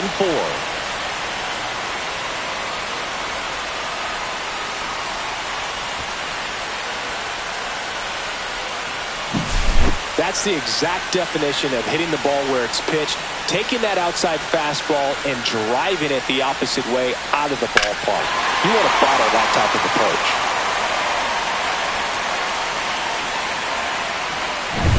Here in the bottom of the 9th, 1 out. Next to hit for the Rockies, Ryan McMahon. That one finds the zone. Strike one. The count.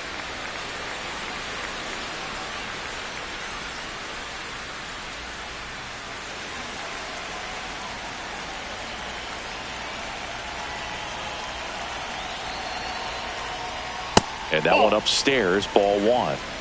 1 run across in the frame so far. We're in the last half of the 9th inning. Swing and a high fly ball, well struck. Back there. Pulls it in on the warning track. now batting, the shortstop, Ezekiel.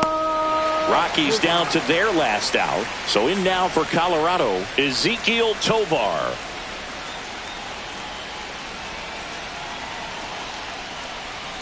And that misses. And it's 1-0. 1-0.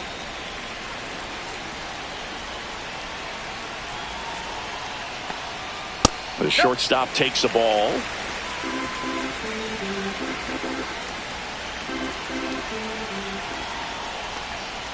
That one misses. And it's 3-0.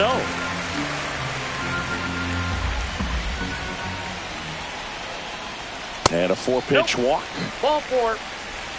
It's tough after falling behind a hitter, 2 balls and no strikes, but now at least he gets a fresh start against a new batter. But he needs to get back into the strike zone and start pitching with conviction.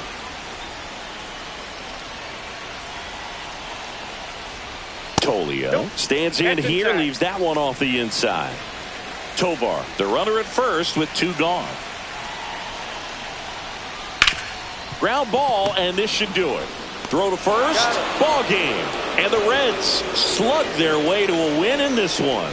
Offensive explosion today for these players. They gave up a few runs, but they had more than enough firepower to turn this one into a blowout. Final score in this one, 11-4. For Chris Singleton and our entire outstanding crew here at MLB The Show, I'm John Shambi saying so long.